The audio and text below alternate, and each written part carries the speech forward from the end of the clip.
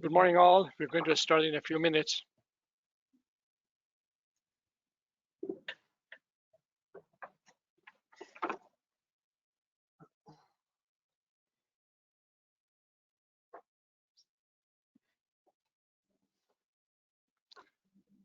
Good morning. I'm Dr. Ron Puschi, and would like to welcome all of you to our 28th Annual Joint Venture New Jersey DEP and Air and Waste Management Association Regulatory Update Multimedia Virtual Conference.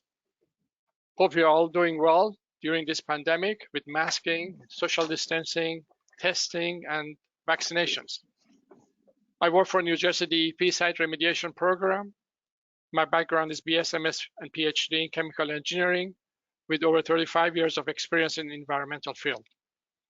I have been the contact person between the department and AWMA in organizing these conferences. This is a unique conference with 15 speakers and 4 moderators to hear directly from the department's top decision makers on the most current regulatory topics. We are honored to have Commissioner Sean Latourette and Deputy Commissioner Sean Moriarty and senior managers to speak at this conference.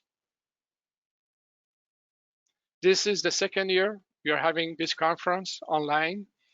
Since 2001, we had this conference in the public hearing room in Trenton with about 100 people. But this year, due to the pandemic, we could only have 21 people in the public hearing room. So it's going to be virtual again with about 400 people online. The presentation slides will be available on AWMA and the department's websites after the conference. The conference program and schedule, a bio summary of all the speakers, and a survey form for feedback are available in the handout section of the webinar. Please complete the survey form and let us know of future topics you would like to hear. I would like to thank all our speakers, moderators, IT team, Tyrone and Anthony, AWMA, and all of you who have made this conference possible. If you have any questions, please put it in the question section of the webinar. Our moderators for our morning sessions are Mike Schaefer and Joanne Held from AWMA. Mike, take it over. Morning, everyone. And thank you everyone for attending. I'm Mike Schaefer. I'm the chair of the North and Central New Jersey chapter of AWMA. And this is an annual conference. It's DEP's opportunity to, talk about initiatives and our plan of attack for the next year and to go over all the programs. It's our 20th year. It's hard to believe, but we've been doing this 20 years, and we thank everyone for attending, year after year and being, stewards of this great conference. We're honored to have Commissioner Sean Latourette, provide our opening remarks, and we have speakers from NJDEP leadership in major programs, air quality, site remediation, solid waste, land use, and water resources. Next slide.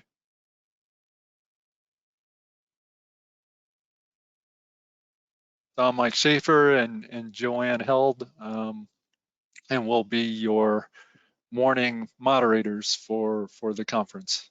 Next slide. So quick overview of the Air and Waste Management Association. Founded in 1907, we're a nonprofit, nonpartisan professional organization, 5,000 environmental professionals in 65 countries. AWMA does 2 monthly publications, and our mission is to assist professional development and critical decision-making of our members. Our core purpose is to improve environmental knowledge and decisions by providing a neutral forum. We have 34 sections, 65 chapters. Our chapter is in the Mid-Atlantic States section, which includes New Jersey, Delaware, Eastern Pennsylvania, and Eastern New York. And we're the Northern and Central New Jersey chapter. Next slide. So our local chapter here's an overview of the full team. I'm Mike Schaefer, Joanne Held, who's been, you know, kind of a pillar of our chapter for a really long time and always appreciative of her work. Mary Hewitt Daly, you know, is a director, and all those email blasts you get, you know, she's intricate part of putting it together. Gabby is our secretary, so she coordinates a lot of our events and keeps us organized. Our treasurer is Fran Matthews, program chair Sunila Gupta. Ron is our NJDEP liaison, and we have Paul Eisen, who's also on our board. Our web coordinator is Chris Whitehead. So if there are questions or, you know, information you need from us, he would be one to reach out to. And our student liaison is Jyoti Agarwal. Next slide.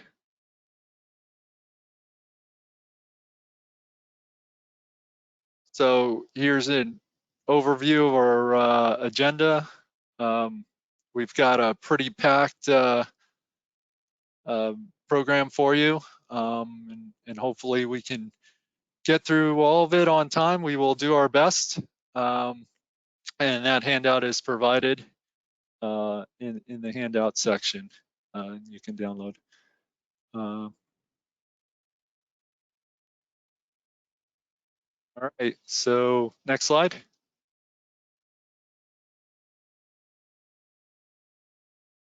Just in-house rules. I mean, everyone will be muted, so you will put your questions in through the questions chat bar.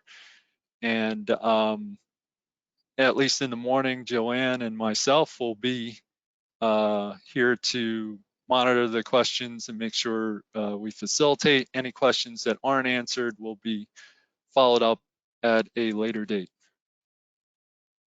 Okay, next slide. All right, so we have the commissioner on, so I'll quickly introduce him and give the floor to him.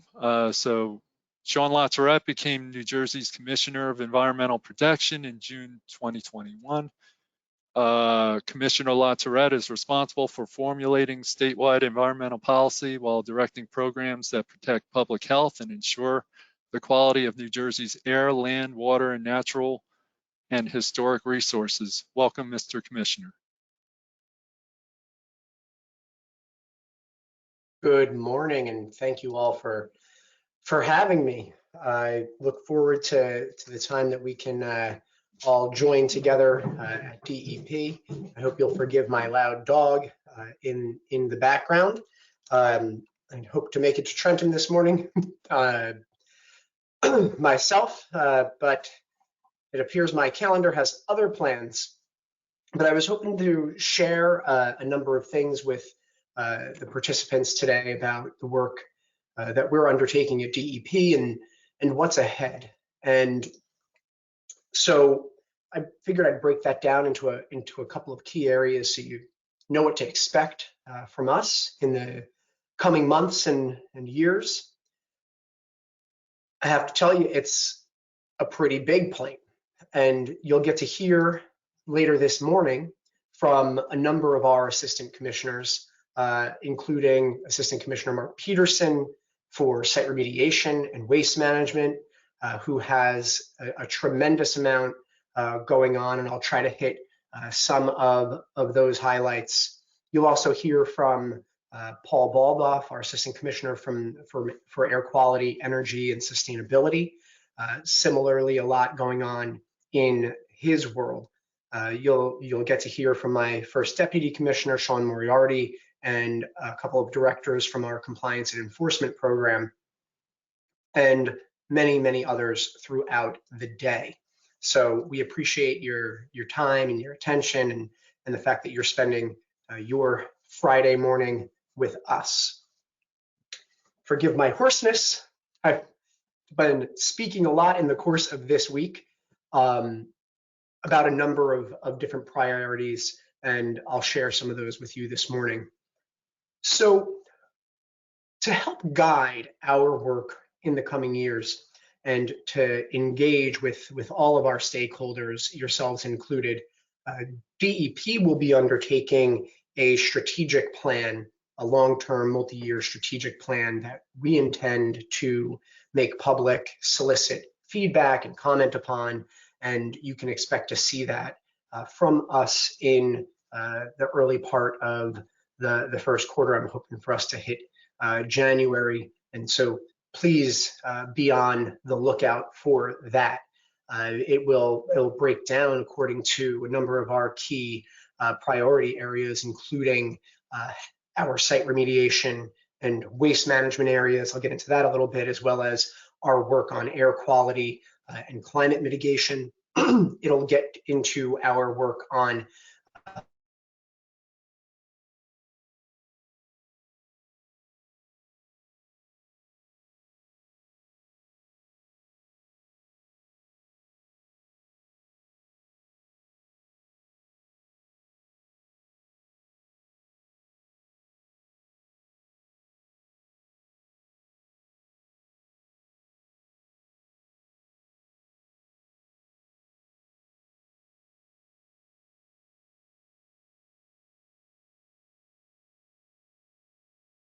Hi, Commissioner, you're muted.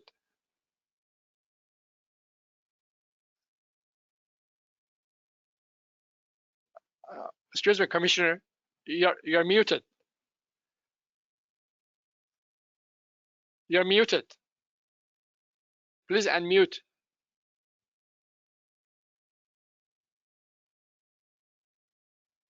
We cannot hear you.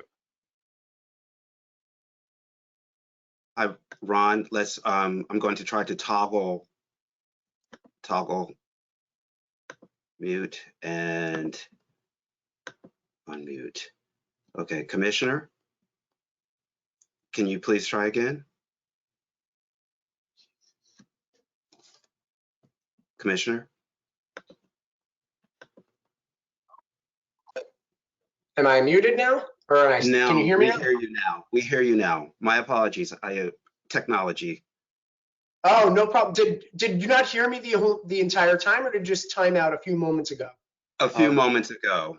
Commissioner, this is Mark Peterson. I think everyone heard how wonderful site remediation is, and then it went quiet. My normal sarcasm, I'm sorry. I mean, everyone should hear how wonderful you are, Mark. I just keep promoting. Bye. All right, well, thank you, and thank you for fixing whatever problem I probably inadvertently created here. So first and foremost, I was saying that I wanted to share a little bit about our work on climate mitigation and adaptation, because it overlays so much of the work that we all do in the environmental services space. Right, so just a quick look at how I consider that work. I look at the climate policy of the state of New Jersey, and very simply as reducing and responding to climate change. We're reducing the emissions of climate pollutants that we emit into the atmosphere from our businesses, our buildings, our transportation sector, so on and so forth, and how we respond to the climate realities we face today, and those which will only worsen in the years ahead, sadly. And so we have a number of initiatives underway in each of those two streams. You'll hear from Paul Baldoff, Assistant Commissioner for Air Quality, Energy, and Sustainability today. And I imagine Paul is going to speak with you a bit about what we're doing on our climate pollutant reduction, or CPR, regulatory reform. And in that space, we're pursuing a number of regulatory reforms, about 5 rulemakings in the first phase, some of which have already hit our New Jersey register, that are intended to reduce emissions from some of our most highly polluting sectors in a manner consistent with the modeling of the state's energy master plan and its integrated energy plan, which projects a decrease in fossil fuel dependence over a period of years. And we'll look at this from the perspective of reducing emissions from the power generating sector with caps on carbon emissions from electric generating units that will be cascading downward over a period of more than a decade. Understanding, of course, that we have to be highly, highly, highly attentive to the need for energy, the need for energy resilience and redundancy, and the fact that we're trying to balance multiple things at once with respect to the onlining of renewable energy sources, whether we're talking about further solar buildouts or offshore wind, for instance, at the same time that our push to electrify the transportation sector will have the effect of increasing energy demand. So we have to really be careful about how we balance these things and not handicap ourselves in the process. And so we're building a strong degree of regulatory flexibility into the pollutant reduction reforms for the sheer fact that, number one, we shouldn't punish ourselves or our economies in the quest for reducing emissions that lend to global warming. We have to keep the lights on. But at the same time, we don't want to, as we make this push toward transportation electrification in particular, we don't want to create a situation where we're effectively triggering dirtier sources of energy out of state. So it's a really careful balance that we'll be highly attentive to in the years ahead. And we'll be looking at how we reduce emissions beyond that electric generating sector into how we reduce emissions from vehicles and cargo handling equipment at our ports, for instance, how we look at commercial and industrial boilers. And Paul will share a number of those issues with you all, I am sure.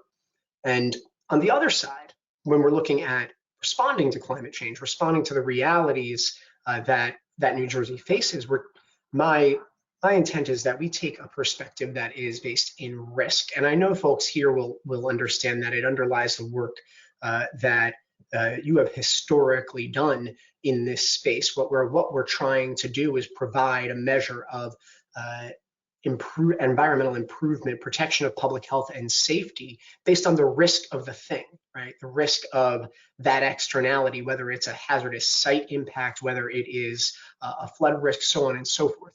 And so our belief is that as we move forward with respect to building out our communities and further in empowering our economies, that we ensure that what we build today will stand the test of time. And it's not always the case, because what we look to as the guidepost for our environmental land use regulatory scheme is inherently backward looking. So if we are looking at flood risk reduction or under our Flood Hazard Area Control Act, or how we look at development impacts from a stormwater perspective, waterfront development, coastal area development, so on and so forth. So through all those regulatory schemes, what we want to encourage folks to do in the development community and so forth, and empower them to do is to appraise climate risk on the front end. And to do that, we have to acknowledge that, for example, our flood hazard areas are far larger than are depicted on a FEMA map, for example, because we're looking at inherently backward informed data that create those maps in the first instance. And so we've been working to update the science, whether it's with respect to extreme weather and precipitation or sea level rise. And we're going to bring all of that into the regulatory scheme and ask folks to, in the course of their development planning and permit seeking, that they analyze climate risk and that we ensure we're taking the measures from a flood protection and flood proofing perspective, or a elevations perspective, dry access, so on and so forth, to make sure that we reduce the risk to our communities, our residents, our businesses. I mean, it's to my mind just smart economics, right? We can avoid as we move forward in our development as a state, we can avoid what has been a repeated cycle of storm damage, recovery, repeat. And we can replace that repeat with resilience, right? We build it in on the front end because everything has an environmental externality, right? Every business we operate, how we live our lives, how we get to and from work, all of that it has some negative externality. And the more we can do to appraise the impact of those externalities and to own the cost of those externalities on the front end, the less damage we'll suffer. Because the truth of the matter is that the Idas and the Sandys, they'll just keep coming, right? And they're gonna get worse. And FEMA's not always gonna be there to bail us out because there's gonna be a lot of bailing to do. And so that is the underlying motivation of that regulatory reform. And just by way of a couple other key priorities, and I'm sure Mark Peterson will share more about with respect to not just site remediation and our commitment to being full steam ahead on the LSRP program and getting sites cleaned up timely and holding accountable those who may dither and delay with respect to their pursuit of that program. But at the same time, looking at how we are at a point where we need to revolutionize our waste management practices, looking at the new legislative obligations and authorities that DEP now has, whether it's with respect to food waste reduction or food waste recycling, for instance. We're working with our industry partners on recycling markets and solar recycling and all of these sort of what I think of the next generation of solid waste management. How do we look to reinvigorate and adapt older structures that were meant to manage this sector, for example, our state Swac, and retool that to be more in line with where we're going, right? How do we get back to that basic, right? The 3 R's we all learn in grade school, right? How do you reduce on the front end? How do you move toward a more circular economy approach to waste management? And there's climate implications to that as well, right? How we utilize our land masses are going to matter more and more as we have less of them, quite honestly. And so that is, I'm sure, a point of discussion that Mark will share more of. And another key initiative for us, and I imagine you'll hear from others at DEP on this in the course of the day, is how we are working to deploy and prepare for the implementation of New Jersey's environmental justice law passed last year. We've been in a rulemaking stakeholdering process for the last year plus, engaging with folks in the regulated community, with the public, with folks in advocacy, in order to put together the framework of that rule. And at the same time that we're doing that, we're looking deeply at ourselves and thinking about what are the ways that we can ensure that in the work that we do routinely, whether covered by this new legislation or not, how can we better engage on the ground with communities, understand their impacts or experiences from an environmental and public health perspective, and look at how we deliver our programs to improve upon that. I believe that Director Rochelle Wormley will be sharing some updates with you today. And Rochelle and I earlier this week, along with a number of others from the department, got back out into New Jersey's communities on what will be a tour throughout the course of the next year, making sure that we are sitting down with community members, hearing directly from them, understanding what their needs are, explaining what our work is, and how we can meet those needs. So Rochelle and I and others were in Burlington City, for example, Monday night, engaging with community members And it's, for me, it's always really enlightening, because we, can sit in Trenton or sit in our offices or here in my attic and think we have all the best and brightest ideas that we know the way to solve the problem. But the truth of the matter is that our environmental justice communities, every community, speaks for itself. And so we shouldn't presume to know, A, what ails them, and B, what the best way to fix it is. And certainly not without engagement. So again, Rochelle, thank you for that. And I'm not sure if we were leaving time for questions. I think there's like 15 minutes left. I'd rather not speak at everyone for the next 20 minutes. And if there's an opportunity to engage or take a question or hear from folks, I'm happy to do that. So Ron, I'm not sure if that was on the agenda or not.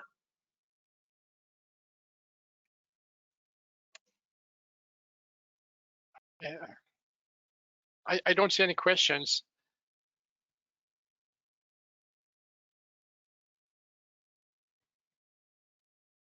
All right, so from Okay, here I see there's a here's question. one. Yeah. Sure. So from Matthew Carmel, can you say more about how the NJDEP plans to revitalize Swac? I do not want to steal Mr. Peterson's thunder, and I think he'll be sharing some more on that in the next panel.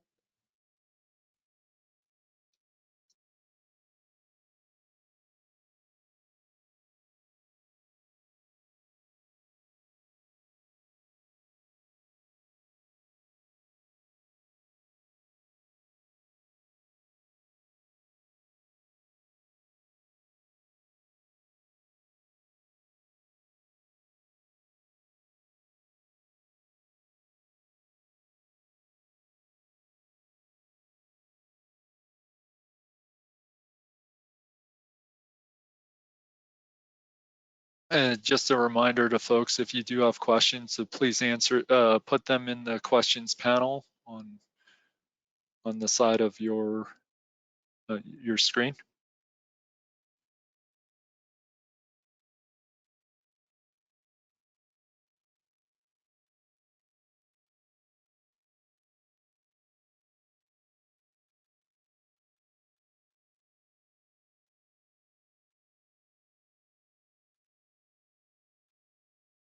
So, Mr. Commissioner, there was a question offline about how enforcement is going to be reorganized.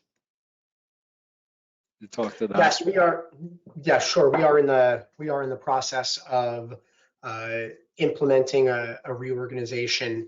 The theory being, rather than having a standalone compliance and enforcement program where those who are familiar with DEP structure, we have had an assistant commissioner for compliance and enforcement with a water enforcement section, air enforcement section, a waste and pesticides enforcement section.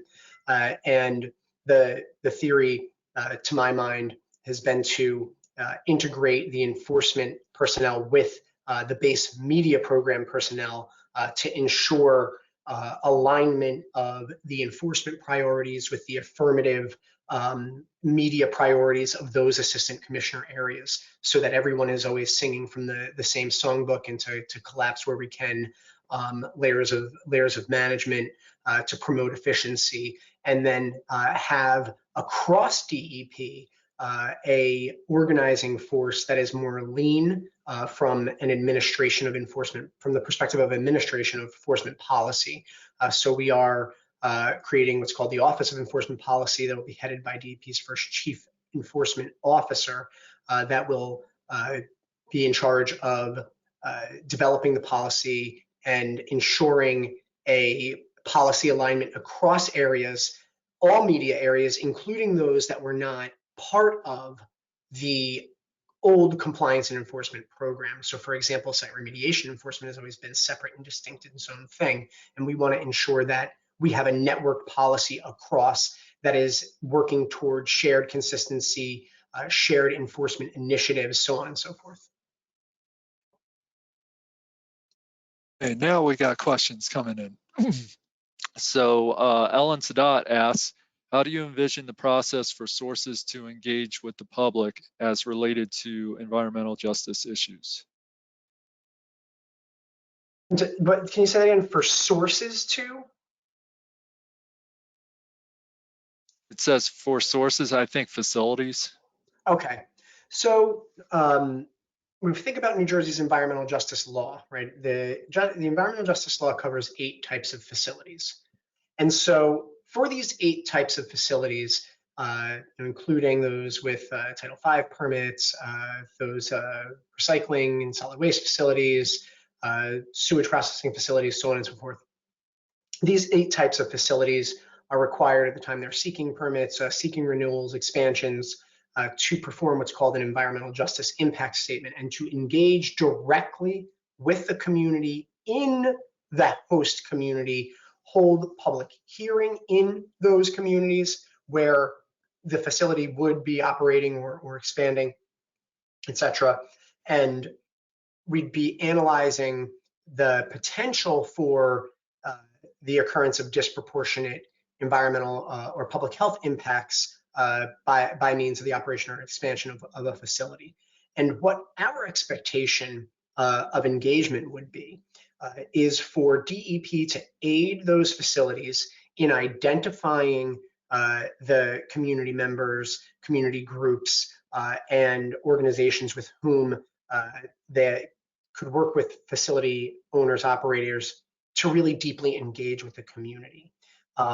Now, I can tell you how many times I've heard from a source of, or a facility rather, that is looking to build, to expand, and says, oh, well, the community really supports this. And I said, well, what do you mean by that? Who is the community, right? Well, we've been to the local government, we got zoning board approval, or we've spoken to the mayor, and as much as I love our mayors and respect the service of those on our zoning boards and land use boards, those folks are not the community, right? They're representatives of government, but they're not people themselves. And so to find ways where we deeply engage with those who will experience the existence of a thing, that's what we mean, right?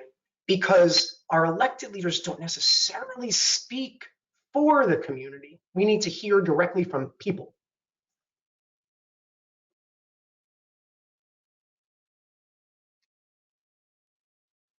Okay, yeah, and Mr. Commissioner, I think you answered this, but the follow-up was, for clarification, was, discussing what the scope of the discussions will be with the public. For instance, let's say a major source Title V renewal, just as an example, but it could be any permitting action. Sure. And so the subjects for discussion are going to be the issues that are to be identified and explored in the environmental justice impact statement. So one of the things that we could point the participants or the attendees here today to is our environmental justice website. So if you were to go to DEP, if you were to go to nj.gov/DEP/EJ, and you were to click on the link for our environmental justice law rulemaking, we've held upwards of half a dozen engagement sessions. One of those engagement sessions is about the environmental justice impact statement and engagement. And you can view the materials from that session. You can view the video of the session itself, and from that you could you'll get a sense of what the expected details of that engagement would be.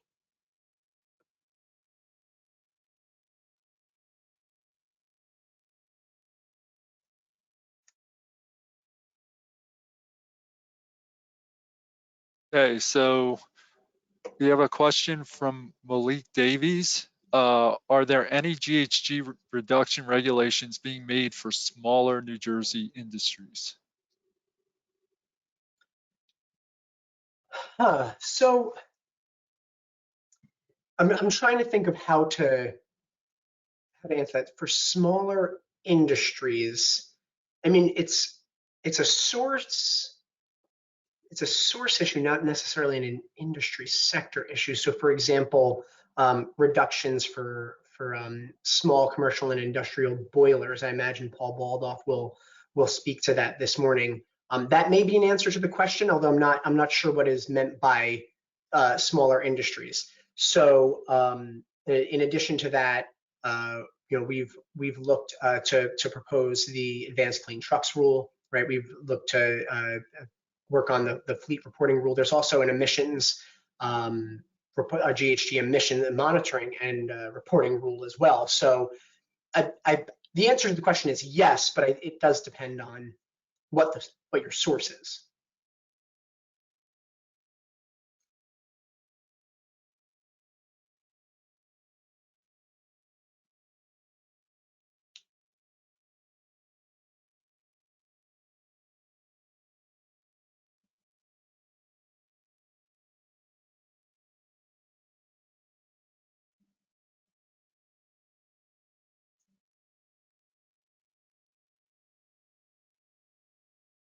Okay, we have another question from offline.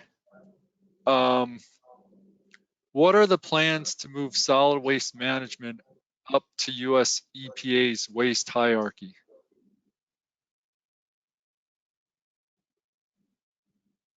I don't think I know what EPA's plans are, but perhaps Mark has had conversations with his counterparts, and we could see if he has something to share in his panel on that.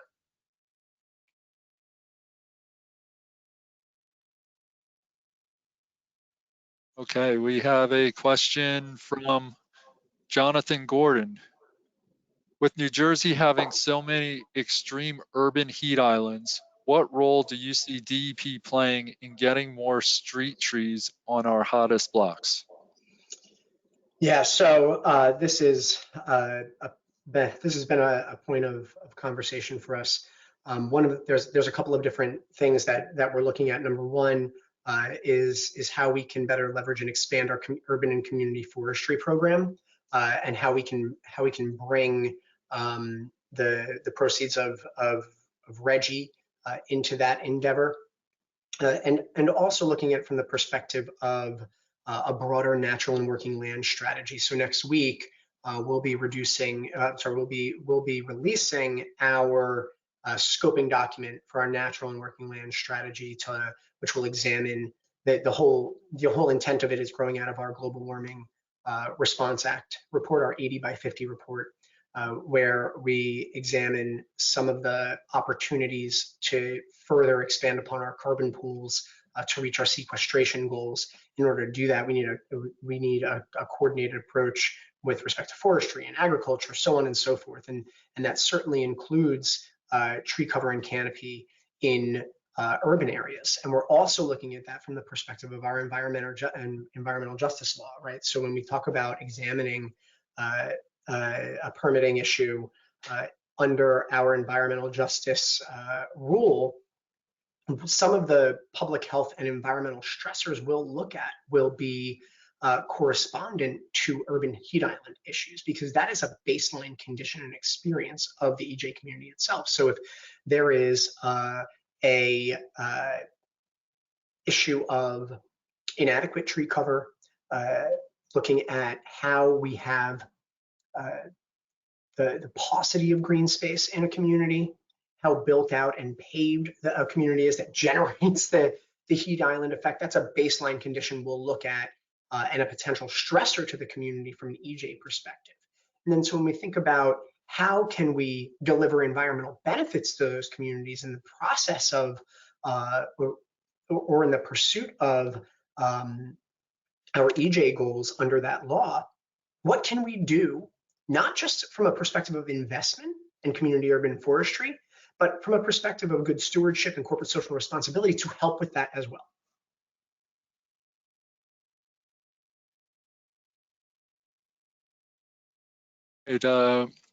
Another question came from the audience, I guess offline, is could you talk more about an EV charging hub in central New Jersey? EV charging hub, central New Jersey. Yeah, someone cited an announcement on LinkedIn this morning. Oh, so okay, that's that. I don't think of that as central New Jersey. That I think so. Kearney. So at Kearney Point, the Hugo New Corporation has reached a deal and an announcement with, I'm not sure if it was Edison Power. I can't remember who the provider is, but to have modular battery storage facility, a modular battery storage centered facility that will provide a hub for vehicle charging in and around that area. It'll be one of the largest hubs at its completion. It'll be one of the largest hubs in the country that at least I am aware of now. And so you think of this from the perspective of the electrification of ports equipment and the logistics equipment in and around that area, right? Where you have a pretty constrained transportation corridor and creating the opportunity for hundreds of vehicles that will be facilitating goods movement or be at use in our port or intermediate warehousing infrastructure, having a central location where they could effectively charge up.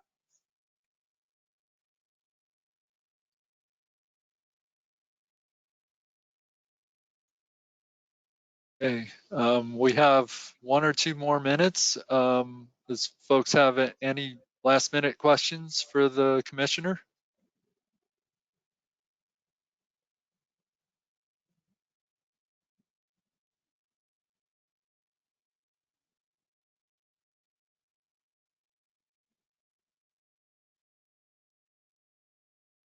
I think everyone's just, did something? No. I think everyone's just excited to hear more from all the programs. Well, thank you all. I know that the rest of the DEP team will certainly satisfy today. So again, thank you to each of them who will be presenting, and thanks to the leadership here for inviting us, and thank you to you, Ron, in particular, for always doing such a great job in organizing this. And next year, we'll see you in Trent. Take care, everyone. Looking forward to it. Thank you very much, Mr. Commissioner. Be well. All right, so Joanne Held will introduce the next speaker. Great. Thank you, Mike. Our next speaker is Mark Peterson. He's the Assistant Commissioner for the Site Remediation and Waste Management Program.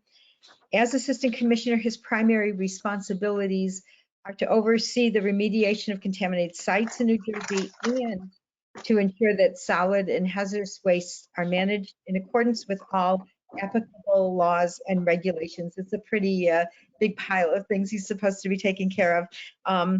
I've had the privilege of serving with Mark on the New Jersey Site Remediation Professionals Licensing Board over the last decade. He chairs that board, and I have learned an incredible amount about that program. I've been really impressed with what's happening in it. Mark, the commissioner just promised that you would talk about Swac and you would talk about EPA waste hierarchy. I hope you had that in your slides. So take it away. Thank you, Joanne. And it's always tough being the guy who follows the commissioner, but worse than that is being before Paul Baldoff, because as you all, if you've been in years past, you know that Paul gets a great deal of joy and pleasure out of taking 1 or 2 shots at me. So I'll have to give him some material. So yes, I'll try to touch on Swac. I also will try to touch on the hierarchy. So if you could, next slide, please.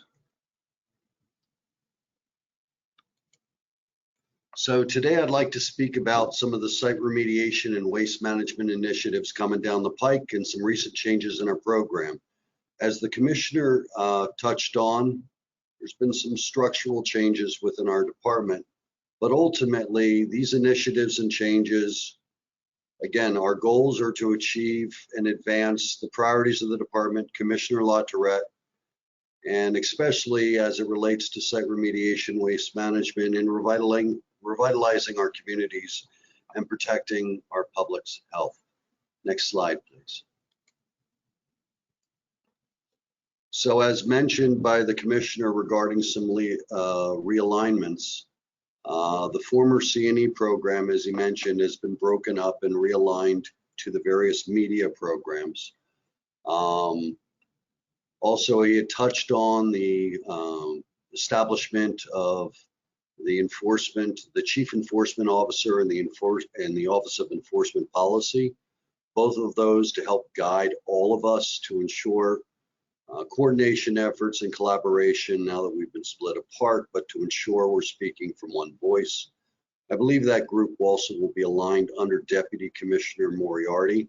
So if you have questions about that, I think you're going to hear from him later on today, possibly. So just touching on the division, the current director of that division is Michael Hastry. You'll be hearing from him, I believe, later today. The division, as the name says, oversees the compliance with the underground storage tank regulations and laws. They also oversee and conduct compliance inspections, investigations, and enforcement at solid and hazardous waste facilities, also recycling facilities. And they also have various licensing and oversight of individuals in the hazardous waste and solid waste industries, as well as subsurface evaluators in the underground storage tank system. So you'll hear more from Mike. Next, please. So I wouldn't be Mark Peterson if I didn't throw up some stats, but for everyone to understand, and I assume you all do, as the commissioner referenced, in 2009, there was a basic reconstruction of the site remediation program, an approach on how we deal with sites. With that law, the Site Remediation Reform Act, fondly known as SARA, which again was sponsors. The father of SARA is Senator Smith, and Senator Smith will tell you the mother of SARA is Irene Kropp, who was assistant commissioner at that time and did an exceptional job in reevaluating how we did what we did and how we could improve it. That law created the Licensed Site Remediation Professional Program, which Joanne, as she mentioned, is the vice chair of the board. And contrary to her statements, I've learned a lot from Joanne. She's probably one of the most dedicated and committed people to this goal, and it's truly an honor to work with her.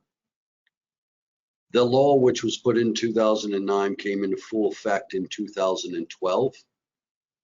And then we also went through back in 2019 and did some amendments to the law after 10 years of implementation, known as SARA 2.0. And we corrected some issues, we redefined and clarified things. The analogy was the truck isn't broken, all we needed to do was do some minor repairs on it, and that's what we did. So in the site remediation portion of the program, our mission is to reduce the number of contaminated sites and ensure that they are protective of public health and the environment when closed. As always, I've tried to provide a statistical table for people to see sort of trends that are going on. And what's not on this chart, I'd just like to throw out that as of September 2021, we have approximately 14,300 cases within the program. Of that, 11,137 are LSRP cases. Licensed to practice in the New Jersey is 707 LSRPs. One of the ways that we measure finality or closure of cases is the issuance of response action outcomes. Response action outcomes, or RAOs, you all know we love our acronyms. I could have a whole conversation and say nothing but acronyms and confuse everyone, which is usually what I do with my staff. Of the RAOs that were issued, which are analogous to what was formerly known as no further action letters, 17,563 RAOs have been submitted by LSRPs. That's a pretty impressive number. Next slide, please. One of our highest priorities in the program, and one of mine personally, are cases known as IECs, Immediate Environmental Concern cases. If you don't know, which I think many of you will, these are cases basically where receptors, most of the time human receptors, are directly impacted from contamination. The source may or may not be known, but it has impacted these receptors through their drinking water or vapor intrusion predominantly. Every IEC case, there's a staff assigned to that case, a staff member, to ensure whether it's an LSRP doing the work or there's public funds being expended, that IEC is managed in an expedited and attentive way. One of the things that we came up, and I did not put on the slide, and if you have a pen or paper, you may want to write this down. So in addition to these stats, we recently added in our website a community corner link. And there we have provided this this IEC layer of data in a GIS representation. And there's also video narratives on how to use it. So I would encourage all of you, if you get a chance, go to the website. You're going to hear the theme from me, because we try to put as much information in the program out on the websites as many of the other programs do. And we really want people to utilize those websites to the greatest extent that they can. So if you go to www.nj.gov/DEP/SRP/community corner, it'll take you to that link. I just wanted to touch on in the next slide of something that we are dealing with here in the state of New Jersey, and we are dealing with internationally and nationally. And it's regarding contaminants of emerging concern, specifically PFAS. Next slide, please. So one of our recent challenges has been and continues to be these PFAS compounds. Now, I've written what PFAS stands for. I'm not going to try to pronounce it. I'm not good at that.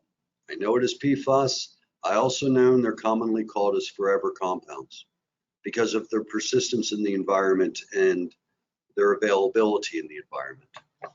PFAS have been used in a wide variety of uses in industrial, commercial, and in products, including but not limited to electroplating, metal finishing, vapor, mist suppression, stain repellents, electronics, aerospace, automotive, insecticides, herbicides, adhesive, varnish paints, firefighting foam, as well as coatings for textile, papers, and for our wonderful non-stick dishes. Interesting, I want to just share a little story. So about 2 years ago, I was sitting in the office one day and I started to realize I could not see the bridge of my nose in my left eye. At that point, I realized that my retina was detaching. I'm not looking for sympathy. The story is pretty interesting. So as I go through the surgery, and when they do those surgeries, you're not knocked unconscious. And they're fixing the retina and stuff. And after they fix the retina, normally they put in some gases to create a pressure to keep everything together. Well, I was going to be taking a plane flight, and they knew that. So rather than put in gases, which I appreciated, because I think the complications from that might be bad, going in an airplane with gas pressure in your eye, they put in an oil. And as we're going through the procedure, I asked the doctor about the oil. And I said, what's in this stuff? And he literally read off PFAS. So in the compounds that I put up there, they're used medically all the time, and they were literally injected into my eye. Little segue, the reality of that point is these compounds are used all over this state and this nation in very, very many different uses and applications. We, the department, are putting together guidance documents to manage PFAS. We've put some information out. I know others, such as ITRC, are doing the same. When dealing with PFAS contamination, if it's discharged to the waters or the lands of the state, the contamination must be remediated and done with an LSRP. I got to just repeat again, it's an evolving science, and our understanding of these compounds and how they're released into the environment is evolving.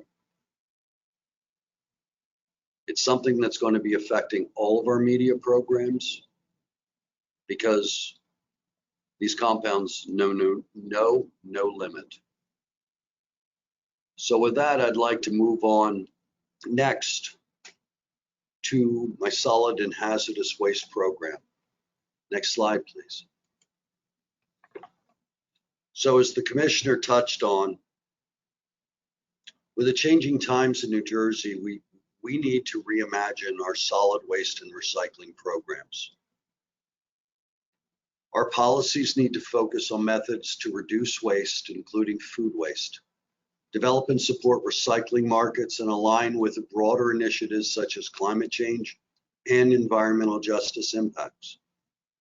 To do this, we'll be engaging a systematic top-to-bottom review of operations priorities of the program, with a focus on assessment and trend analysis of existing solid and recycling data, including food waste, evaluation of innovative solid waste and recycling developments, both nationally and internationally, analysis of pertinent state and national and program successes, but also the challenges that they have had in other areas.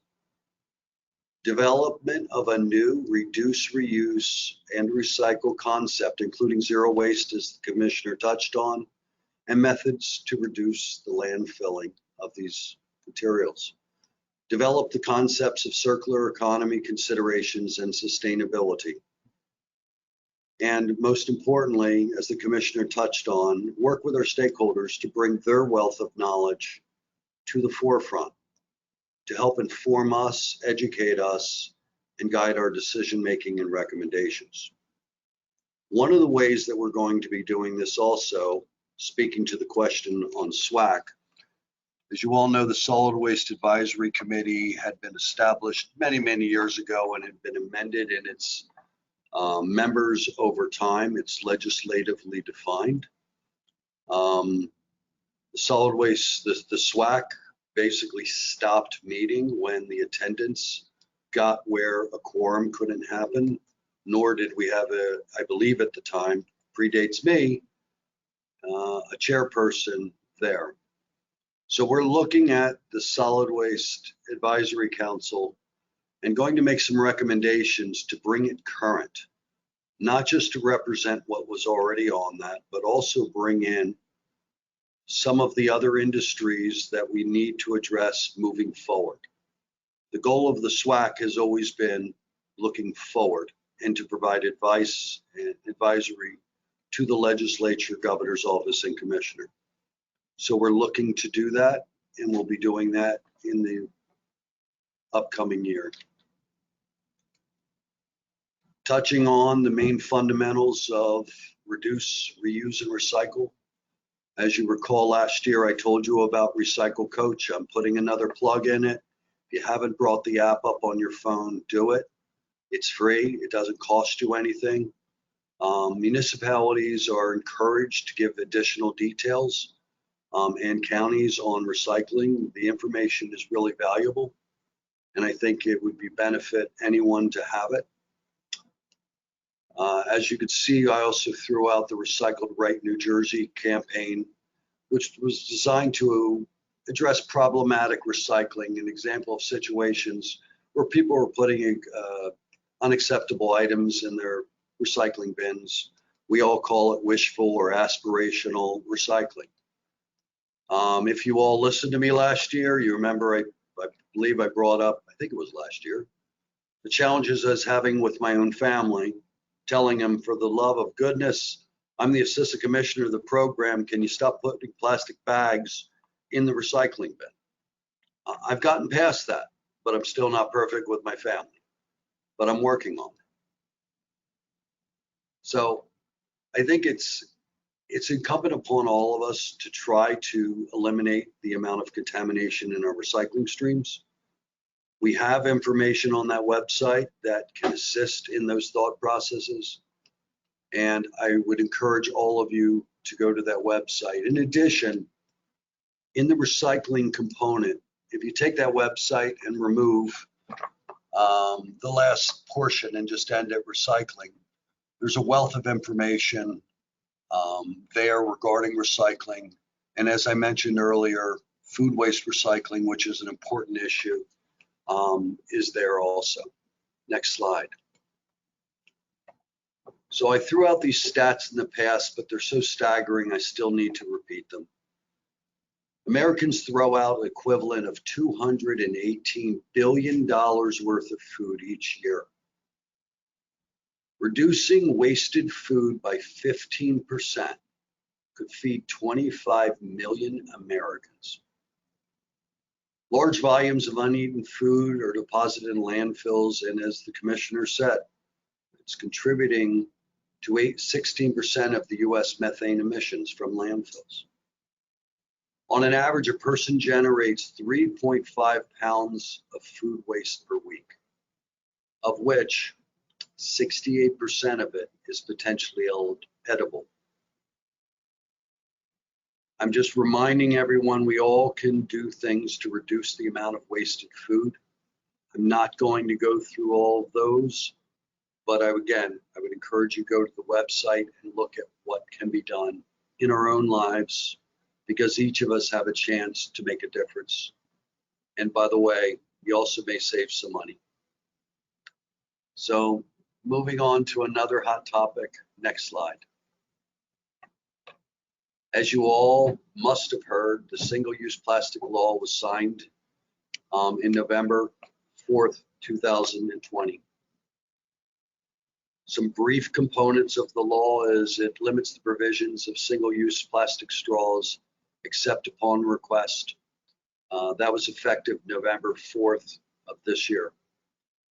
It will prohibit the providing and sale of single-use plastic carry-out bags, limits providing paper-out carry bags in grocery stores. I believe it's greater than 2,500 square feet, and requires food service businesses to cease using polystyrene foam products, all effective May 4th, 2022. There are exemptions and caveats to this.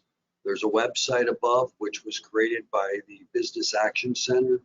I would encourage you all to go look at that website if you have any questions. It was interesting that 2 days ago, and I don't usually do this, I went to McDonald's. Don't judge me. I was in a rush. I decided I'd go get a small chicken, whatever sandwich, small fries, and I opted to get a medium Coke. When I got my food, I realized that in the bag there was a straw. I didn't say anything, but I got to the office and I put down my lunch and it hit me. I'm like, how did they give me a straw without me asking for it? Well, when I pulled out the straw, it was a paper straw. And yes, unlike when I was a kid, it lasted through the entire Pepsi, and the ice as it melted still kept its shape and it was functional. So I think I just did a plug for McDonald's, but maybe I didn't. So I'm trying to look at the time. Oh, I've got tons of time, Joanne. This is wonderful. So next and lastly, I'm going to touch on several rule initiatives we have underway within the program. So next slide, please. So from the site remediation side of the program, the remediation standards NJDEP 7:26D, the rule adoption was published on May 17th, 2021. Check, that rule is done. Currently, the department is working on amendments to our regulations based on SARA 2.0, the amendments to SARA, which will affect both NJDEP 7:26C and NJDEP 7:26E, what's known as the ARCs and the technical requirements. We will continue a stakeholder outreach, and our next stakeholder meeting is tentatively scheduled for December 1st. And the rule manager on that with the program is Assistant Director Lynn Mitchell.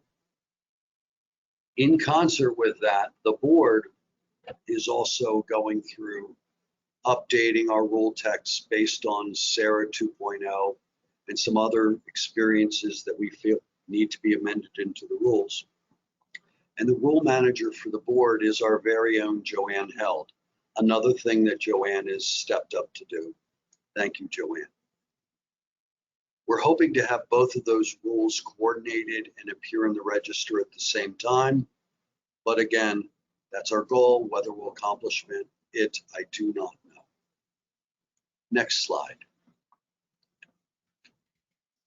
So lastly, but far not the least, in the solid and hazardous waste side of the house, we're currently working on the e-waste rules, amendments to those provisions in subchapter 13 to reflect statutory changes when the law was amended. We are strengthening and streamlining the manufacturer reporting requirements and establishing criteria for credit determinations, notification, and requirements for credit tracking and trading program, along with other proposed changes as necessary. We anticipate publishing that proposal sometime in the first half of 2022. The most recent stakeholder meeting was held on October 26th of this year, and the rule manager is Dr. Daniel Clark, who I fondly refer to as Dr. Dan. We also are working on the recycling rule exemptions in section 1.4. We're looking at revisions to the exempt recycling rule and remove unused exemptions, but more importantly, add new exemptions as necessary, including small-scale food waste composting activities. The rule manager on that is Karen Clue, and the next stakeholder meeting is tentatively scheduled for December 2nd. We also are working on the Dirty Dirt A901 law and its impacts on the solid waste and recycling rules. We've started the rulemaking process to implement the law and for the provision of management of non-hazardous contaminated soil and fill recyclable material. It's a new term.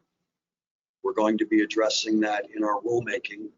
The first stakeholder meeting is tentatively scheduled for December 14th, 2021, and the rule manager on that is Anna Maria Panahara. Next slide, please.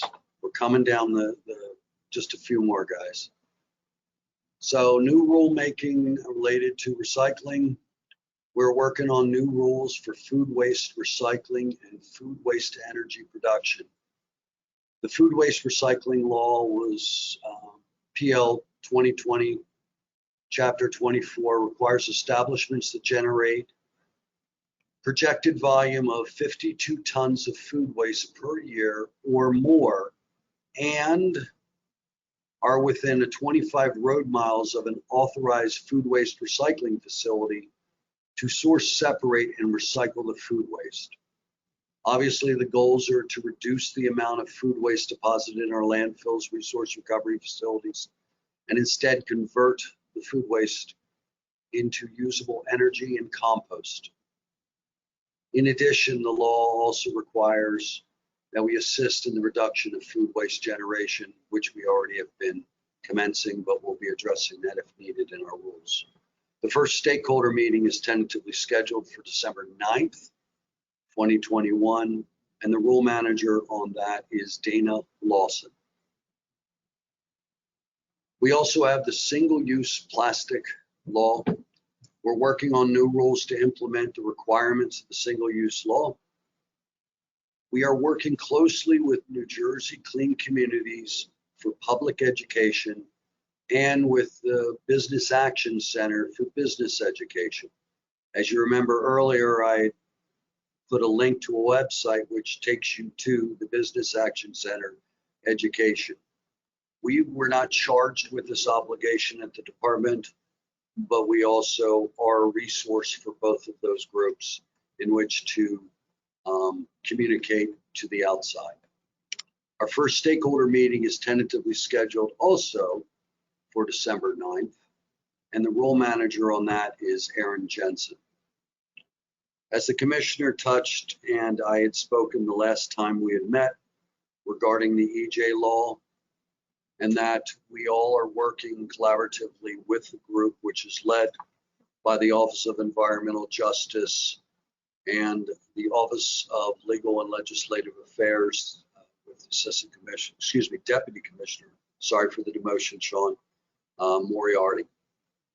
In the solid waste world, transfer stations, solid waste facilities, recycling facilities, at least 100 tons of recyclable today, scrap metal facilities, landfills, and medical waste incinerators, except those attendant to hospitals and universities, are subject to the law. So we have a large component that we will be working with them and with our regulations.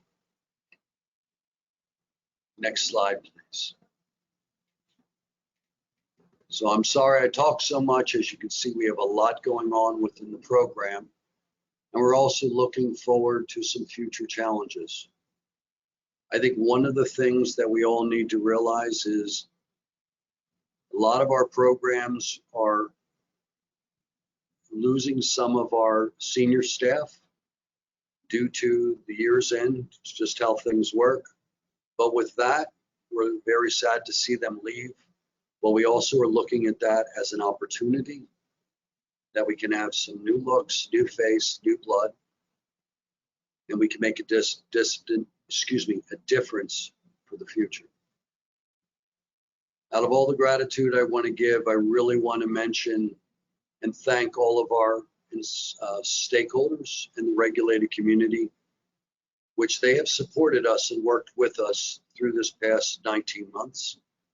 And as always, my staff that I think has done an incredible job making themselves available through these challenges and keeping us on track.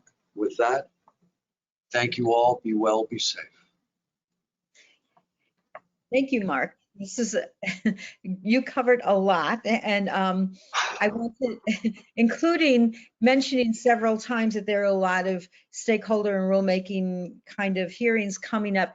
What's the best way for people to be keep track of all those things? Are there, do you want to recommend some listservs that we all get on?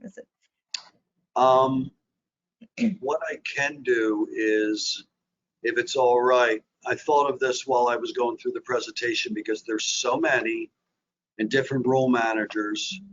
What I can try to do is, if it's all right, put out sort of a list of the information that I've given to you. There's been invites sent out to those various stakeholders for those meetings, but I can maybe put a list together that I can give to you, Joanne and Ron, and you can distribute it out. Just saying, here's the rules, here's the role managers. If you have an interest, you can contact them.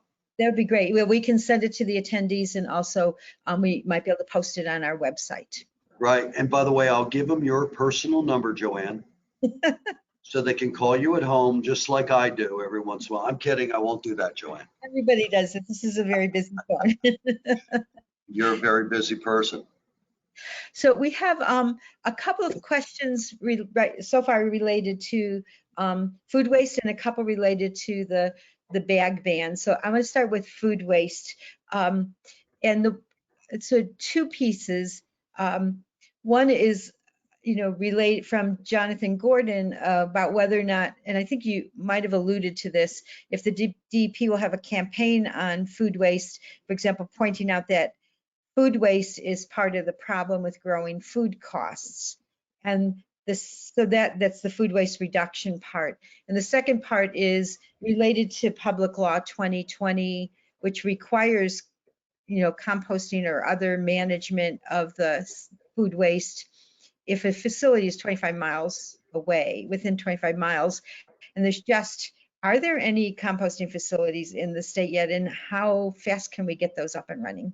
Those are two questions on food waste. Okay, so as it relates to the food waste, I like the term, and I think I shared this last year, wasted food.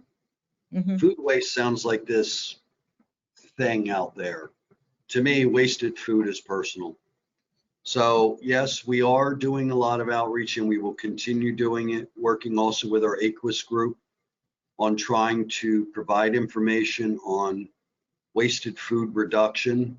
I think a lot of the things we're also going to look at as we're revisiting our program is how can we intercede and never have food become a waste trying to redirect it, and what are the limitations that many nonprofits have and food banks on getting that material, and how can we enhance that as a society. And again, it may not be all DEP, but we recognize it's something that we all collaboratively can work together.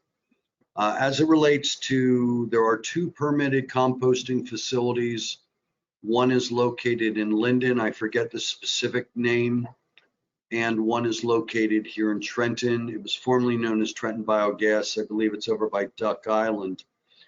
The law itself, for clarifications, and this is why I love legislation. I have no idea why some people think of these things. It doesn't say 25 miles. That would be easy. I could do a compass, draw a circle, GIS, 25 miles. It says 25 road miles. So again, it's very different, but it was specified in the law.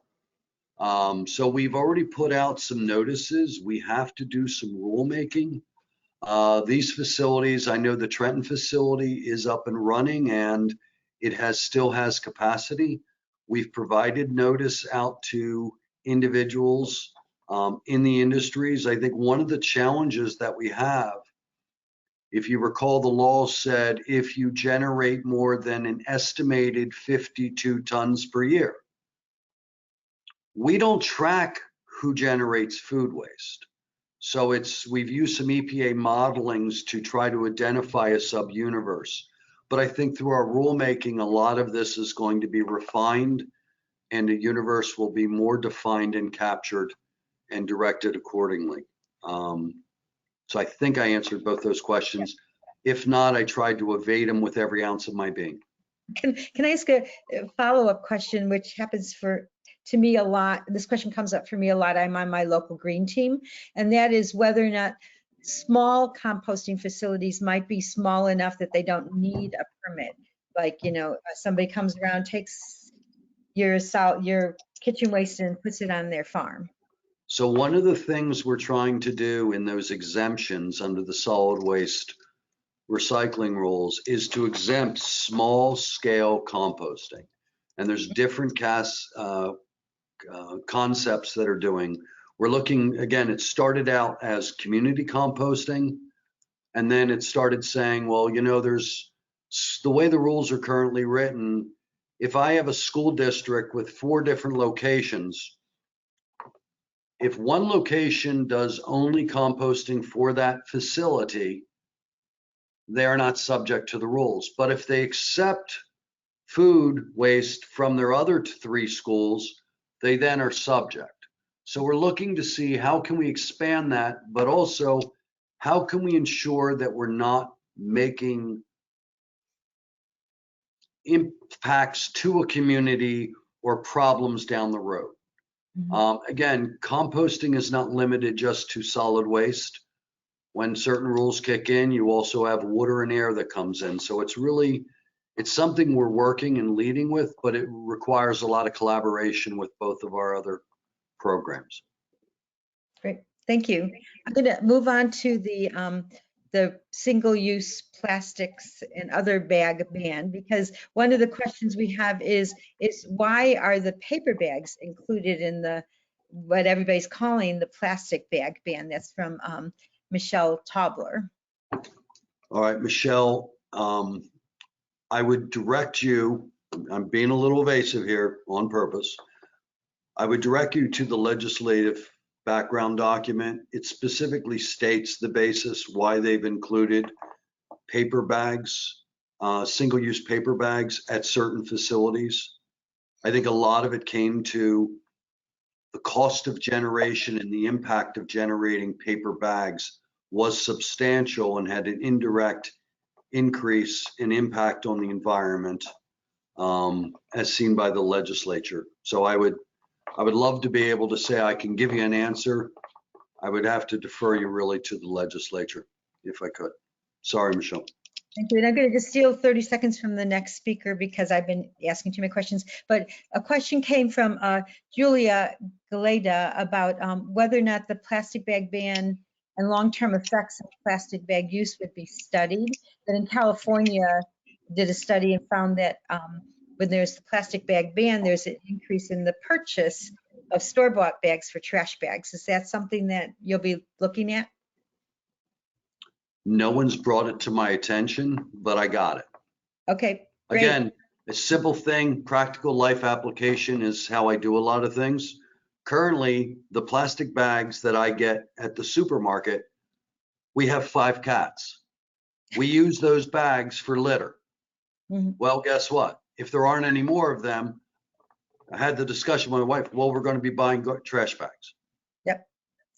But there are compostable trash bags available. That's my green team hat on. So There's compostable and biodegradable, and I make sure that you don't interchange those terms, because sometimes people infer it's compostable when it's biodegradable. And I think somebody could argue a single-use plastic bag could biodegrade in 1,000 years. You know what I mean? So I'm telling you, it's an interesting dialogue that we have. But again, Joanne, I appreciate it, and everyone who was in attendance. We've got a lot coming down the road. We're going to need, as I said at the end, we really need our stakeholders. We need to leverage a lot of the information from the outside, and we're going to do that. So great. Thank you, Mark. Thanks for being with us today. And I'm going to turn it over to Mike now. thank you so very much. Thank you, Joanne. So our next speaker is Assistant Commissioner Paul Baldwin of Air Quality, Energy, and Sustainability. Assistant Commissioner Baldwin is responsible for the management and oversight of 3 divisions: air quality, air enforcement, and climate, clean energy, and radiation protection. He also serves as New Jersey's State Liaison Officer to the Nuclear Regulatory Commission and is the state's commissioner to the Atlantic Compact Commission for Low-Level Radioactive Waste. Welcome, Assistant Commissioner. Thanks, Mike. I mean, I don't see my webcam working, but we'll see if that comes up in a minute. Thanks, everyone. I tried, Mark said not to make fun of him, or that I was going to make fun of him. And I was going to say I didn't have any ammunition, but of course, after listening to him, I do. So all I figured out from his discussion was that apparently he went to McDonald's, he got a burger, fries, and a soda. He comes back, very relieved it was a paper straw, apparently jams a paper straw in his eye, detaches his retina, and now his PFAS levels are through the roof. Just strange, but you know, it explains a lot of his behavior recently. So I don't have any PowerPoint to show you. You're just wrong. Just wrong. I'm sorry. I'm going to leave. And the big reason for not having a PowerPoint today is that what I'm going to be speaking about rule-wise is literally changing by the hour. So I didn't want to put stuff up there that was dated or wrong. The commissioner mentioned a lot of the things I'm going to discuss. I'm going to focus on our 5 rule adoptions and proposals that are in play. It's all around climate mitigation. And I'll give you a little background for those of you who don't know how we got here. Early on in the administration, the Energy Master Plan came out. And the big piece of the Energy Master Plan was 100% clean energy by the year 2050. Following the Energy Master Plan, we did an 80 by 50 report, which is an 80% reduction in 2006 levels of greenhouse gas emissions by the year 2050. And in that 80-50 report, we looked at the various sectors, where the emissions coming from today, and gave pathways on how to get there by the year 2050. The third piece, and what I'll focus on today, is New Jersey Pact, which is protecting against climate threats. Once again, I'm just speaking toward the mitigation side. So these are following up on the EMP, the 80 by 50 report. And I'll probably say this a couple times, but I'm only focusing on this first round of Pact rules. This isn't a one and done thing. You're going to see probably as early as spring that we're going to be stakeholdering the next round of rules to follow up with the 80 by 50 report. But these first 5 that are out the gate, like I said, are just a first step. So the first 2 I'm going to speak about are the ones that are close to adoption. So in 2021, we proposed 2 rules around Pact. One was we call the Advanced Clean Truck Rule. Now, this is specific to mobile sources. Obviously, it's a clean truck rule. The uniqueness here is that we do not have authority to be stricter than EPA in this space, in mobile source space, unless we adopt California rules that are already in place. So Advanced Clean Truck Rule is an example of that. It's in place in California. It actually was just adopted in Oregon this week. So other states can pick up the California rules and go forward with them. We proposed the clean truck rule in late spring, comment period ended in June, and we're very optimistic that we're going to have it adopted before the end of the year in December. And a big reason or a big push to do that is that the rule starts beginning on a specific model year. And if we have it adopted this calendar year, then it would start in model year 25. If this would slip to January adoption or later in 2022, then it would be model year 26 that it would start. So we're hoping to have it adopted this year. That way it'd be effective with model year 25. So that's number one as far as adoptions. The second rule proposal we did this year was our greenhouse gas monitoring and reporting rule.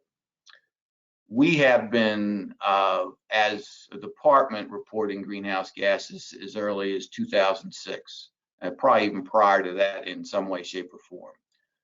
The main emphasis behind this rule was to make sure that what we're reporting is accurate, meaning that, for instance, we report emissions from stationary sources from electric generating units. We know those numbers are accurate. They reported, they're factual. We know what they are.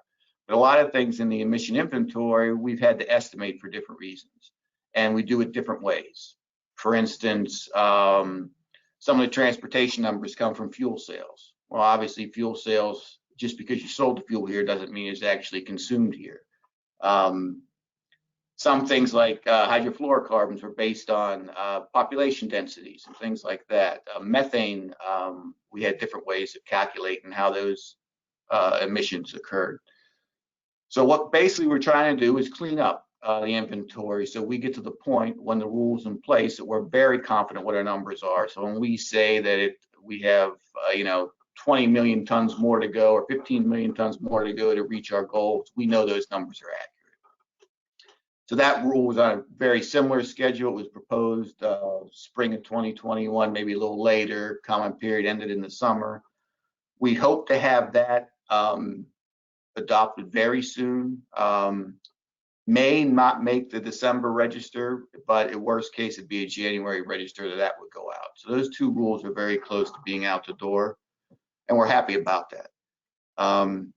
We have three other proposals that you're going to see very shortly. The first proposal, which you'll see, I hope, early December in the register, is around stationary sources, and it's regulating CO2 emissions around those sources. There's a couple pieces to this, and I can't go into specific number detail until the proposal comes out, but I can give you a general idea of what the logic is behind it. So on the electric generating units, we have roughly about, I forget the number of units, we have about 35 sites in New Jersey. I think that the total number of units combined is a little over 100, give or take, of units that fall into this. And they're basically everything that's covered under RGGI. These are mainly natural gas. We do have a few remaining coal facilities, but very, very, very small percentage of overall emissions. So by putting CO2 emissions on, we're doing it, and I think the commissioner mentioned this a little bit. We're doing it in three phases. The first phase would target facilities that have very high emission numbers right now, and they would be the first ones that would have to either reduce those emissions or find some other way to get down to that emission level. A little later on, there'd be a second phase, which basically goes toward average numbers we see in the industry or in PJM as far as emissions go. And to step back a little bit, our numbers in New Jersey are much, much lower than the average numbers you see at a PJM. Sometimes some of the PJM emissions are almost double the emissions you see from a similar plant in New Jersey. So one of our biggest concerns is and always will be leakage. Leakage meaning that if we restrict the use of our cleaner facilities here, and all that does is make dirtier facilities in Pennsylvania and other upwind states run more, we did nothing more than increase emissions in the airshed instead of decrease or have any positive impact. So that second level is going to be focused on roughly that average emission you see out of PJM, meaning that we wouldn't impact leakage, but we would again reduce emissions down to a level for anybody who's over that average number of PJM. And lastly, going out further out, we focused on the emission levels we need to see through the modeling done in the Energy Master Plan of emissions in the year 2035. So by the time you get there to 2035, the emissions from our electric generating sector are consistent with what the Energy Master Plan and 80 by 50 report envisioned. So that's the first piece, electric generating units. The second piece in this rule is boilers. We are going to, from a CO2 standpoint, regulate boilers, commercial and industrial boilers of a certain size. Can't speak to what that threshold is, but you'll see that hopefully forthcoming soon.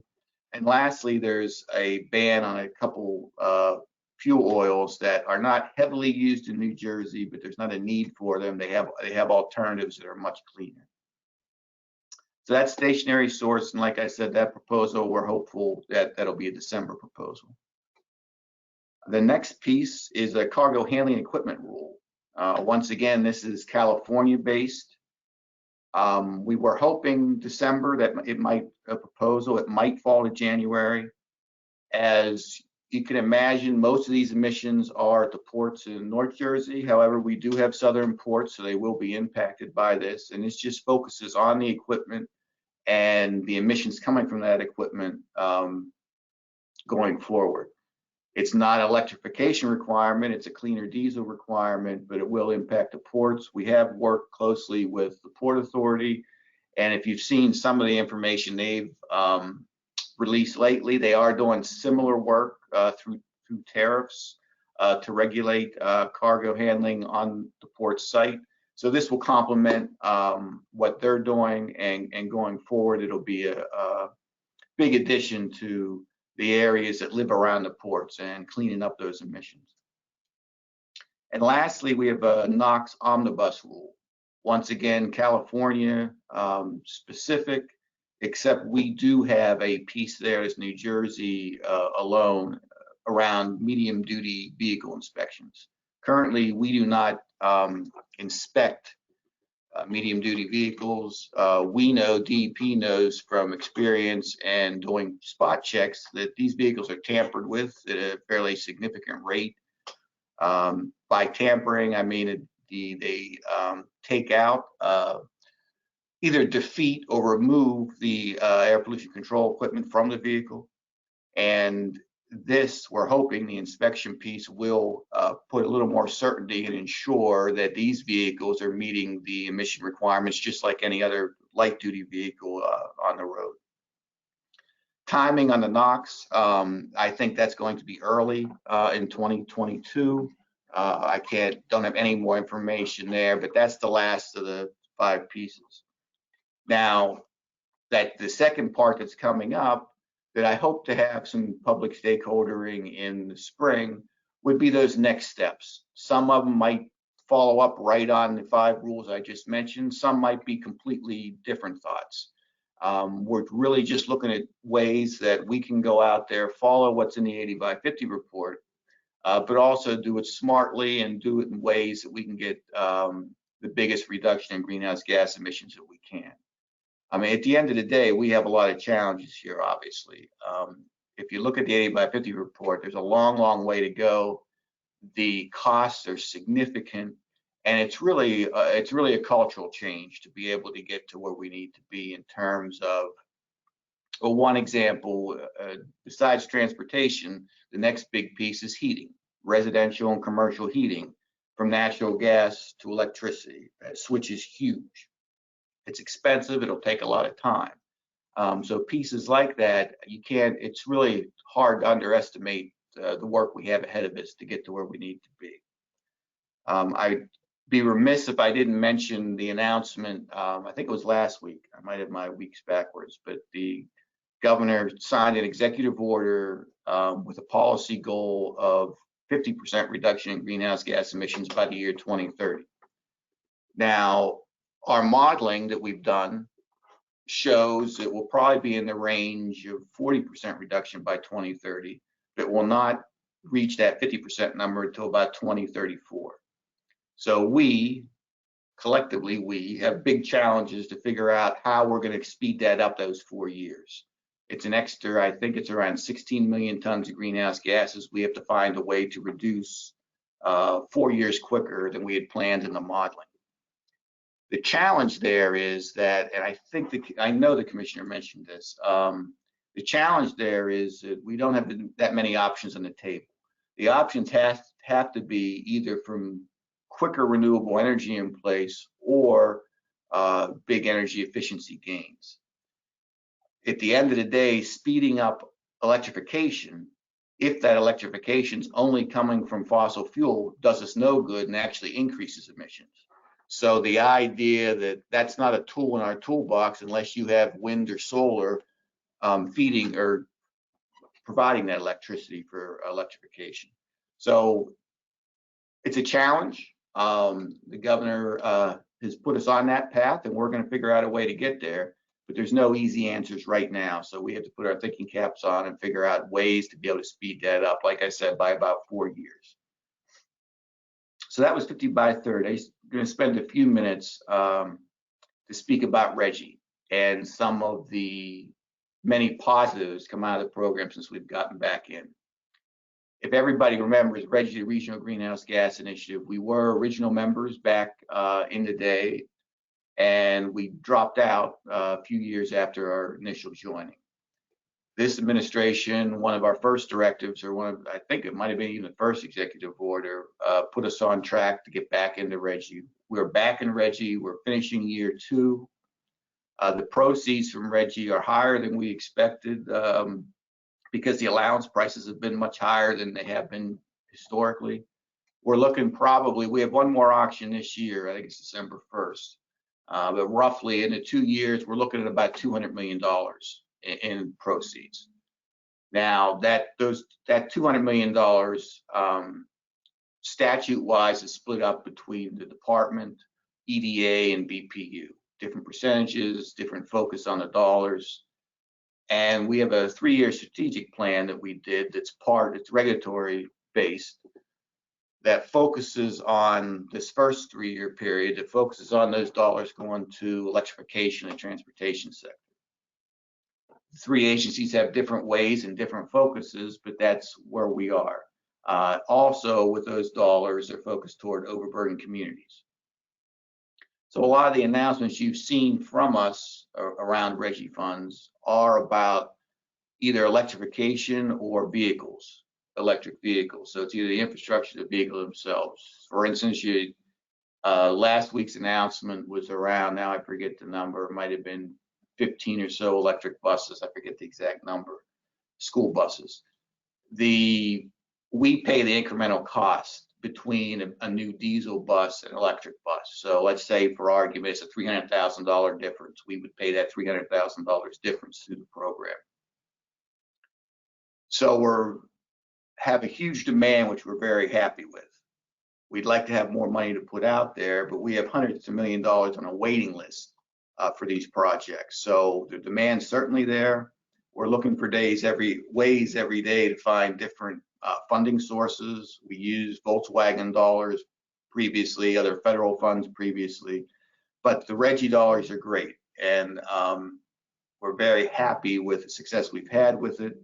But I think and Plug and Peg Hannah, she'll be the first one to say, if you have more money, she can get it out in the street very quickly. But as we get further into RGGI, it'll be nice to be able to show, we'll be able to have a running total where the dollars went and the greenhouse gas reductions associated with those dollars. The difficulty, well, I wouldn't say difficulty, but the timing is it takes a while because a lot of this work, there's a lot of lead time for a lot of this equipment, the vehicles. So even if you go out and say, I'm going to go procure that electric garbage truck, it takes a while before that truck's actually here in operation and we're seeing those reductions. But we followed the strategic plan, I think, to the T, and all the dollars to date have gone to overburdened communities, which is great, because it does have that, more importantly to those overburdened communities, the real effect of reducing particulates and cleaning up the air so they can breathe. That's a secondary benefit, but to them, I think it's obviously the primary benefit. The focus is greenhouse gas reduction, but when the secondary benefits, when you get co-benefits like that, it's a win-win. And certainly we look going forward to continue to be able to partner with those areas and electrify where we can and responsibly too.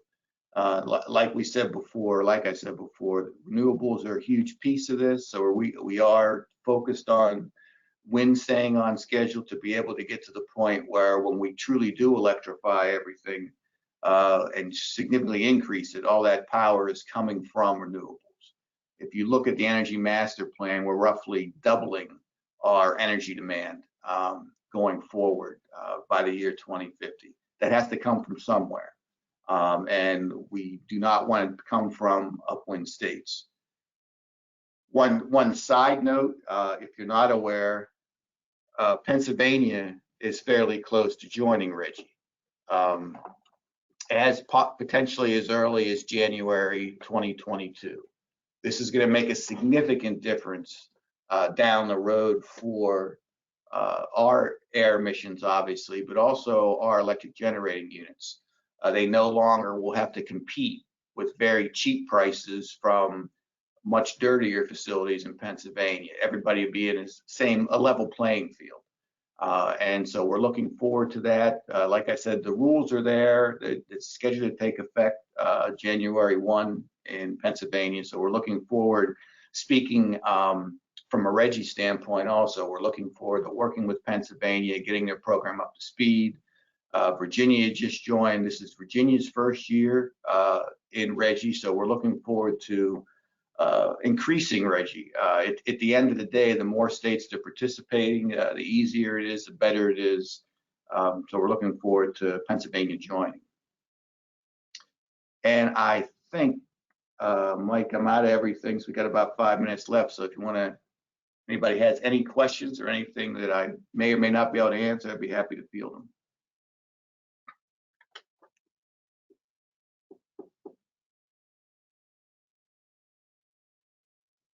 So far, there is nothing in the chat.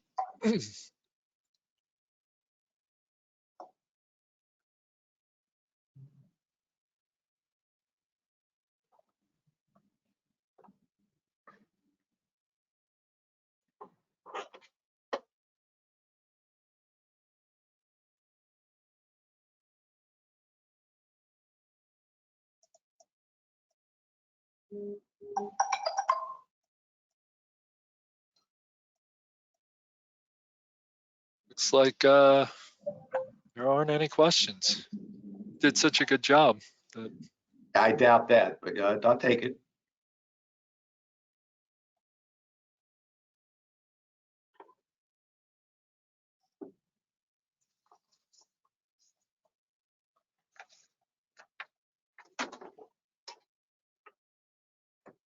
Wait, all right, looks like we have a few that just came in. All right, so from Robert Tyler, what is the timing on a rule for limiting GHG emissions from small boilers? So the stationary source proposal is just focused on larger boilers. I think the small boilers are going to be a little further down the road because right now the availability of those boilers is suspect in terms of cost and availability. It's the larger boilers that are cost effective and you can do something right now. So I think you're a few years down the road before we got to the smaller boilers. And then from Ronald Trauger, what is AQES plan? What is the AQES plan for electrification of vehicles? Well, it's really not an AQES plan.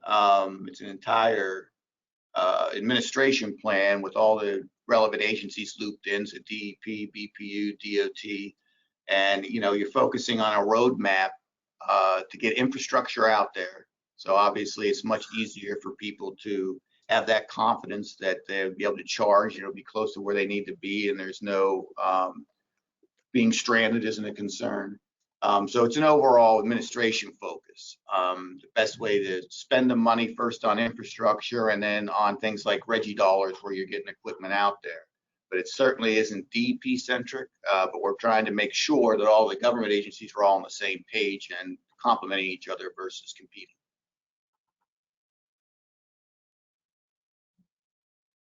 Okay, I had a question offline. Are EGUs from waste to energy facilities regulated similar to natural gas or coal, or are they excluded from the stationary source proposed rule for CO2? If they meet the size criteria, the threshold, they're covered.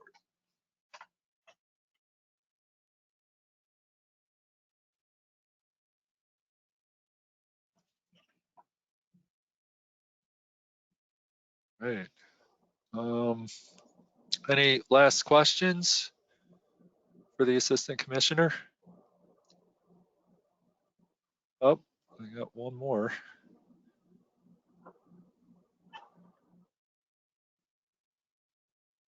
Oh, no. False alarm. All right. All right, everyone. I think I'd like to thank you, Paul, for your presentation. I think we're at the point now where we're scheduled to have a break. It'll be a little bit longer, I think, than on the schedule. And we'll meet everyone back here at 11:05.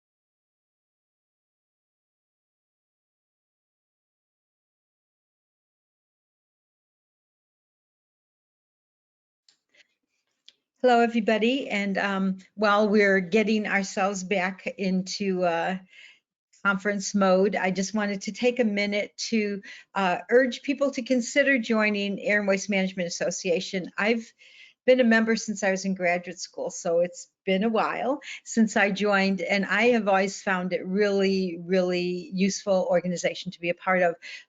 You've been looking while you're getting yourself back at lots of reasons why you might want to join Air and Waste Management Association and some of the member benefits. I have found it to be a way to communicate and meet people who I just don't otherwise meet in the little circle that sometimes you get into in your regular professional life. And I found it always really enriching. An organization like this doesn't exist without members and can't do things like this without members who are actively involved. So we urge you to consider joining. Go to awma.org. Not .com. If you go to .com, it's a totally different kind of operation. awma.org/join, or contact any one of us and we'll tell you more about it. And if you're already a member, want to join the team, then we'd love to see you, hear from you as well. And I think it's time for us to move on. So I'm really happy to, and first with reminders, use the question feature. If you want to ask a question, don't put it in the chat, put it in the question feature. It's easier for us to find things if they're all in one place. If you can add your name to the question, then we'll know who's speaking or who is asking the question. And we'll try to get to as many questions as we can. Is there another slide? Oh, no, okay. This next next up is part of the team that will be implementing the reorganization of compliance and enforcement activities at the DEP, as well as just keeping all that stuff going. I'm going to introduce all three of them so they can then just hand pass the baton one to the other. We'll wait till the end of their presentations for questions. First is Sean Moriarty, who serves as Deputy Commissioner for Legal, Regulatory, and Legislative Affairs. Sean leads DEP's internal legal team, serves as its general counsel on all matters of regulatory compliance and rulemaking, and will oversee the newly created Office of Environmental Policy. Rochelle Wormley is the Director of Air Enforcement with the department, where she oversees compliance with requirements of the Clean Air and Air Pollution Control Acts.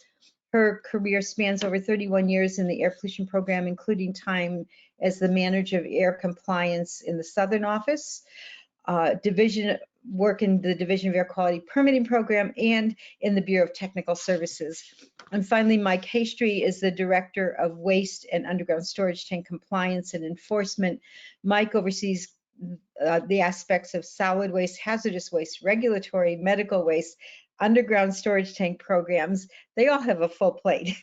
He is also the chair of the Northeast Waste Management Officials Association. We welcome you all today, and I'm going to turn it over to Deputy Commissioner Sean Moriarty. Thank you, Joanne, and good morning, everyone. Happy Friday. Happy almost holiday season. Very fortunate today to be joined by Rochelle and Mike, people who do the real work for the department. I just have the privilege of talking about all the great things that they do. So they're going to talk a bit about a couple of more specific substantive issues and initiatives that the department is undertaking here. But I'm going to just walk you guys through kind of the basics of a reorg and how that affects the department's interaction with the public, with regulated entities, and kind of what that means for everyone who we work with on a daily basis. So we can go to the next. So we entered into this reorganization with a couple of goals in mind. You can see up there, we wanted organizational change to move forward our major long-term priorities. We wanted to facilitate protection of resources and public health through better alignment that compels compliance with the environmental laws. And we wanted to promote a unified policy vision across all media areas through the integration of planning, permitting, compliance, and enforcement initiatives within those media areas. So we set out with those goals in mind. And we came up with a couple of outcomes. First outcome is the realignment of our compliance and enforcement units, Mike and Rochelle leading the way on that, and their staff to the media areas with their existing planning and permitting counterparts. in those assistant commissioner programs. That's pretty straightforward. But we realized if we were going to go ahead and do that, that the former Compliance and Enforcement Assistant Commissioner's Office and their kind of connectivity did bring many important benefits. We wanted to make sure that we were creating an organizational structure that would continue to facilitate those benefits. So we determined to create the Office of Enforcement Policy to continue to ensure that cross-programmatic alignment and consistency in our approach to compliance and enforcement across all of the media programs. So we felt like by putting the compliance folks back with their media programs and creating this Office of Enforcement Policy, we would be able to do both things, have closer coordination between permitting and enforcement, while also ensuring that our overall approach, our initiatives, and all of those things remain aligned. Next slide, please. So as you can see from this slide, this is our org chart. I apologize, it is very difficult to read. So is the one on the website. We're gonna have to work on that. But what you can see is that the units from our existing compliance and enforcement programs are now co-located with their media assistant commissioners. So Division of Air Enforcement, where Rochelle is now located in Air Quality, Energy, and Sustainability under Assistant Commissioner Paul Baldoff. The Bureau of Coastal and Land Use Enforcement is located under Watershed and Land Management Program under Assistant Commissioner Vince Mazzei. Waste and Underground Storage Tank under Assistant Commissioner Peterson, and the Water Enforcement under Assistant Commissioner Packard. As part of this effort, our former Assistant Commissioner Elizabeth Dragon, who led the Compliance and Enforcement Unit for a bit, is going to be lending her talents to a new and exciting effort, establishing and leading the new Office of Community and Economic Development within the Commissioner's Office. This office is going to coalesce the department's efforts across programs to improve our service to New Jersey communities while playing a significant role in Governor Murphy's Council on the Green Economy, helping to facilitate environmental improvement while we promote responsible and resilient economic growth. We think that by creating this office that is focused on a lot of things, including how we as a department spend our money to further the state's major priorities, that we're going to be able to better serve our communities and really better serve our economic growth while still protecting the resources that we hold very, very dear. Next slide, please. So let me just talk a little bit about the Office of Enforcement Policy. So while we're seeking a more integrated media-based approach to compliance and enforcement, we do also need to ensure that our work in one media area is informed by our work in others, and that our media-specific work streams support a holistic approach to protecting our environment and public health.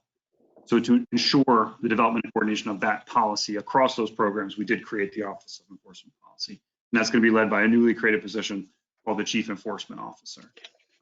That position will be a member of the Commissioner's senior staff and will serve as a critical partner to each Assistant Commissioner and their media-specific programs on our initiative. So there's a couple of things that the Office of Enforcement Policy and Chief Enforcement Officer will do. First, they're going to develop the department's affirmative compliance and enforcement agenda in conjunction with our media-specific programs with our Assistant Commissioners, our directors, and their staffs. Some things that we'll be working on are environmental justice, a continuation of our environmental justice enforcement focus, resource protection, public access, dirty dirt, and air permitting issues. And Rochelle and Mike will talk a little bit about some of those things. We also want to update and improve our existing enforcement policies and procedures. We want to be able to prioritize our highest value enforcement propositions. We recognize that we will never have adequate resources to be able to enforce every single thing. But we want to be able to enforce the things that are most important to the communities that we serve, and that will bring the most benefit to those communities. We want to have a holistic conversation across all of our programs in terms of how and where we should focus our enforcement resources. And then also, and this is kind of the last line of defense in these things. And we really do aim through administrative and voluntary procedures to bring people into compliance. But the Office of Enforcement Policy will be assisting and seeing through our litigation priorities to achieve timely and meaningful compliance where we can't otherwise achieve it through other means. So working with the Division of Law, working with the Office of Attorney General, working with our programs to help those cases when we file them. And when we file cases, it's a big deal for us. We do not like to bring suit, and we only do so when we need to. We want to make sure that those cases are seen through to completion, that we're able to achieve the goals that we set forth, and make sure that folks understand what their obligations are under those cases. So with that, that's just a couple minutes from me to kind of outline that. I'm going to hand the ball off to Rochelle, who's going to talk a little bit more about what's new in the air world. Rochelle? Good morning, everyone. How are you doing? Thank you, Sean. You can go ahead and go to the next slide. I'm Rochelle Wormley, the Director of Division of Air Enforcement. And although Sean did talk about the reorg, I want to talk about it more at the granular level with the air program. This slide basically represents how we were formally organized. Paul Baldoff had Frank Stites and Paul Orlando under him. Elizabeth Dragon had me, Rich Paul, Mike Hastry, and Newt Jensen under him. Next slide. The only change for the Division of Air Enforcement, you see that I moved from under Elizabeth Dragon to under Paul Baldoff. Basically, everything stayed the same within my organization. A while ago, AC Peterson did talk about attrition and us losing people. One thing to note is that Mary Toogood, the former chief of the Southern Regional Office, retired after 33 years. And we also had another retirement of Matt Zaire. So there's new management down in Southern. It's Jim Scarvalli and Kevin Eichmann, both formerly of the Central Regional Office. So this is primarily the change within our org structure for Division of Air Enforcement. Basically, my entire group went under Paul Baldoff. So I still have the 3 regional enforcement offices up in Cedar Knolls, Trenton, and Camden. I have emission measurement section, and I have the diesel program, which is, we have folks throughout the state. Next slide. What is the Division of Air Enforcement focusing on this year? Well, a heads up for everyone is always to look at what the EPA national compliance initiatives are, and that can be found online. And for the air program, the initiatives include creating cleaner air for communities by reducing excess emissions of harmful air pollutants from stationary sources. We have been utilizing next-gen technology. I believe last year I talked about the forward-looking infrared cameras. We have 3 of them. Within the air program, Hazardous Waste has a couple of them as well. We use these cameras to determine if facilities are in compliance from afar.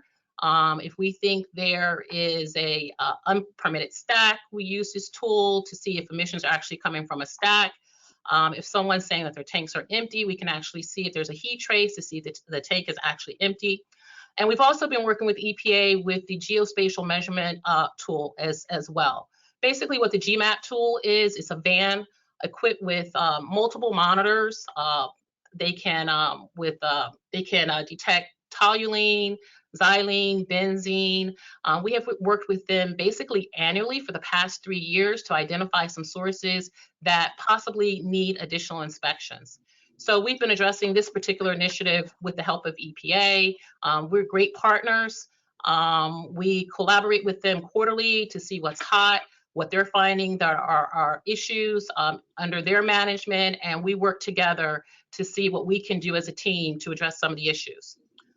Reducing hazardous air emissions from hazardous waste facilities. There are some hazardous waste facilities that have air permits, so we will be looking at those facilities to determine compliance with our air permits. The stopping of aftermarket defeat devices for vehicles and engines. EPA actually regulates the manufacture and distribution of defeat devices. Our regulations do not do that. What we do is we regulate, next slide please. We have regulations on the books that prohibit tampering. Our tampering regulations, this is actually the diesel component that I'm citing here from 14.3. No person shall cause, suffer, allow, or permit the sale, lease, or offer for sale any motor vehicle whose emissions controls have been tampered with. The gasoline portion of the regulations are 15.7. We have been doing tampering investigations long before EPA came up with their initiatives. So I kind of feel like we're ahead of the curve. If anybody has ever heard EPA talk about tampering, or they have always mentioned New Jersey being in the forefront. Tim Davis is the supervisor of the diesel enforcement program, and I can say he does a bang up job of enforcing our tampering regulations. Most recently, in the tampering realm, we have started issuing to private citizens. It's amazing how many people actually call into the Bureau of Mobile Sources to complain about other people, and those are leads for us to actually conduct investigations for tampering regulations. We are still finding a non-compliance rate of 26 to 33% when we go to dealerships. Again, this is the medium duty weight class of diesel vehicles. Weight is about 8,501 to 14,000 pounds. Dealers are listing the vehicles as tampered, and actually we're addressing them. And even so, even if we're not finding listed vehicles as tampered, we're actually going into dealerships and we're actually going under the hood and conducting investigations. Again, this is consistent with EPA's priorities that I previously listed. Next slide, please. You may wonder, what are the compliance issues that DEP Air Enforcement is finding? I will emphasize, as I've emphasized previously in these presentations, please subscribe to the compliance advisories. Here's the link right here. The compliance advisory website has all the hot issues for solid waste, water, air, all of the enforcement programs, so that you can stay abreast of what the hot issues are for the day, or for the moment, excuse me. Next slide, please. Over the past year, we have issued, the AIR program has issued 5 advisories. Last November, to get ahead of the curve, every year in January, February, we're contacted by municipalities about burning Christmas trees. There was an advisory issued about Christmas tree burning is not allowed. Basically, Christmas trees are not safe to burn. The wood is not dry, and it can cause excessive smoke. And also, some people, when they dispose of Christmas trees, still have the tinsel and the lights on it. And by burning the Christmas trees in an open fire, they can emit a variety of toxic releases. The next compliance advisory that we issued was the sunsetting of a provision that provided relief when the pandemic started last March of 2020. In April 2020, we realized the hardships that a lot of facilities were encountering as far as complying with their permits, getting consultants on the premises to do relative accuracy tests. Some of the power plants didn't want outside consultants to come in on a plant because they were scared, they didn't want a spread of of COVID. They were concerned about the exposure of COVID. So we provided relief for annual combustion adjustments, 6-month deviation reports, I think excess emission reports. Well, as of this year, we felt like everybody was basically coming back to normal, and we've known, and everybody was getting more comfortable maneuvering during the pandemic. So that particular compliance advisory actually sunsetted in April 1st of this year. We also issued a scrap metal handling and recycling compliance advisory. We noticed there's a lot of air particulates being released at these facilities that actually process metals. So that advisory was issued as well. A big one here is the one that was issued in June for air permits that start with PCP 9697. These are old permits. They do not include a lot of regulatory requirements that may be from Knox RAC, VOC RAC. Just because the requirements are not in that PCP does not mean you do not have to comply with them. You still are obligated to comply with the requirements. So we sent out a notice to industry. We posted it on the advisory that, hey, if you have a PCP 96 or 97, you may want to consider coming in and obtaining new permits. Why? Since 96, 97, there's a lot of new general permits that could be more cost effective to obtain instead of renewing these 96 and 97 permits. And again, it's good for you to get an updated permit that includes all your regulatory requirements in one place. A lot of non-compliance issues we find is that people do not read their permits. So if you have a facility that has 96 and 97 permit and they do not read their permit, imagine how many regulatory requirements that they are not aware of if they do not have a current permit. The last compliance advisory that we issued was for air permits with a 3-hour rolling average on 1-hour blocks. There seems to be a lot of confusion on how compliance is to be determined with the 3-hour rolling average on 1-hour blocks. When there's non-compliance, the 3 1 hours are to be averaged to determine the 3-hour rolling average rate. When there's multiple blocks, the multiple blocks are supposed to, when there's multiple 3-hour blocks, the multiple blocks should be averaged to determine the rate. We are giving folks until the end of March to reprogram their data acquisition systems to accurately report on their excess emission reports.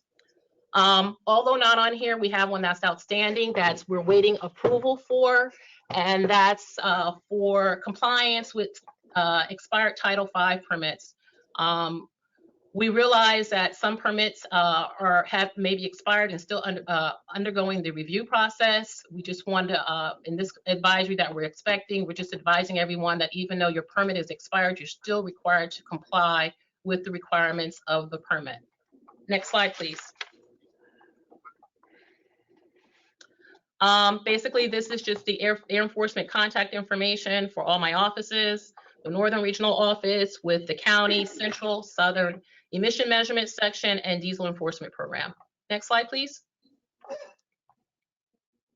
And this is just a general, if you see an incident, don't forget our Warren DEP hotline that can be used for all media to report any environmental incident. And again, here's another link for our contacts. And that's it. I'm going to turn it over to Mike Haystreet, whom, by the way, even though Mike and I are not under the same assistant commissioner, Mike and I still work very well together. When we find problems that normally when there's odors from a landfill, we work with Mike to help us determine what the problems are with the landfill, to find the cause and effect so that we can collaboratively resolve the issues. He has staff that are odor trained. Water program has staff that are odor trained as well. So just to let you know, even though we're under different ACs, we still work really well together. Well, thank you. And as Rochelle knows, if you have any problems with landfills, it's really on the air. It's air faults. It's not our fault. It's the air program's fault. So, and my counterpart in the water program always felt the same way. But Rochelle had an interesting slide there where she identified, what's happening with her program and the reorganization, and it's basically just going underneath AC Baldor. I didn't put a slide like that, but just for everybody's edification, my particular program, we had like 5 or 6 different programs. So aside from the waste enforcement, solid waste, hazardous waste, underground storage tank enforcement, I also had the pesticides program. I had the release prevention program and the toxic catastrophe prevention program. So the pesticides program is now under AC Pat Gardner under the water program, and the discharge prevention program and the toxic catastrophe prevention program is under AC Baldor. Just so you're aware. My presentation, I really want to just put a little, it's a follow-up to AC Peterson's presentation, particularly with regard to the A901 quote-unquote dirty dirt amendments. And I just want to put a little more meat on the bone regarding what's happening in that. For folks who don't know, A901, the acronym A901 actually stands for Assembly Bill 901, which was the original legislation that was brought forth in the 80s regarding this licensure act. And basically, the A901 program is a disclosure and integrity program. And it was enacted, as you can see on the screens here, it was enacted to preclude from participation folks who are part of organized crime, but also folks who just did not demonstrate what we call the REC, reliability, expertise, and competency to actually engage in the business. And so over the years, we've actually tossed out quite a few number of people out of this program. And over time, we also noticed that some of these people would kind of meander over to the quote unquote recycling side of the house. So more recently, on January 20th, 21st in 2020, the amendments were made to the 901 legislation to actually bring in a new category of entities, not just people engaged in the solid waste business and the hazardous waste business, but also entities who are engaged in the soil and fill recycling business. The legislation also further defined a few choice definitions that we had to help alleviate some other difficulties we were having with regards to some of these definitions and to provide additional clarity. Next slide, please. So, why did we do this? Well, the reason why we did this was primarily the impetus behind this was 2 reports, and these reports were initiated by the State Commission of Investigation, which is the legislature's investigative arm. And back in 2017, they came out with their first report identifying that there was a presence of organized crime had come into the recycling industry. We also had a number of unscrupulous people who we had pushed out of the waste industry and moved into the recycling industry. And this was not a surprise to DEP because the brunt of the SCI's investigations were actually our investigations. So we would share our information with them and they would say, okay, and they would do a little more work to determine that. And the big takeaway from all of this was that there was a lack of control with regards to that aspect of the industry, with regards to the recycling of materials and the use of these materials throughout the state. And basically what you had oftentimes was people pawning off materials that were waste or were contaminated to the point where it's not clean fill, and yet they and people had no recourse to this. There's no standards, there's no methodology to deal with this. There was no way to ensure that the people who are in this business have some kind of oversight to get a handle on these materials that are ubiquitously used all over the place, and without any quality control mechanisms. So next slide, please. So just to give a little more definition to this, what are we talking about? We're talking about soil and fill recyclable materials, and what they are non-putrescible aggregate substitute, broken block, rock, crushed brick, block, concrete, other similar manufactured materials. We're also talking about soil, and soil that can have debris in it, doesn't necessarily have to have debris in it, but it's soil. And you're going to use this material to throw it back into the economic mainstream. You're going to use it for fill material. You're going to use it for whatever purposes. What we're not talking about, though, are what we call Class A materials, which are your normal residential type recyclable materials, bottles, cans, newspapers, cardboard. We're not considering that to be soil and fill material. You're not really going to use that to as a fill material to begin with. Source separated Class B materials, which could be fill. We're talking about concrete. We're talking about potential wood products, wood chips, that kind of stuff, which don't really use it as fill, but it does happen. If you have materials that are generated and they're going to a recycling center, an approved recycling center, we're not going to include that as a material that would require licensure, or an business activity with this material that would require licensure. Beneficial use material, which is already it's solid waste. In order to get what we call a BUD, beneficial use determination, it would be a material that's a solid waste to begin with, and you get special permission from us to use it in this methodology. It could be as landfill cover. It could be for some other aspect. There's a regulatory mechanism for that already, so that's not included in this. And also virgin quarry materials. So we're talking about stone, rock, gravel, clay, sand, and other mined products. We're not really, even though that material can be considered fill, and it's often used as fill, we're not really looking to include that from a licensure perspective, because from a contamination perspective, where the material should be okay. Next slide.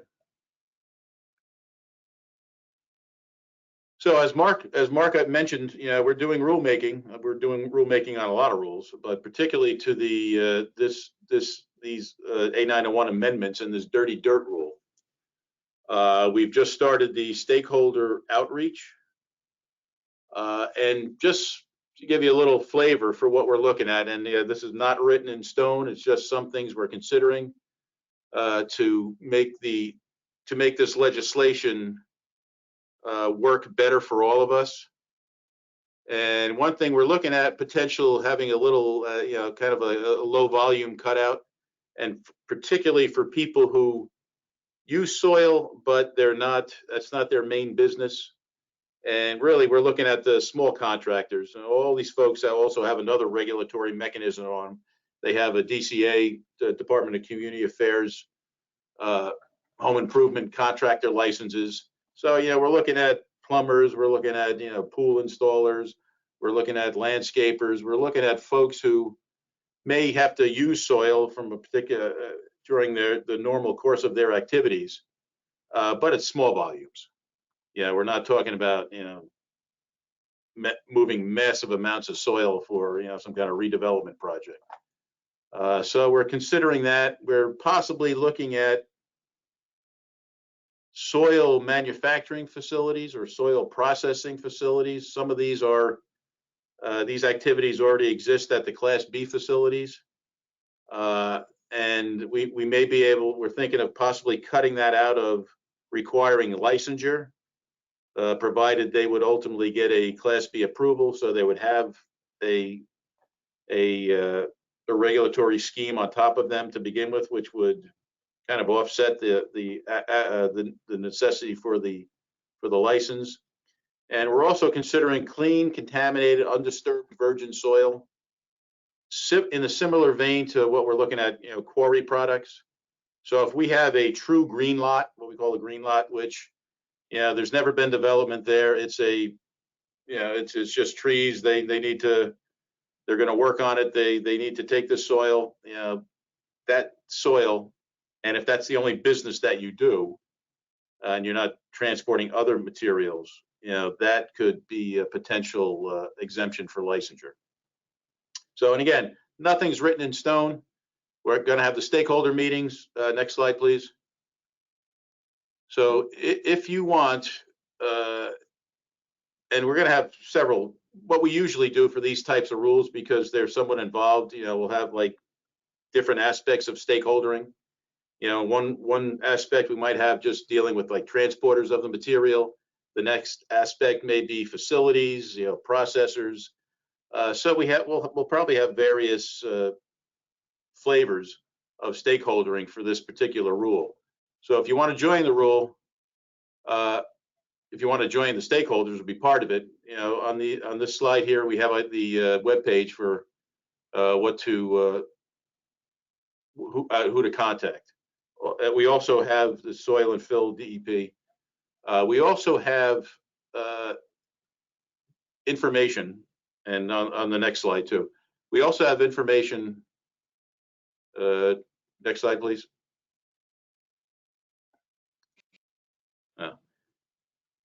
It's a slide after this, but anyway, these are just contacts. The next three slides are really just contact information. This is a cutout from our webpage where we identify all this information. We also have all the links that you're going to need to look at this information. Rochelle had mentioned the compliance advisories that we put out, and to us, they are very important. So we have a number of compliance advisories out for this already, and all of that information is in the contact information that's in the previous slides. And we actually welcome as many stakeholders as we can.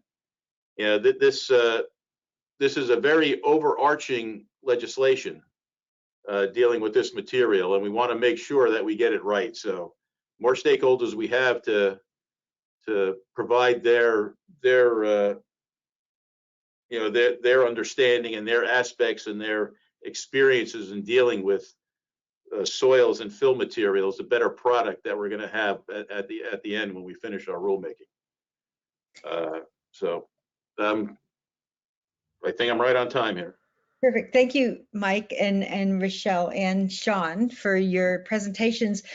We have a few questions that have been submitted, and while I'm getting them organized, I just want to mention to everyone, remind everyone that we will be posting the PowerPoints from today on our website. Just take a few days to make sure we've got everything right and post it. If you registered for this, you'll get a reminder when they're available.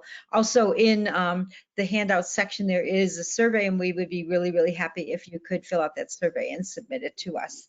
So I have a few questions. The first one I'm going to direct to Rochelle. It was about the tampering. John Valeri writes, I've learned that certain sales of cars on public websites like Facebook or Craigslist may be advertised as having their air pollution devices removed or avoided. Is there consideration on approaches the administration of those administrators of those sites could be approached and advised that that's really not permissible? John, hi, how are you? Long time no see. We have used every avenue, and we're very creative with the tools that we're using to identify sources. I'm not going to fully disclose what we're using because that would defeat the purpose, but we have been very innovative. We have relationships with DMV, again, with Bureau Mobile Sources, but we have been very creative with the tools to identify folks that are tampering vehicles. I'm sorry I didn't answer that specifically, John, but it hurts my efforts. Well, as long as you know and it's on your radar, I think that was the main point. The next question is for Mike, and I think you may have covered this, but I'm not sure if you covered it in exactly this way. So this is about about dirty dirt. Can an owner demo a building and use the building concrete as fill on the same property? It's not a cleanup site, so there's no LSRP, but the fill would be on the same site as the building demo, or does that require a BUD to be exempt? Well, assuming that the concrete is not contaminated, but if it's not contaminated, yes, you can use it back on site. There's actually an exemption under the recycling rules under 1.4, which that's another rulemaking that's ongoing, which currently allows that. Okay, and then and along this, another piece of the dirty dirt, which has got a lot of people talking, as you know, this is from Ray Papperman, and he asks, what about LSRPs? I've heard from several that they are concerned that they will have to register as soil brokers. Is that, are they explicitly called out, or is it just that they understand that that will be their responsibility? Well, Ray, how are you? Not that I can see you, but how you doing? Again, we're still in the rulemaking process regarding this. So historically, we have given deference for 901 for regular solid and hazardous waste considerations for the 901 program. We've given some deference to the LSRPs, particularly to the LSRPs, because they have to go through the whole mechanisms of becoming an LSRP and demonstrating their abilities to properly deal with materials. So we assume we will give similar deference for the LSRPs.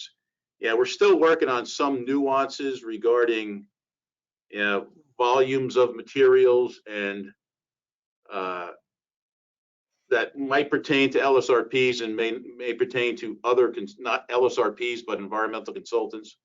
We're still kind of in that phase of developing the information that we need to even identify for the stakeholdering.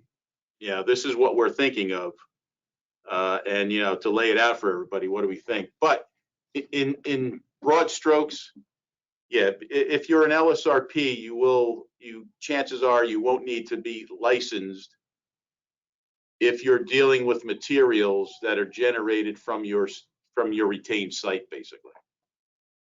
Great, thank you, Mike. And I have one question for for Sean, and this goes back to, I was in the DEP for a long time, and sometimes the enforcement programs are all together and sometimes they're spread apart and back and forth.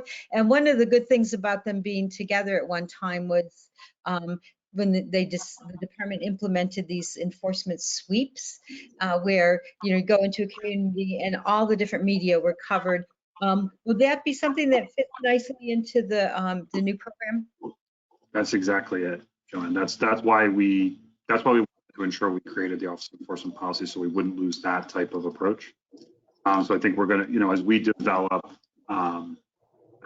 our kind of affirmative compliance and enforcement agenda, that's going to include things like sweeps. It's going to include, compliance advisories, priorities, all of those things. And then we'll be working with programs to make sure that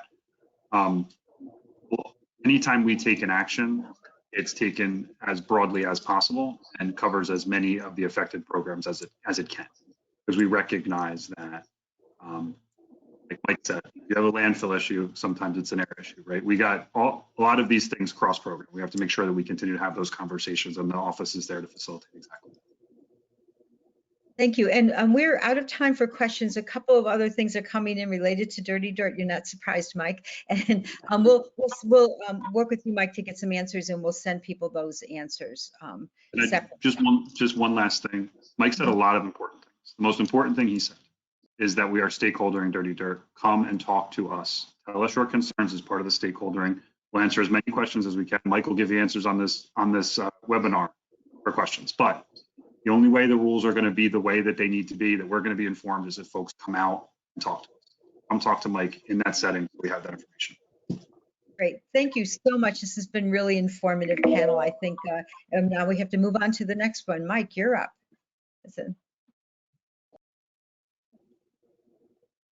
Hey.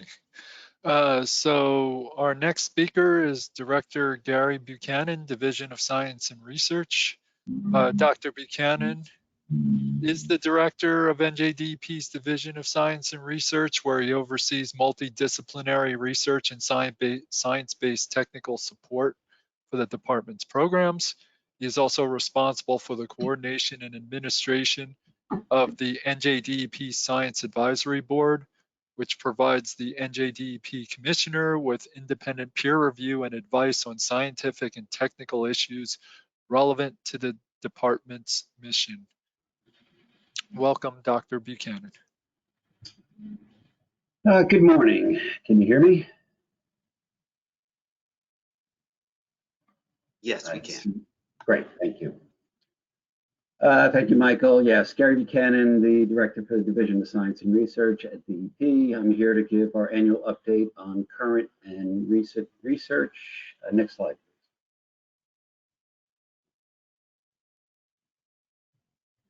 So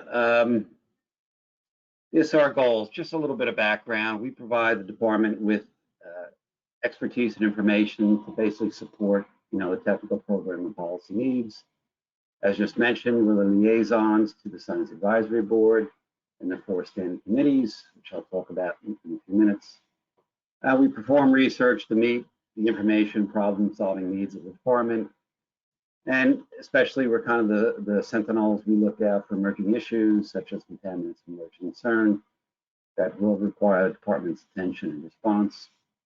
And of course, we need multiple experts to deal with the environmental issues that we face today. So we advocate the multidisciplinary perspective. Next slide, please. So staff expertise, we have a number of PhDs. I'm happy to announce that we added a couple of PhDs since last year. Importantly, we have just hired a PhD from Princeton University to work on climate change. We also hired a PhD with a fisheries background to work on offshore wind. But we still have toxicologists, risk assessors, several biologists, ecologists. We have an air quality and modeling specialist, water quality specialist. Several of our staff have GIS expertise, which, as you know, is important for assessing a lot of these issues. We have multiple chemists now because recently the Office of Quality Assurance were added to the division. So we added about another 15 folks. and they handle the quality assurance for the department. I have a statistician, a microbiologist, and obviously several environmental scientists. Next slide. So we provide science-based support, same type of expertise, air monitoring, modeling. We do fish consumption advisories based on contaminated in fish, run human health risk assessments for basic contaminants of emerging concern, develop standards for surface water, groundwater, drinking water, soil, air, whatever is needed. Of course, data analysis interpretation, including using advanced statistical techniques, support analytical chemistry in terms of looking at new innovative ways to analyze those contaminants. You know, conduct field investigations, conduct literature reviews with our environmental research library that's actually the state library, but in Division of Science and Research. Next slide. So I mentioned the Science Advisory Board. This is an external board. We have about 50 or so experts, all with advanced degrees. To me, I always say these are the who's who of scientists and experts in the state of New Jersey. The Division of Science and Research is the liaison between the Science Advisory Board and the NJDEP Commissioner. The Commissioner is the one who issues or gives the SAB issues respond. So we interact with the department staff and the Science Advisory Board and the 4 standing committees. Again, climate and atmospheric sciences, ecological processes, public health, and water quality and quantity. And we also do ad hoc committees as needed if one of the issues don't neatly fit into one of those categories. Next slide, please.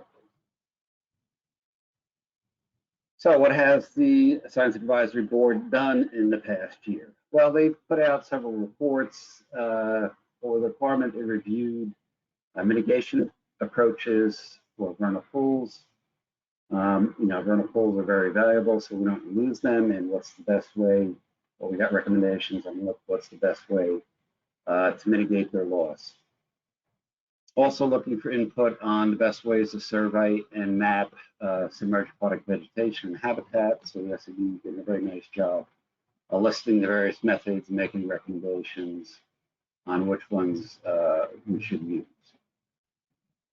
A recent report actually that just went to the Commissioner is one on horizontal directional drilling, and asked them to look at what are the potential impacts specifically to groundwater and make recommendations. And finally, you'll hear about these 2 reports probably a little bit later from Nick Procopio from Science and Research is going to talk about climate change. The SAB did a peer review on these 2 reports on extreme rainfall. The first 2 and last one are posted on our website, horizontal directional drilling. I anticipate on our website in a month or 2. And next slide, please. So what are they doing now? Actually, we've asked them to look at the microplastics impacts on ecosystems. The Science Advisory Board previously had looked at microplastic impacts on human health. And now we're looking to see, you know, on aquatic and other ecosystems what potential impacts are. Also just assigned them to look at human health impacts of estrogens and pharmaceuticals in New Jersey waters. So primarily, we're going to be looking at estrogen-like chemicals that are detected currently in our waters. Also, they were asked to look at biofuels in terms of you know, greenhouse gases and other issues, and make recommendations for New Jersey. And we'll be starting very shortly on carbon storage in forest soils and some related questions there. Next slide, please. So let me talk about some of the research, a few highlights that we've completed over the past year. Next slide. One project is relation to Barnegat Bay. The division had done quite a bit of work in the last, since 2011-12 on research. And one of the questions were, what do these marginal saline wetlands, how do they contribute to the nutrient farming budget? So we had USGS and the Academy of Natural Sciences at Drexel University look at these carbon fluxes. We use Westacunk Creek, which flows through these saline wetlands in the Barnegat Bay. And this is all for our water resource management folks to support the water quality model for Barnegat Bay. They did find that nitrate was significantly reduced across the marsh during the growing season. So at least part of the year, the marshes do act as a sink for nitrate. And obviously other nutrients, organic nitrogen, phosphorus, are important components of any nutrient cycle. And marshes are also important bioreactors that sequester, but also release nutrients seasonally, getting more season. We know there's additional processes that drive these processes that are not well understood, and we are in discussion to do some additional research in the future to answer some of these other questions.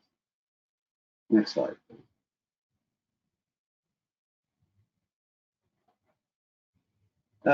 Wetlands continue to be a focus of a lot of research, keeping several people here very busy. Several reports have been posted in a tool on our DSR website under wetlands. First one was the beneficial use of dredge material to enhance salt marshes. This was the thin layer placement of navigational channel materials placed on wetlands to help counter sea level rise. So the documents posted talk about the development, implementation, and lessons learned, which will help inform future projects. Second project was a contract with Penn State University, and the tool was Riparia. DEP supplied them with extensive wetland monitoring information and what a reference wetland is to put into their tool, which was developed now to help set appropriate goals for restoration projects in New Jersey. So that tool is available. Third one was developing a watershed scale baseline for tidal wetlands. This looked specifically at the Wading River estuary and got down to the nitty gritty of the structure and functional traits of these tidal wetlands. You know, what makes them good areas or good habitat for, you know, secondary production nekton. We know these wetlands are, you know, nurseries, you know, for fish. There are a lot of very valuable commercial and recreational fish. So they got it down into the nitty gritty of how these components are interconnected and make a, you know, a whole wetland. Next slide, please.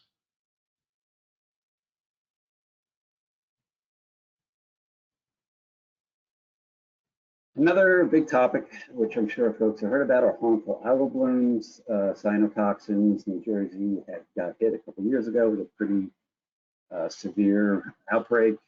We continue to have outbreaks, not as bad the past 2 years, but one of the things we had developed were cyanotoxin guidance values, basically for recreational swimming. But we did not have one for saxitoxin, which is also produced by cyanobacteria in freshwater, but also dinoflagellates in marine environments. So during these harmful algal blooms, the public can be exposed to these cyanotoxins through recreational activities, primarily incidental ingestion of water-going swimming. The biggest concern are kids who, like to yell and shout a lot while they're swimming, so they're more likely to get water in the mouth, which they would swallow. So for saxitoxin, neurotoxicity is the primary or major health effect, which has been observed in humans and live animals, even following just a one-time acute oral exposure. So we did devise a short-term reference dose of 0.0037 micrograms per kilogram per day, based on paralytic shellfish poisoning, basically humans ingesting saxitoxin contaminated shellfish. So this is based on human data. And this derivation did go through external peer review by experts in human health and toxins, and we did issue that SAC's topics guidance internally and is being used when tests are being done. So based on that, we did develop a guidance value for recreational swimming of 0.6 micrograms per liter. And this is to be protective for essentially children that over multiple days of swimming during the summer, the swimming season. Next slide, please.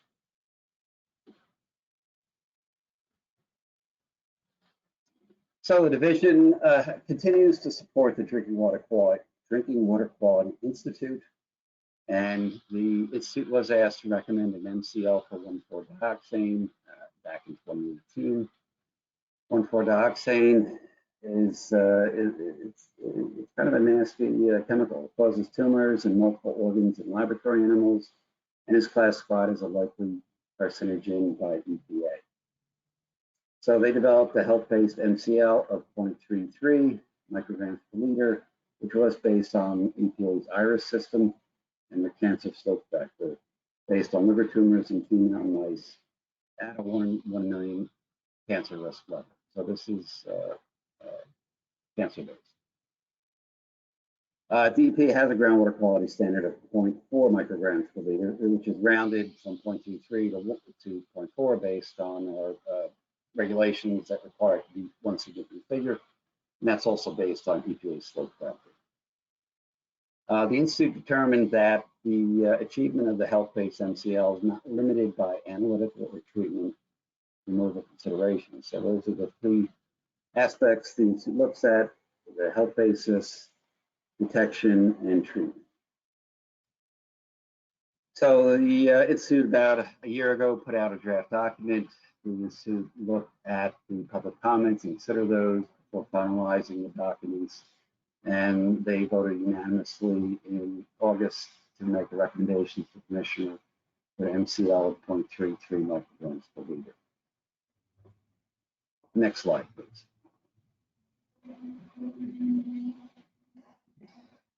Just a quick note, we continue to put out peer-reviewed publications, one on the beneficial use of dredge material I mentioned earlier, and also the SAB, Judy Weiss, who's the chair of the SAB, including some DSR folks, put out status and future tidal marshes in New Jersey faced with sea level rise.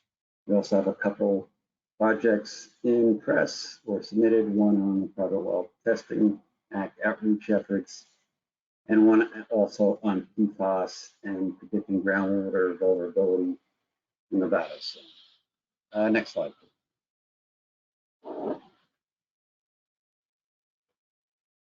So what are we doing now? Next slide, please. Environmental trends, we continue, we've been putting up trends since about 1999.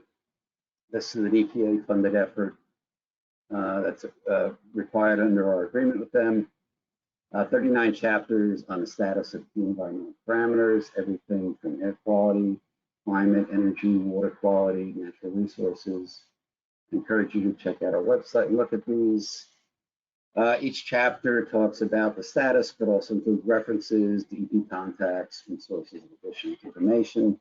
We've updated 11 reports since last November. One of those was one of the air toxics reports. Figure 1 here shows the average concentrations of arsenic in particulate matter at 5 monitoring stations that we looked at in the state.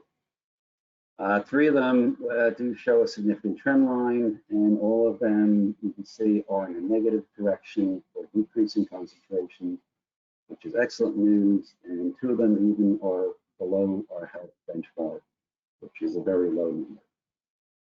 So I encourage you to look at our other trends. Next slide, please. I noticed after I sent the scientific spell wrong, so pardon me for that. In 2020, or last year, Nick Procopio gave this talk, and probably talked about the scientific report on climate change. We are currently adding an addendum on human health and communities, which is currently in review, so we hope to have that added soon. But in the meantime, this report is supposed to be updated every 2 years, so the second version will be out probably in mid-2022. Next slide, please. We did, I think, in previous years talk about nutrients in water in New Jersey streams. And generally, nutrients are decreasing, but we have 5 years of data up through 2021. So we're going to update this report once we go through that data. So that's another thing we're working on. Next slide.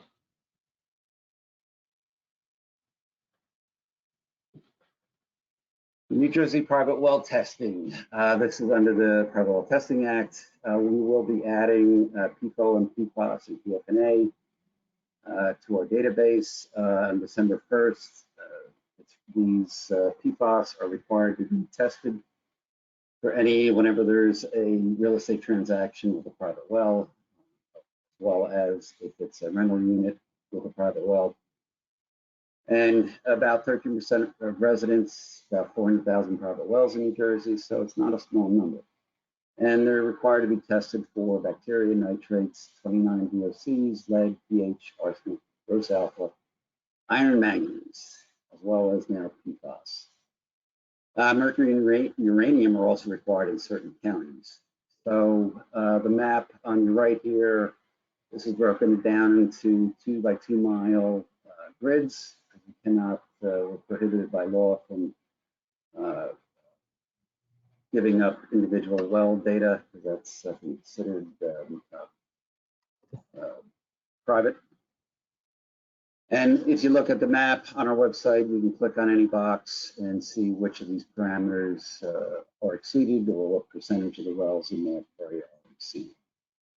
So this can help multiple programs such as site remediation, identify where there might be VOC groundwater plume, and identify vulnerable communities, as well as help us assist in outreach efforts.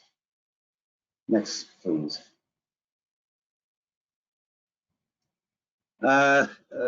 Monitoring targeted research in New Jersey fish. This is a long-running project.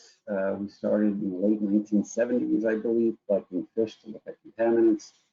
But the routine monitoring toxics in fish has been around since 2007 or 8, I believe we started. For each year, we rotate around the 5 regions of the state to collect fish for contaminant analysis, including mercury at all sites, PCBs, pesticides, select sites, and things like dioxins, furans, Crusader North Bay Complex, and also contaminants of emerging concern. I'll talk about the next slide. But basically, we go around and collect these fish and update our current fish consumption advisories. We try to look at new species and new water bodies each round to expand spatial coverage. And this helps us support education and outreach, protect public health. Task 2 is really to look at contaminants of emerging concern. Right now, we're focused on PFAS. A couple of years ago, we did first phase of this and issued fish consumption advisories at some screening sites in New Jersey, such as those around military bases. We're also, for task 2, we just completed the survey of collected samples of fish, sediment, and water in New Jersey. And those will be heading out to the laboratory pretty soon. Because we know that PFAS, especially PFOS, accumulate in fish tissue, and PFAS can be identified in water sources all across the state. So again, we once we get the data in, we compare it to the triggers that have been developed. There were 3 of our PFAS and issue fish advisories if we exceed those triggers. Next slide, please. Back to harmful algal blooms. We continue to do research on that. Blooms this year weren't as bad, but with climate change, we know we're going to be increasing in frequency and duration as the water is warm, and can have more severe storms, which can flush in a lot of nutrients from the watershed. But we're particularly interested in what causes these blooms to be toxic. A bloom can be toxic or non-toxic. You don't really understand why blooms, the cyanobacteria, produce toxins or don't. So we're trying to determine, set up a model, looking at various water quality parameters, to try and develop a model to predict or understand when these blooms will cause a toxin response. We do have some, our Bureau of Freshwater Biological Monitoring is out there collecting samples. They do have in-field tools now to look at the a rough estimate of the bloom density. We can do some rapid tests already for toxins. Next slide, please. The state also issued several $1 million worth of grants a few years back to look at lake management techniques, mitigation techniques, harmful algal bloom mitigation or prevention. One of these, here's one example, that using sound or sonic treatment. These were put out in 3 reservoirs for the city of New York. And basically, the cyanobacteria, buoyancy vacuole, that they can go up and down the water column. They go up during the day to get the sunlight, photosynthesis. But the sonic treatment disrupts that, so they can't raise and lower, so that affects their ability to photosynthesize and will keep the numbers down. These projects are some were delayed by COVID, but some of them finished up this year or probably finish up next year in reports of the issue. Next slide, please. We continued our ecosystem monitoring Oyster Creek Nuclear Generating Station, which, as you know, closed down a few years back. We're on year 3, which was supposed to be last year, but again was delayed by COVID. So we got Montclair State looking at jellyfish. We got Rutgers looking at fish and invertebrates, along with Rider University, who's looking at crabs. Monmouth University is looking at zooplankton, and George Mason University, through the New Jersey Sea Grant Consortium, is looking at phytoplankton.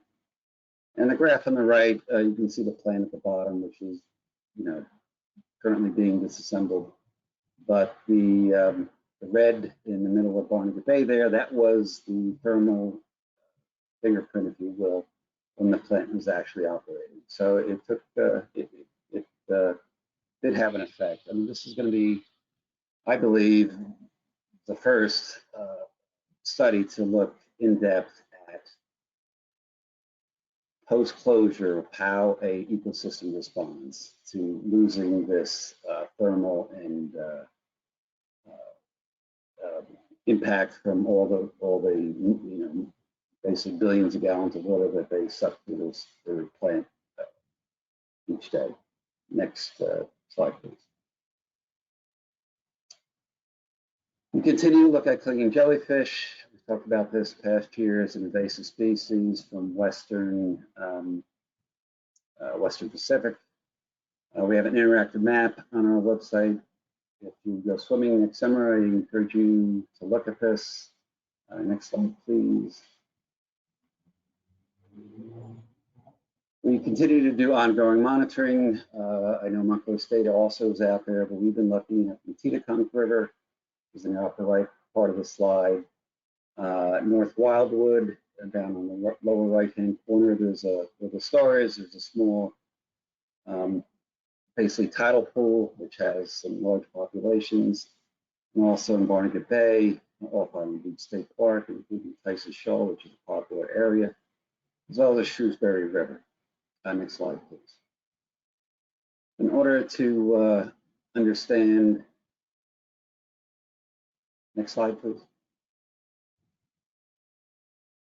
Understand the species, we're also doing lab research, developing a molecular monitoring protocol for detecting the clinging jellyfish, as well as other non-native aquatic invasives in New Jersey, collaborating with Rutgers University to build a bioinformatics library of associated cnidarian and tentacle species, and also doing lab tests to look at their salinity tolerance. How low can they go, and what's their highest salinity they can deal with. Surprisingly, they can a fair amount of salinity tolerance. which isn't really great news, but it gives us some information on where to look. Next slide, please. We continue to do wetland research funded by EPA. This one is what we call CRAP, Coastal Ecological Restoration Adaptation Plan, by looking at tidal wetland trends. So we've been using the New Jersey Tidal Wetland Monitoring Network, which is a group of 15 agencies that are looking at tidal wetlands, estimating their elevation and sea level rise rates throughout the state. We're doing this to design a website that'll show the public this information. We're also establishing continuing site-specific intensive monitoring sites in Raritan and Tuckahoe rivers. So this will help inform climate change, sea level rise, get a good handle on how these are impacting the wetlands. Next slide. Also, continuing to look at that thin layer placement, the monitoring of these 3 pilot projects. Right now, we're summarizing interpreting monitoring data collected from 2014 to 2021, and we're going to continue to monitor that marsh for, I believe, at least another 2 years. Next slide, please. So, really, my last slide. What's on the horizon? Offshore wind power development. Division of Science and Research is one of the lead groups with multiple other programs in the department, along with the Board of Public Utilities, initiating this research and monitoring initiative, if you will, looking at natural resource and ecological systems. You know, basically looking at what are the potential impacts from all the wind power that's going to be going off the coast of New Jersey, and using that information to inform potential mitigation efforts. PFAS continue to be a big research item for us. Right now, we funded, again, with the Academy of Natural Sciences, a bioaccumulation factor study in both freshwater and marine waters. Basically, these values are needed to determine surface water quality standards, how much of the PFAS are getting in the fish from water and the diet. Continue to look in other media and keep up to date on what's going on with treatment. We have an invasive species management strategy team that's looking to develop that strategy. Also the same for national working lands, and also a network plan for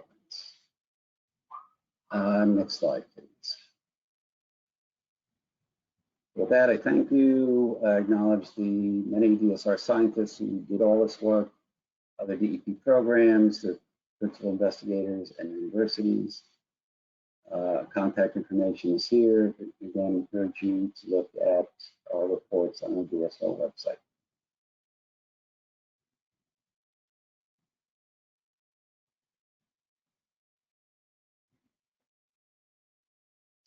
So I'll take any questions.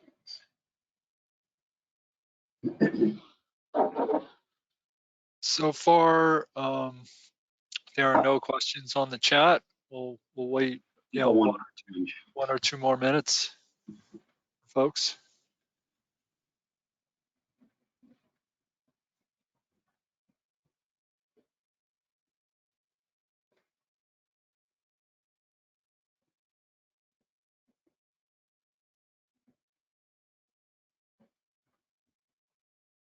All right, I had a question come across that's not on the post, but will the department be looking to assess the impact of using 20-year global warming potential for methane of 84 on New Jersey's GHG inventory with regards to the climate change report?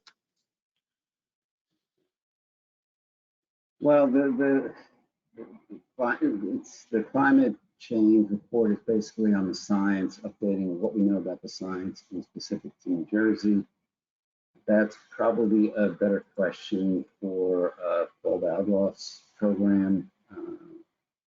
we'll look at the greenhouse gas estimates, or perhaps Nick Procopio, who's speaking, I think, after lunch about climate change.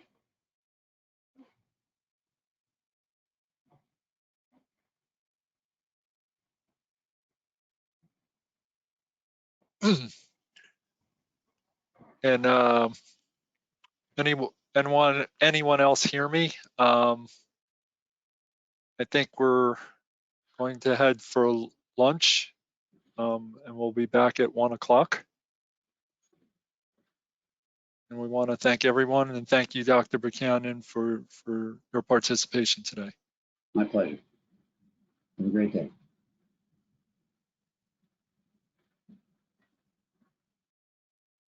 Okay, we'll see everyone back at 1.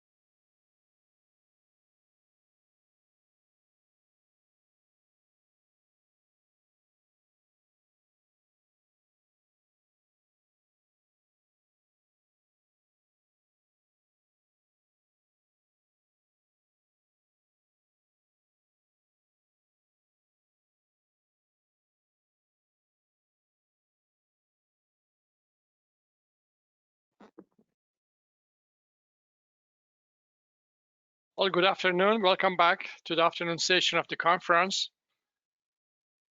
We are honored to have Deputy Commissioner Sean Moriarty speaking about Department's environmental justice rules, guidance, and projects. Chris Whitehead is co-moderating the afternoon session with me. Chris, is Sean online? I don't see him just yet. But I was going to take a moment, Ron, to actually introduce myself, and thank you for that. As Ryan said, my name is Chris Whitehead. I've been in environmental compliance consulting in New Jersey for around 15 years, and around 7 of that, I've been a member of the Waste Management Association, and I've enjoyed it thoroughly and gotten a lot out of it every year. I've been impressed with the number of networking events, opportunities to interact, to actually share presentations, and try and further your career from within the organization. And it's kind of nice to actually have a place to go that is willing to actually support your work to the extent that they are. So if anyone's interested in potentially joining or hearing more about it, I hope you will do so, and I hope you also obviously enjoying the presentations today. I think the morning panelists have been fantastic, and we have another couple of great sessions for you in this afternoon. Thank you, Chris. Sean is online. Please go ahead and introduce Deputy Commissioner Sean Moriarty. Welcome. Absolutely. It's my honor to actually reintroduce Deputy Commissioner. For those who weren't on this morning, Deputy Commissioner Sean Moriarty served for the Legal, Regulatory, and Legislative Affairs. Commissioner to Sean Lasseret. He leads the EP's internal legal team and serves as its general counsel on all matters of regulatory compliance and rulemaking, and will oversee the newly created environmental policy. Sean and Olivia Glenn have led the stakeholder process for the new environmental justice law in New Jersey and have done a fantastic job on that over the course of the past year. We've also seen him at a number of events, and I thank him again for joining today. So with that, I will kick it over to Sean. Thank you, Chris. Thank you all for having me back the second time today. Hope that by the time I'm done here, you are not completely sick hearing me talk. So I'm going to run you all through, probably fairly rapidly, kind of an overview of our EJ process and kind of where we are on the law right now. So we can go to the next slide. So kind of first, just to set the stage, when we're working on environmental justice to combat environmental justice throughout the state requires a whole of government approach, and that includes both our inward-facing work through the creation and issuance of guidance to agencies through our furthering the promise document spearheaded by Deputy Commissioner Olivia Glenn, as well as our outward-looking work to implement the newly enacted environmental justice law. So what do we talk about when we talk about environmental justice? We use the EPA standard, which means the fair treatment and meaningful involvement of all people, regardless of race, color, national origin, or income, in the development, implementation, and enforcement of environmental laws, regulations, and policies.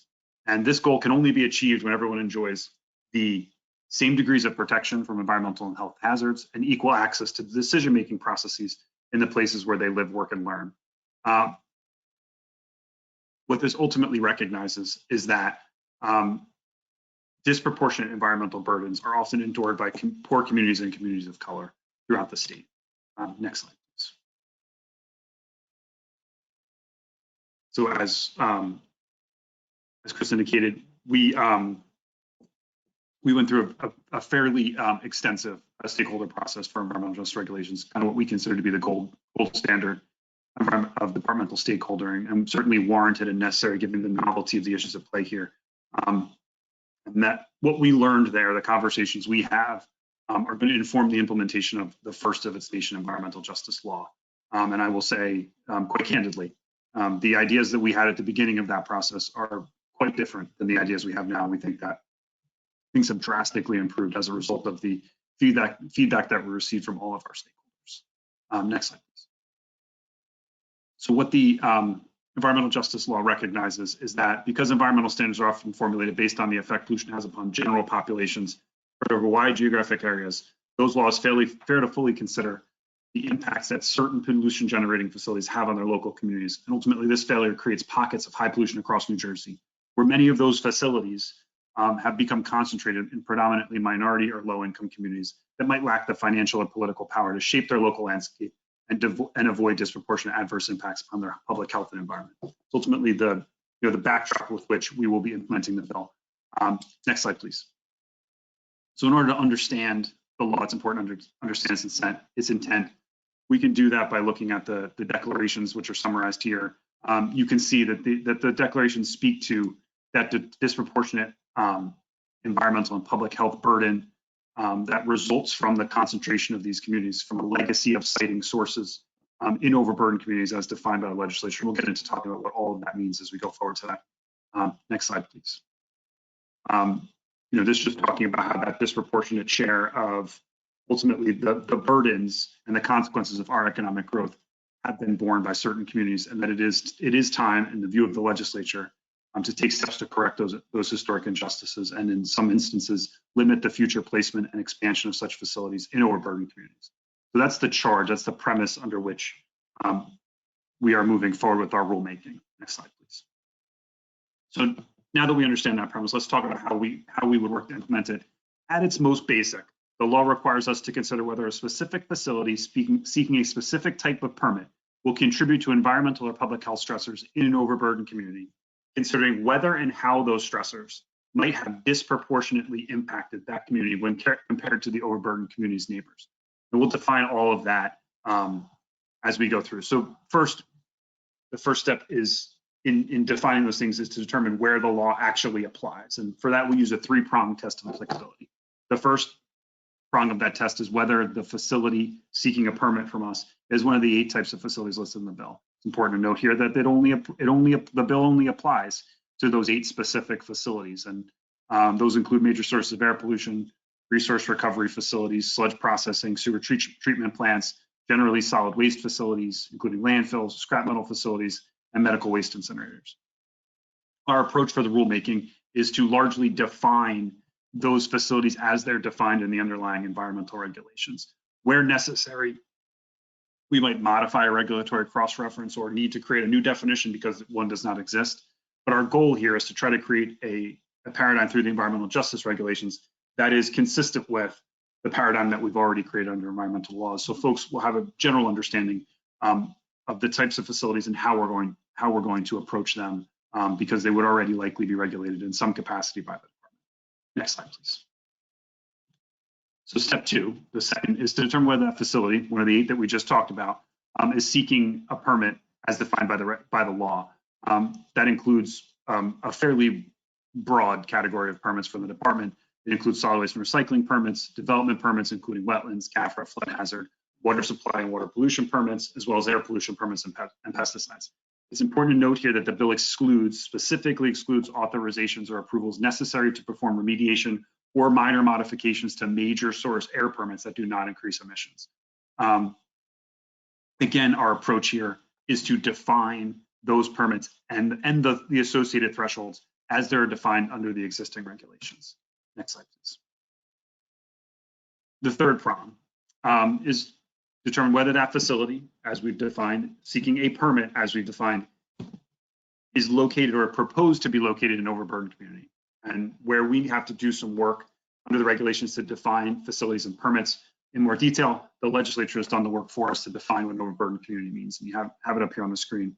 An overburdened community is defined as a census block group where 35% of the households are low income, or 40% of the households are minority, or 40% of the households have limited English proficiency, which is defined as lacking an adult that speaks English, quote unquote, very well, according to the US Census Bureau. So 2 things to note here. First, the use of the word "or" in that definition is very expansive. a block group that meets any one of those demographic criteria is considered overburdened community for the purposes of environmental justice law. The second is the focus on that census block group. That's the most finite unit of neighborhood census data available. That allows, when combined with that broad demographic definition with a census group, we think we get down to as closely as possible and specifically as possible the individuals who are in need of the additional oversight that comes with the environmental justice law and the ultimate regulations. Next slide, please. So here's what this is what overburdened communities look like in our state. So we have, thanks to some really just absolutely out of this world people in the department, we're able to create an environmental justice mapping tool in short order that shows where all of the overburdened communities in the state exist and by which of the criteria they meet that definition. So anybody who's interested, you can go to our environmental justice website. You can pull up on an address level any block group in the state, any address in the state, and determine whether it meets any of those criteria. So what you see here is in summary, we have about 3,168 block groups within the state, which are considered overburdened communities, and approximately 4.5 million people. That's about half the state's population. We're going to talk a little bit about how we're going to work to refine that analysis through the regulations to try to match up that demographic criteria with stressor criteria to put the additional protections and oversight in the places where they're needed the most. Next slide, please. So once we determine the applicability for a particular project, the bill then requires, as we said, an analysis of the environmental and public health stressors, many of which are defined by the legislation. As you can see here, environmental and public health stressors. Environmental stressors include concentrated areas of air pollution, mobile sources of air pollution, contaminated sites, transfer stations and other solid waste facilities, recycling facilities, scrapyards. It's important to note that by the legislation, the presence of those facilities, some of those facilities overlapping the ones that are listed in those 8 we talked about earlier in the bill, are in and of themselves considered stressors. Now, what we talk about here is on a density level. Where are those facilities concentrated? That's where those stressors are coming from. It's a concentration of facilities. We are looking at the density of those facilities, in particular block groups, to make an assessment of whether that block group is or is not disproportionately impacted, along with other things. Also, point sources of water pollution. Now, when you think about public health stressors, those are conditions that may cause potential public health impacts, and that the bill lists certain things that, without limitation, asthma, cancer, blood levels, cardiovascular disease, developmental problems. Important to note here the use of the term may cause and what that means from a data and rulemaking perspective. This language allows the department to consider present conditions that may, provided we have the scientific basis to determine, contribute to those health conditions. So things such as age of housing, lead service lines, ambient air monitoring, and proximity to highways. Those things become relevant to the consideration of public health stressors in a given overburdened community. And as we go through the stressors a little bit today, you'll see that there's some obvious overlap between things like mobile sources of air pollution or concentrated sources of air pollution and some of those potential public health risks. Next slide, please. So in order to fill out that definition, we developed a pretty extensive brainstorming list. We had 60 plus stressors. We looked at past efforts that the department has conducted, like our 2009 preliminary screening method. We did a similar effort in 2012. We looked at those discussed in the EO23 guidance that we talked about earlier, the Furthering the Province guidance, as well as other tools that provide similar data like EPA's EJ screen or CAL's Enviro screen. We also considered input from our programs directly, the owners of this information, often the owners of this data, as well as input from our stakeholders. We then narrowed that list of 60 plus through stakeholdering and significant deliberation internally down to a list around 30. I think the final list is going to be a little under 30 at this point. We narrowed that list considering a couple of things. First, alignment with the categories in the EJ role, just like we talked about before, those environmental and public health stressors. How does a particular stressor align with one of those categories? How does it inform the definition of a concentrated area of air pollution, for instance? The availability of data and the quality of data. The data that we need to be able to use for this law needs to be publicly available. It needs to be available statewide, and it needs to be of a quality that can support a regulatory decision. It also needs to be able to be extrapolated to the appropriate geographic scale. We need to be able to take that data that, again, available statewide and be able to use it in a reliable way on a census block group level. In addition to that, we do a sensitivity analysis with all the stressors that we include here, trying to determine what the marginal value is. Our stated intent here is to use the minimum number of stressors necessary to conduct the analysis. What that means is we're not looking to pile stressors on top of each other if they don't provide additional value in the analysis we'll ultimately be asking applicants to do under the environmental justice regulations. We want to make this process usable. We want to make it as predictable as possible and as objective as possible. And part of that requires being pretty careful about the stressors we use. As we talked about, some of those stressors might overlap. I'm going to kind of walk you through quickly, very quickly, the list of stressors, so you can kind of get a feel for it. And then, you know, if you feel like coming back and looking at the PowerPoint, you're more than welcome to dive into this in more detail. So next slide, go through these pretty quickly. So we have concentrated sources of air pollution. Now these are just, you know, 6 of the things that we are considering: ozone, PM 2.5, cancer risk from diesel, cancer risk excluding diesel, NADA data, as well as the density of permitted air sites. Next slide. You'll see as we go through, we kind of get a little bit of rhythm to what we're talking about. Mobile sources of air pollution, looking at traffic, looking specifically at truck traffic due to the diesel particulate that is often associated with that. Proximity to railways, we're considering the inclusion of a warehouse layer because of the abundance often of truck traffic, the things that are associated with warehouses. Next slide. Point sources of water pollution, looking at surface water quality data, looking at CSOs, and considering that the abundance or density of the NJDEP sites are permitted discharges within an overburdened community. Next slide, please. Solid waste and scrap yards, again, just filling in each of these categories with stressors to ultimately inform that. So we're looking at solid waste facilities and scrap yards, again, looking at those on a density basis. Next slide, contaminated sites, very similarly, considering the density of contaminated sites, looking at areas of soil contamination and groundwater restricted access. Those are indicative of historic operations, and ultimately, even when controlled, even when to our remedial standards, can be an indication of a continued stress on a community when in abundance. Again, considering the density and abundance of these types of things. Next slide, please. Now getting into those may cause public health issues. We're looking at total regulated sites. We're looking at drinking water quality, extraordinary hazardous substances, as well as some of the things we talked about earlier. There's age of housing. Next slide. And some of these open space related things, recognizing the connection between healthy communities and open space, the connection between a lack of open space and abundance of impervious cover, and some of the issues that we see from climate change, such as heat island effect or increased flooding. So considering things like lack of recreational open space, looking for the presence of tree canopy, considering the overabundance or impervious cover, and considering how often those areas might flood as indicators of stressors in their community. Next slide. And then kind of lastly, looking at your social determinants of health, considering poverty, unemployment, education, minority status, and limited English proficiency as additional factors that might be relevant to our analysis. Next slide, please. So now, once we've defined those stressors, so we have facilities, we have permits, we have overburdened communities, now we have a list of stressors.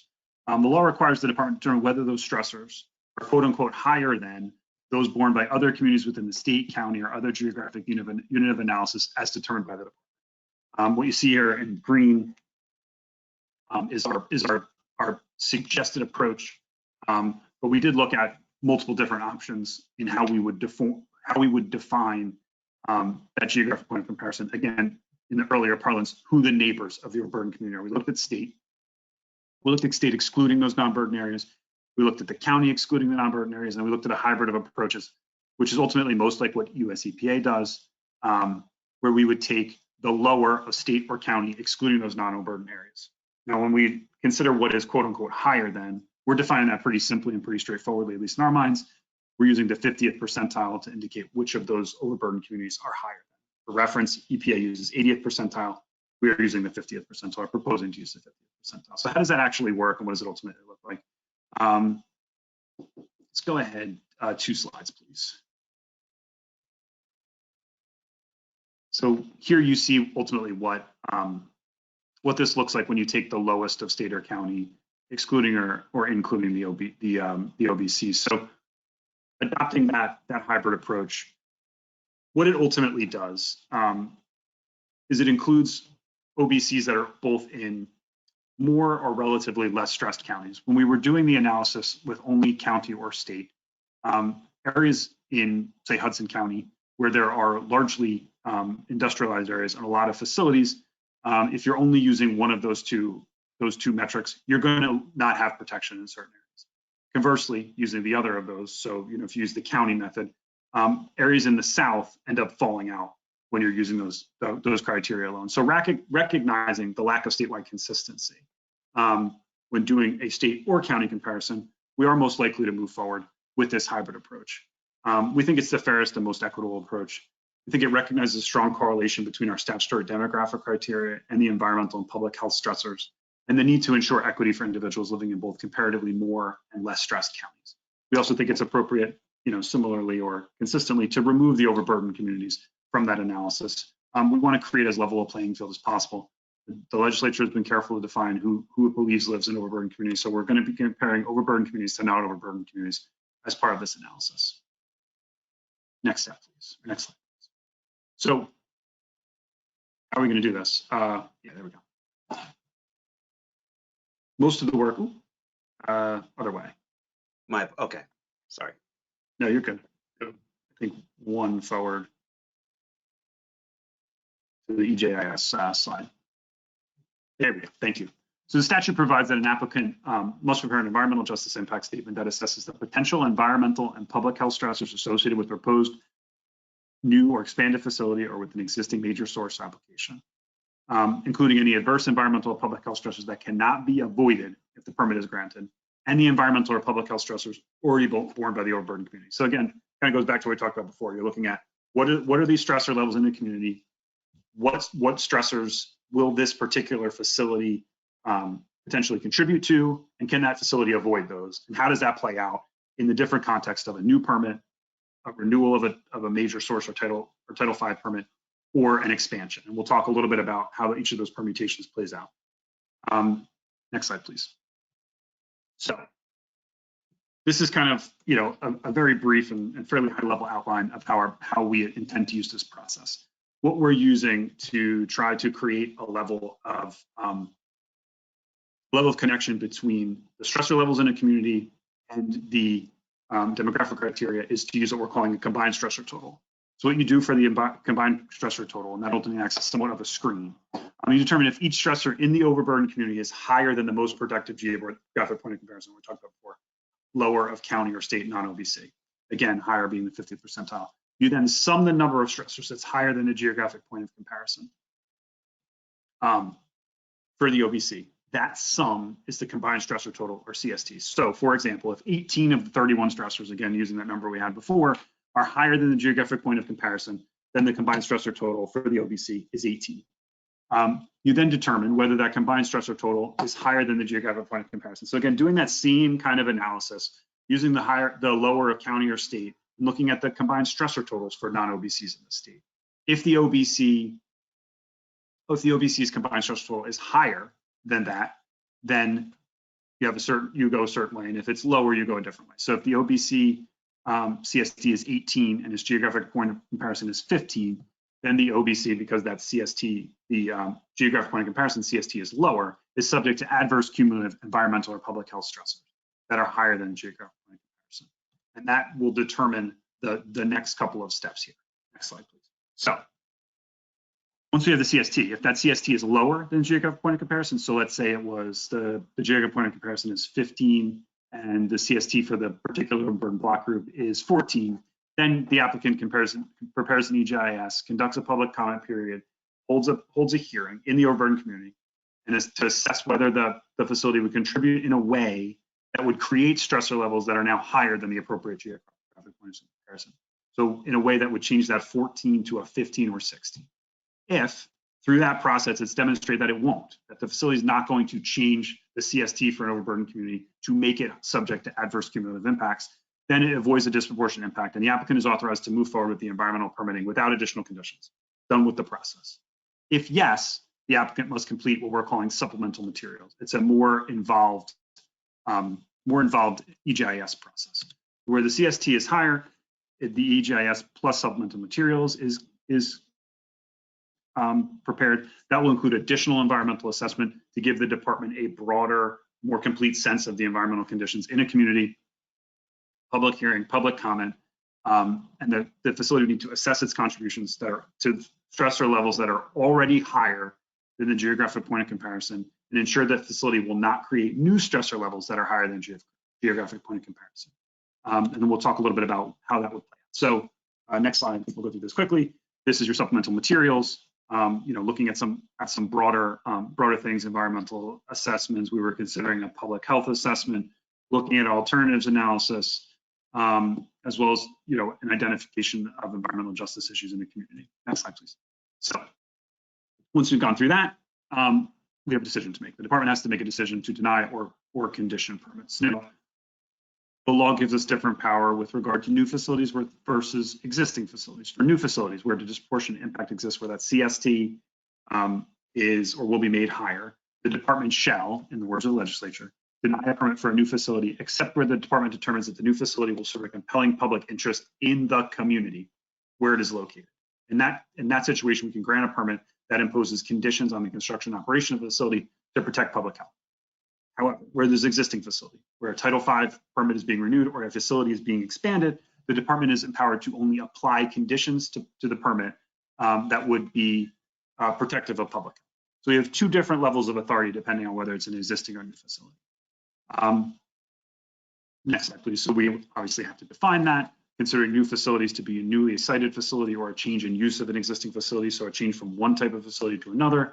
Expansions being expansions of the footprint or increase in the stressor contributions of an existing facility, where renewals are a continuation of existing operations.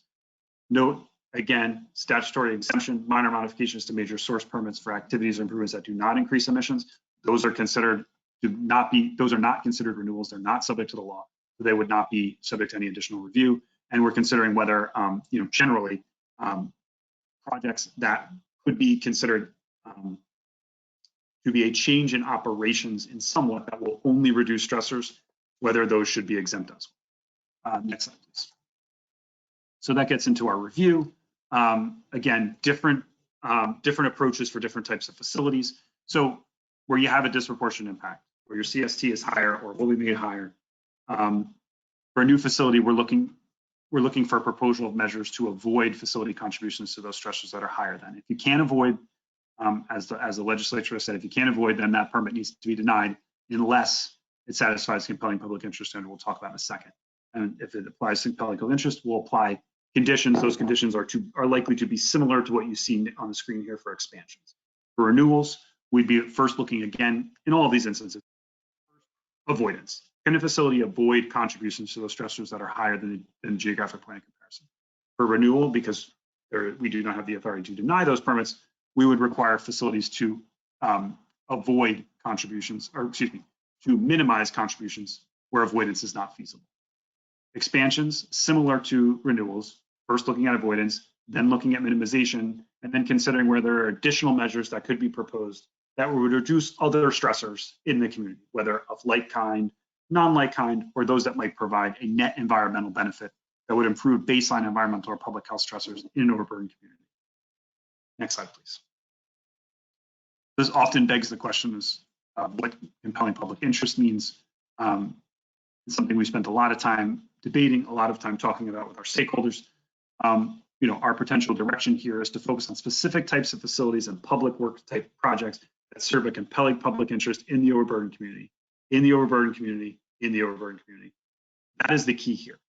The legislature is very, very careful to define that. The benefits, the public interest that's served have to be the interest and the benefits of folks in the community. So examples that we've heard from our stakeholders of things that they would want to see in their communities as part of this: appropriately scaled food waste facilities, public water infrastructure, renewable energy facilities. Some of those things might otherwise fall under the definitions that are set forth in the law, but under appropriate circumstances, even if they might increase some stressors, they might be considered to be of a compelling public interest to a community.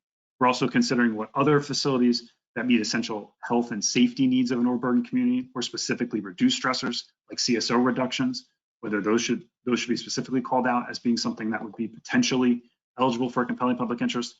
Other thing to note here, we're not allowing for economic benefits as a strict justification for compelling public interest. We understand that with these facilities come jobs, but ultimately that is not, at least in our mind, what the legislature is seeking to do here, is to allow jobs to ultimately justify compelling public interest. We know we'll hear from folks about that, but we want our focus to be on stressors and the reduction thereof as part of this. We also want to consider whether there's significant degree of public interest in the overburden community in favor or opposition. If environmental justice demands that folks have equal access and an opportunity to voice their opinions, we need the rules to recognize that explicitly. Next slide, please. As we talked about earlier, so for new facilities where they might satisfy the compelling public interest standard, we're looking at avoidance measures first and foremost. Where avoidance is not feasible, we would look for minimization, and then again, looking for something broader in those situations, looking to reduce like stressors from offsite sources, reducing other stressors from offsite sources, or providing a net environment. Next slide, please. So that is basically the sprint through our environmental justice regulations. There's our website. If you want more, there is more detail than anyone can probably bear, including, I think I counted like 24 hours of me talking about this through our stakeholder meetings. So if you're a glutton for punishment, or you just want to see my disembodied head, you're more than welcome to head there. But more interesting to folks, all of the PowerPoints that we did are at the webpage.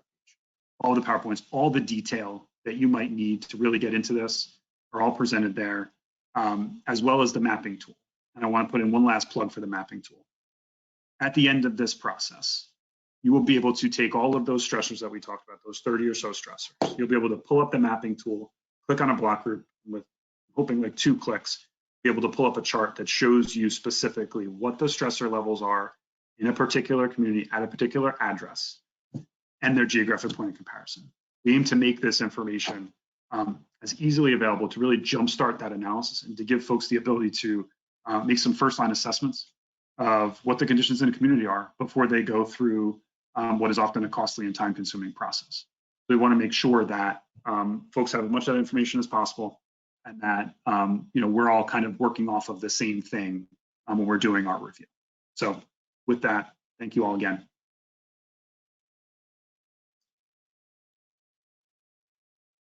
Hey, Sean, thank you very much for that excellent presentation again. I've been on a lot of the presentations Sean has done over the past year plus on this topic, so there's not anyone more knowledgeable on it. And I would like to encourage anyone to please questions you might have in the chat box, but I'll get us started. Sean discussed a rather extensive process that the site might have to walk through, go through the environmental justice impact statement, the entire process. Can you clarify a little further as to how the DEP might be involved actually with the site as they go through that process, and what in particular would fall just on? Sorry, I missed the last part of your question, Chris. Sure. I'm just asking if you can walk through a little bit as to what exactly would fall to the DEP during this process and what would fall to the site itself. Okay, yeah. So the way the process is going to be set up, we're going to have that publicly available information. So I think the first step is folks are going to look at the mapping tool, and they're going to see what the geographic point of comparison is, and that's going to go into their environmental justice impact statement. Right? That's going to be kind of the basis and the backbone of all the work that will start. Right. Then I think what facilities are going to need to do is analyze their specific potential impacts to those stressor levels that are higher than geographic point of comparison. One thing that always comes up is easy for me to understand: mobile source air pollution and the connection with truck traffic. Right. So a particular facility is going to need to look at what's the truck traffic coming in and out of its facility, and then we're going to ask the facility to potentially model what that means for contributions to PM or otherwise. And we're going to ask for kind of a practical analysis too, like, can you avoid neighborhoods? Can you change your traffic patterns to reduce stressors in the community in a way that will be meaningful? And then the facility, as part of its environmental justice impact statement, as part of what it presents to the community in the public hearing, would present what conditions, what measures are you going to propose to minimize, to avoid in the first instance, minimize in the second instance, your contributions. And then the department will review all that information. Imagine have some conversations about it. Maybe test some of the assumptions there and kind of talk to you about the feasibility of those things. Whether certain things can be done over kind of a permit time frame or otherwise. It doesn't mean it all has to be done at once. We're going to work with applicants based off of that information to come up with the appropriate conditions for those permits. Once we do that, the department will issue a decision that says, you know, from an environmental justice perspective, you have satisfied the process. Here are the conditions we would impose, and then moves forward with the rest of the process to the extent that hasn't already been. Thank you, that makes sense. And I just had another question come in that's a little bit of a follow-up to that, and you touched on it a bit, but just wondering if you could expand. Whether DEP be providing applicants with tools that standardize the quality of their analysis, so the analysis itself is consistent from site to site. Yeah, it's incumbent upon, it's really incumbent upon the department for this analysis to be consistent.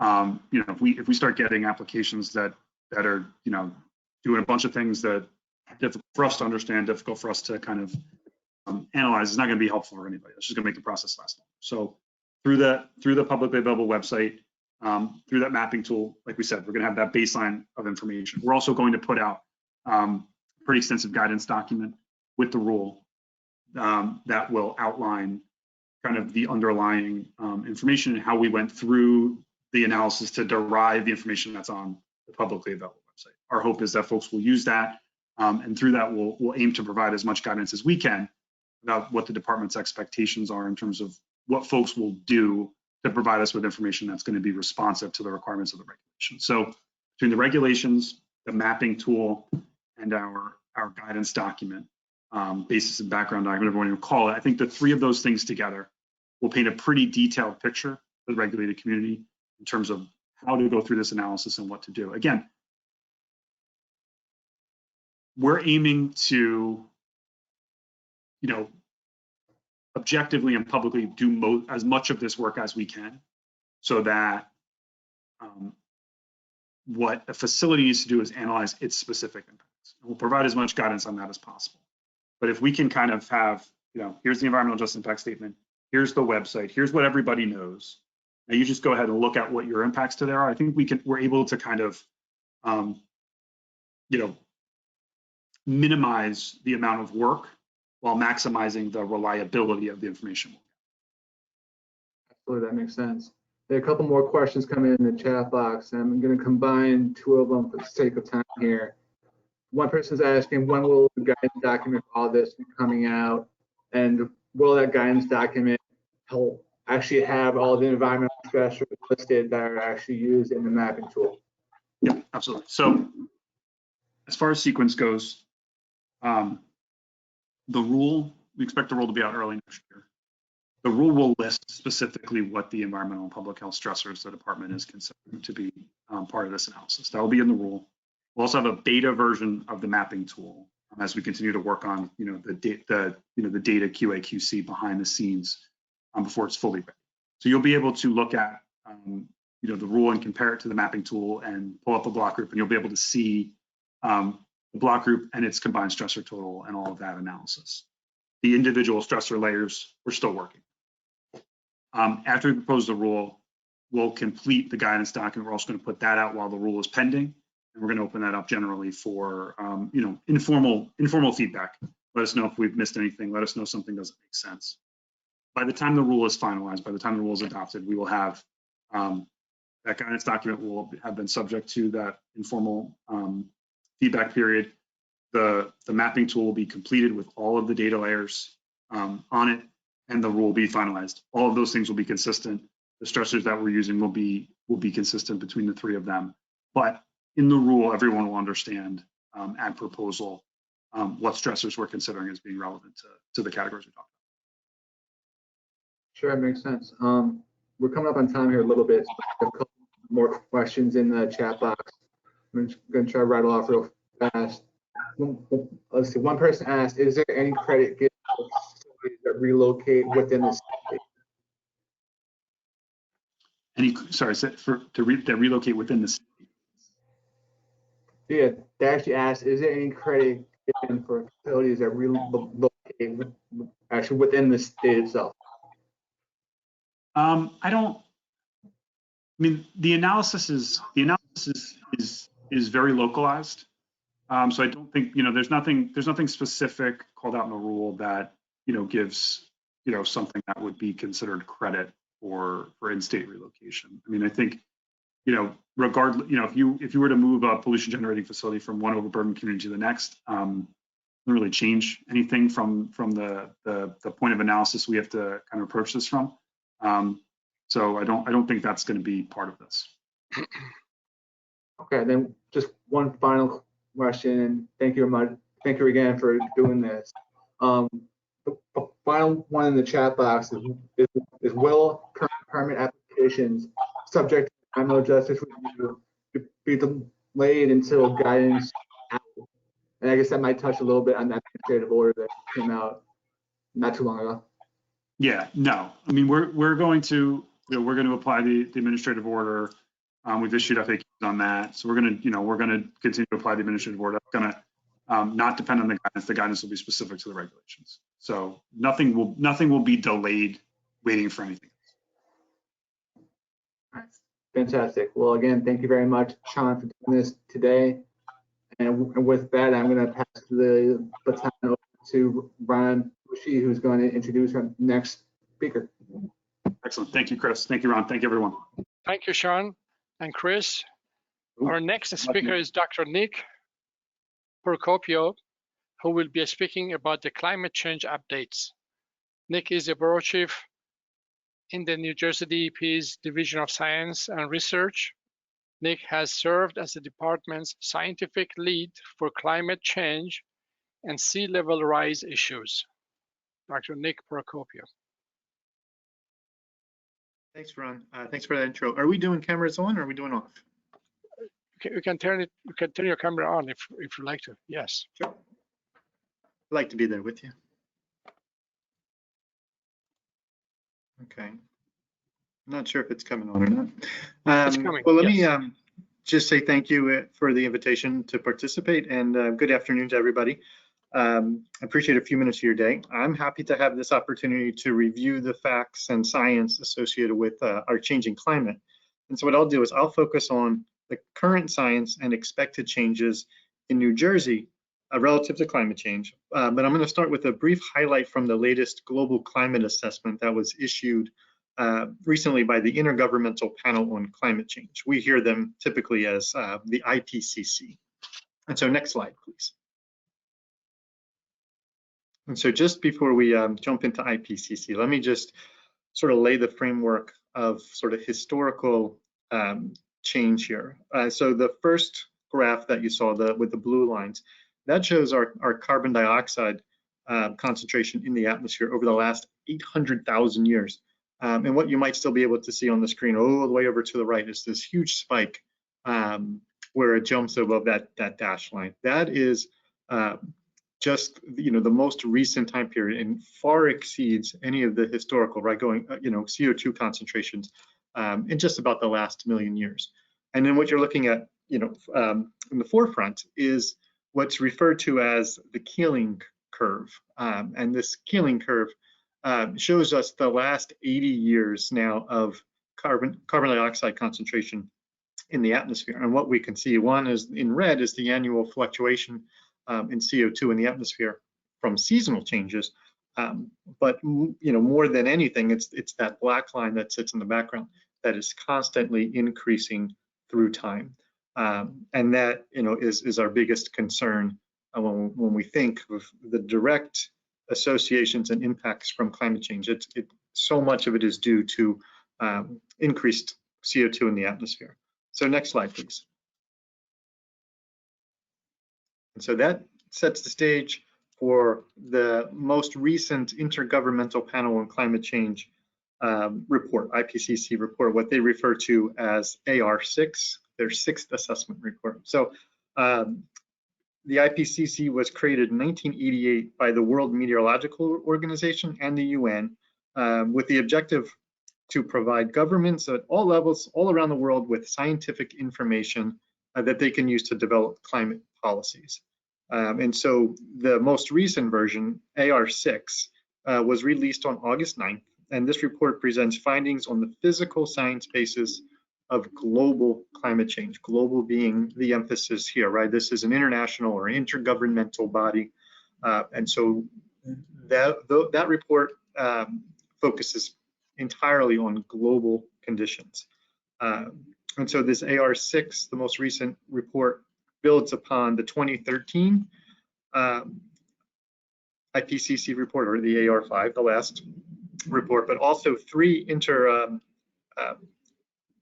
additional reports that were released since the 2013 report, and incorporates subsequent new evidence and science accepted for publication through January of 2021. And so to put it in perspective, the first IPCC report came out in 1990. And so here we are on AR6. Next slide, please. And so really where to start? The IPCC released the summary for policymakers, which is, kudos to them, because it breaks down and highlights for us the nearly 4,000-page technical report and calls out expectations for increasing global temperatures, prolonged dry spells, increased storm intensity, increased sea level rise, and continued warming and acidification of the oceans, amongst a host of other impacts too, right? So the summary for policymakers is a perfect place for any interested reader to go to. And so in these reports, the authors lay out the evidence that leads them to state unequivocally that the effects of climate change are already happening, and those effects will worsen over the coming decades. So the authors show that even with immediate and significant reductions in greenhouse gases, increases in average global temperature are essentially what we refer to as baked in through the year 2040. And so baked in, maybe that's a pun, maybe it's not intended to be, but really it's the strongest call to action from these experts that that stands. The UN Secretary General referred to this as Code Red. So not only must we mitigate our use of greenhouse gases, as importantly, we must prepare for the present, for what has been, so what changes have already occurred over the past century or so. And things like storms like Henri and Ida, which we've experienced over the past few weeks and months, the heavy rains from just this past July, are examples of what is expected with a warmer atmosphere, with warmer oceans and amplified moisture in our atmosphere. These things that we're seeing that maybe intuitively deep down in our gut, we say, well, things are really different. When it rains, it really rains. Maybe there, or I shouldn't say maybe, there is data to suggest that your gut is right. Things are changing and they're changing fast. So next slide, please. And this quote, I think, is really important to focus on. So for the Intergovernmental Panel to insert a quote to this degree, I think is really special. It's that the quote here reads, right, it is unequivocal that human influence has warmed the atmosphere, the oceans, the land, and that widespread rapid changes in the atmosphere, ocean, the cryosphere, and biosphere have occurred. Cryosphere here, if you're not familiar, includes all of the ice within the oceans. And so the unequivocal, the bolded part at the top of there, I think, is the most important part. It's the boldest, most direct statement this body of scientists has made with respect to the cause of climate change. They are saying, without doubt, that our release of greenhouse gases over the last 200 years is the single most influential force behind the changes that we're seeing, and it far exceeds the forces that we might describe as natural to climate change.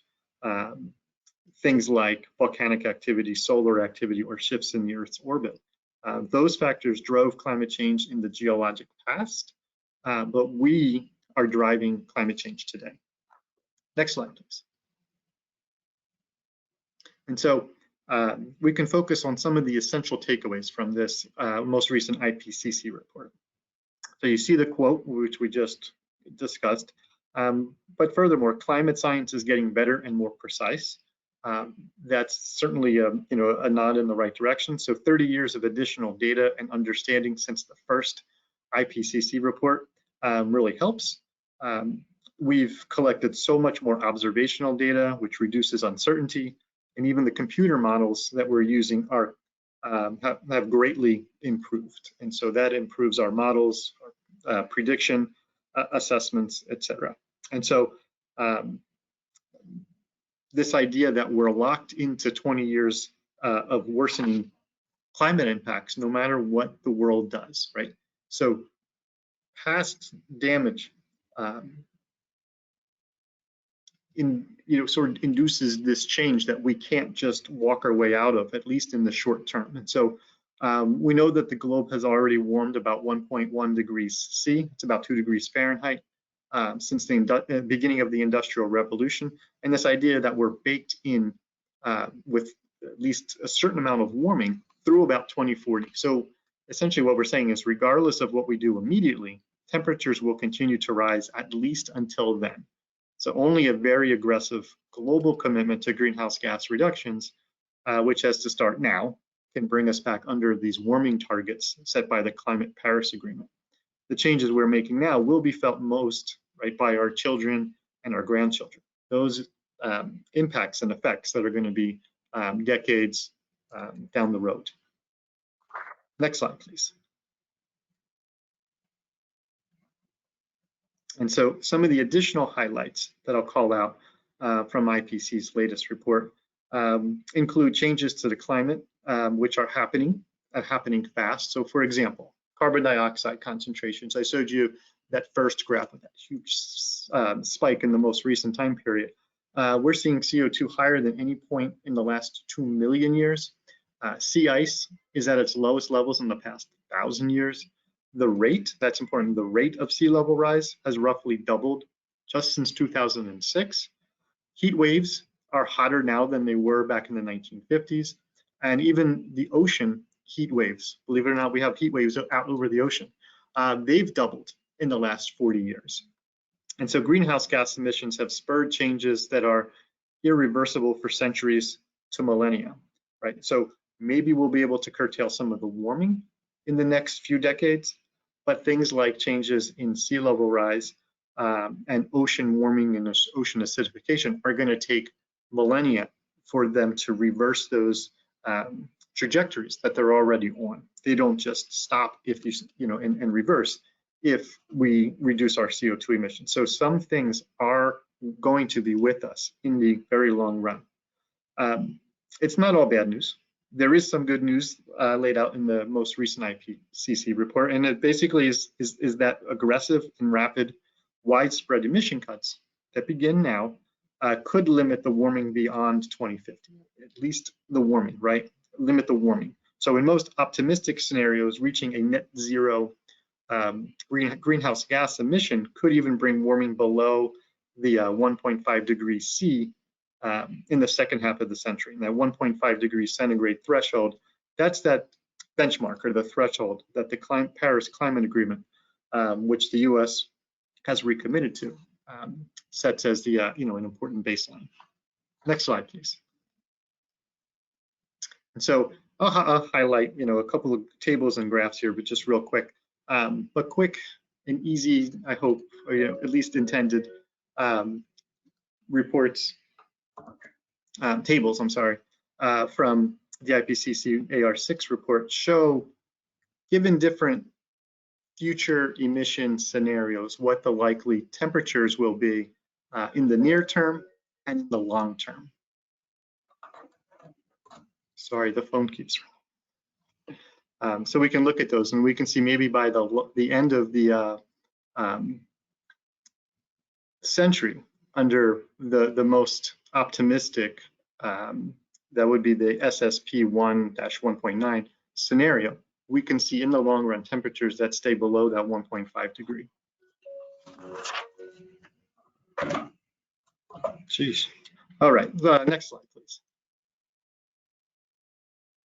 Thank you. And so here we see projected global sea level rise out to the end of the century. I want to just call your attention to the blue dots, and they represent, as best as possible, moderate emission projections for sea level rise in New Jersey over that same time period to the end of the century. So just note how sea level rise in New Jersey outpaces the global sea level rise rate, and I'll come back to this more in a few slides. All right, next slide, please. I like this figure. This is from the World Economic Forum, their 2020 Global Risk Assessment Report.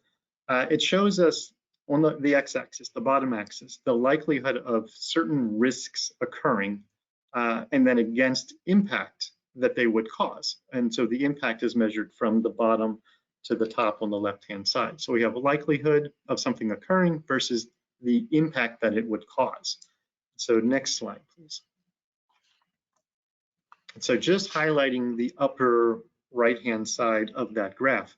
Note that the risks at the top right are those with a high likelihood and a high impact, right? So what we call it out here, this blow up is the high likelihood of occurring and high impact. The commonality is that many of them are environmentally based. We see things like extreme weather and the failure to take climate action as being some of the most likely to occur, but also coming with a strong impact. And so that figure for me calls out the need to identify these risks and really be sure that we're addressing the potential impacts. And climate action failure is so high on this list. Next slide, please. And so this brings us sort of narrowing our focus from looking at the global perspective to let's look at New Jersey. So the IPCC report, remember, is global in reach, and we have the DEP has issued the state's first ever scientific report on climate change, which is going to take that global perspective and bring it down to our own backyard into New Jersey.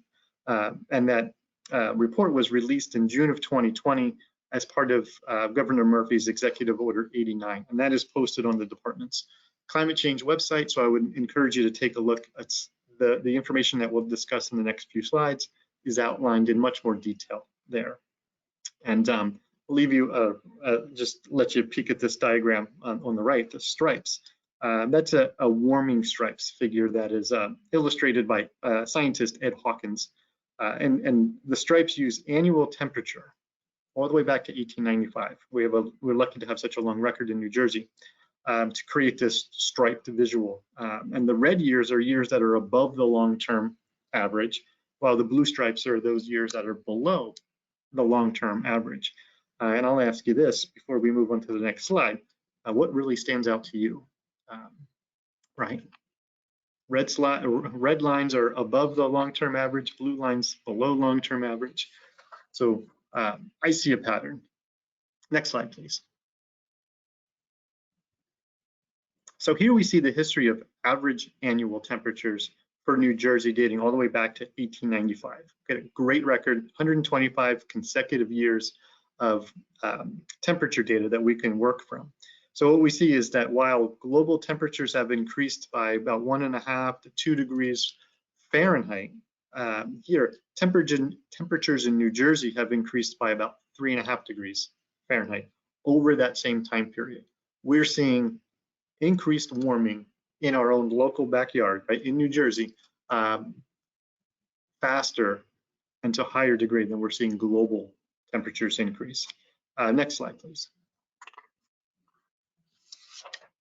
And then when we break down that increase, the annual increase, what we're seeing is that the warming is not even throughout the year.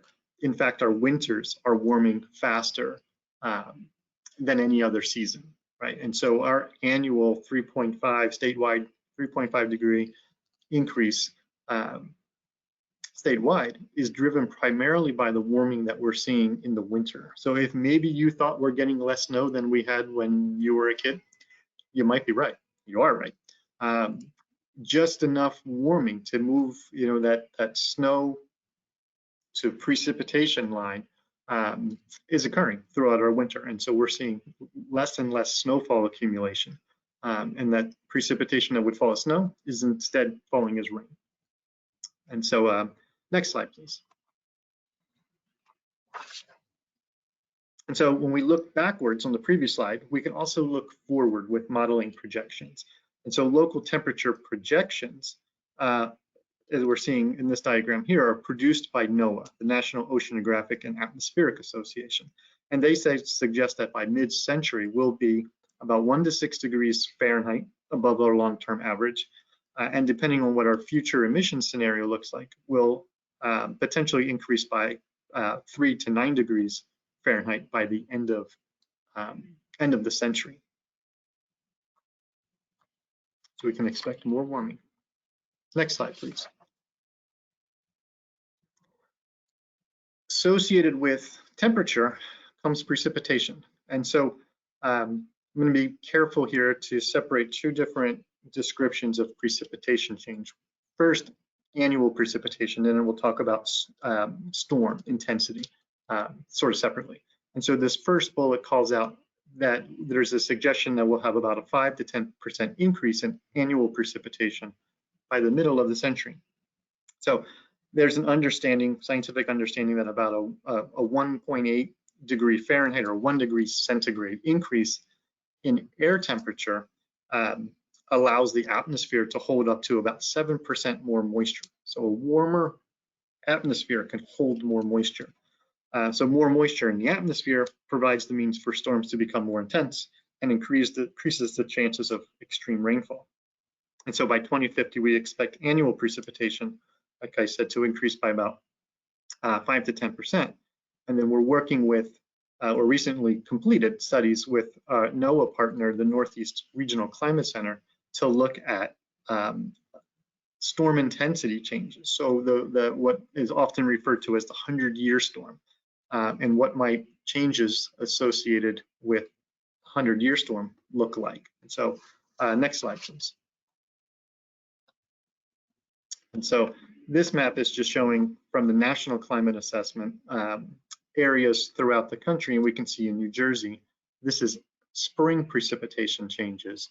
And we can see that we're looking anywhere from the 5 to 10% increase just over New Jersey. So that supports that notion. And then next slide. Yeah, one more. Thank you. There we go. And so this next couple of slides, I'm going to just focus on these two recent studies, like fresh off the press type of things, posted now to the Division of Science and Research website. Two studies that were done with our colleague Art DiGaetano, who is from Cornell University, but also the Northeast Regional Climate Center, where he looked at two studies, and specifically what has happened with our storm intensity for, and I'll just say, for example, a 100-year storm. He also looked at the 2-year, the 10-year storms, and a few others, but I'll just focus on terminology as 100-year storm from the most recent reference document, NOAA Atlas 14. So go to the next slide, please. It'll help us. And so just in basic setup, the NOAA Atlas 14, we rely on it often for planning for stormwater or flood management. And in it, it has precipitation depths. How many inches of rain would you likely get for a 100-year storm, for a 2-year storm, in a 24-hour period or an hour period, right? But that data in that report is only current through the year 2000. And so we're already seeing that there's increases in those storm events, in what we expect from those storm events. So this first study was to say, let's add an additional 19 years worth of data, full data set that was available, and see how these storm intensity has changed.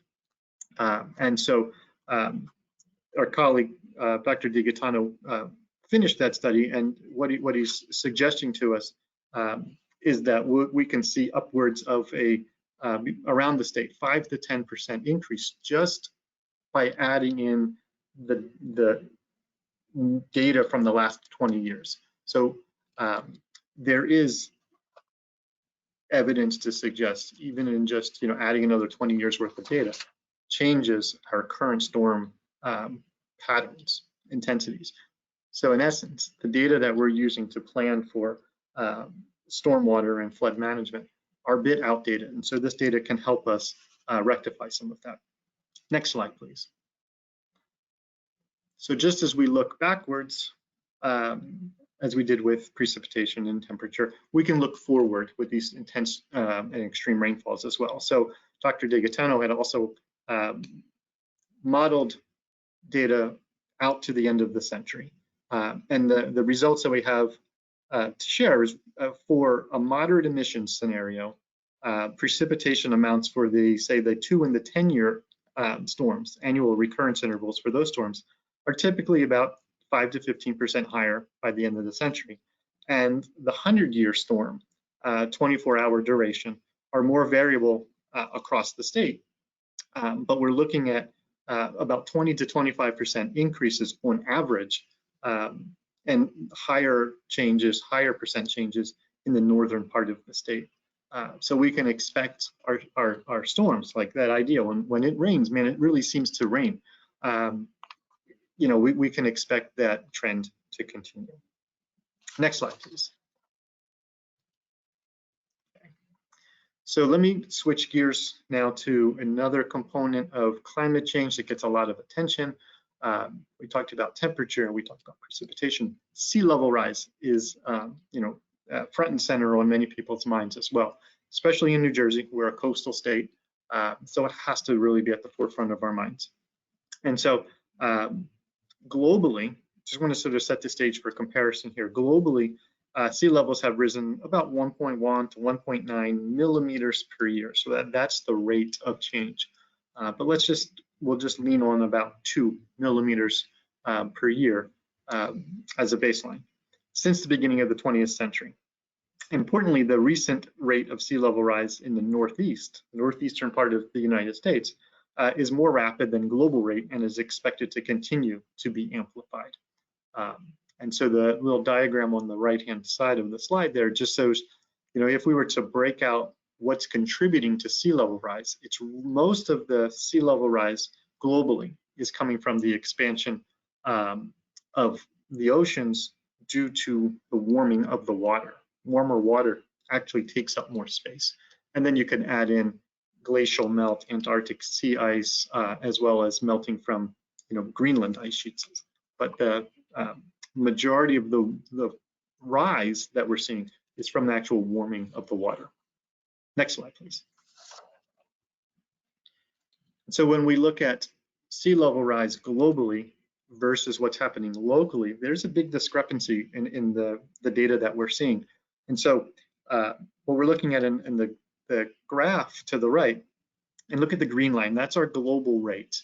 And then the local rate, what we're seeing in New Jersey, specifically in Atlantic City, is depicted by the red line. And the red line there represents variations from year to year, as we might expect. But it's the blue line that shows us the trend through all the noise. The difference between the rates, the local rate and the global rate, is primarily due to local subsidence. And, you know, to put it in one way, New Jersey is sinking in a very geologic sense. And so since the end of the last glacial period, New Jersey has been, New Jersey's geology has been rebounding in a sense from the melting of the glaciers. And us locally, we sink. We are falling geologically from the retreat of the glaciers, even though that might have been 10 to 12,000 years ago. We are still in a very slow geologic process. Other factors like ocean circulation patterns, coastal morphology also contribute to increased local rates. Next slide, please. But based on, you can give me one little click and we can wait right there for a second. Based on historic reconstructions and modern tide gauge data, we have determined that the rate of sea level rise has about doubled along our coast just since the beginning of the 20th century. So we can look back at long-term historic geologic records and determine what sea level rise, the rate of sea level rise. And then we can compare it to more recent data. And we can see that pre-anthropogenic sea level rise, data that we have, say before the Industrial Revolution, was approximately 2 millimeters per year. And now we're looking at sea level rise based on trends gathered from 3 continuous tide gauges along our coast, suggest that we're seeing about 4 millimeters per year of sea level rise. We're more than doubled, or we're about doubled that rate. Next slide.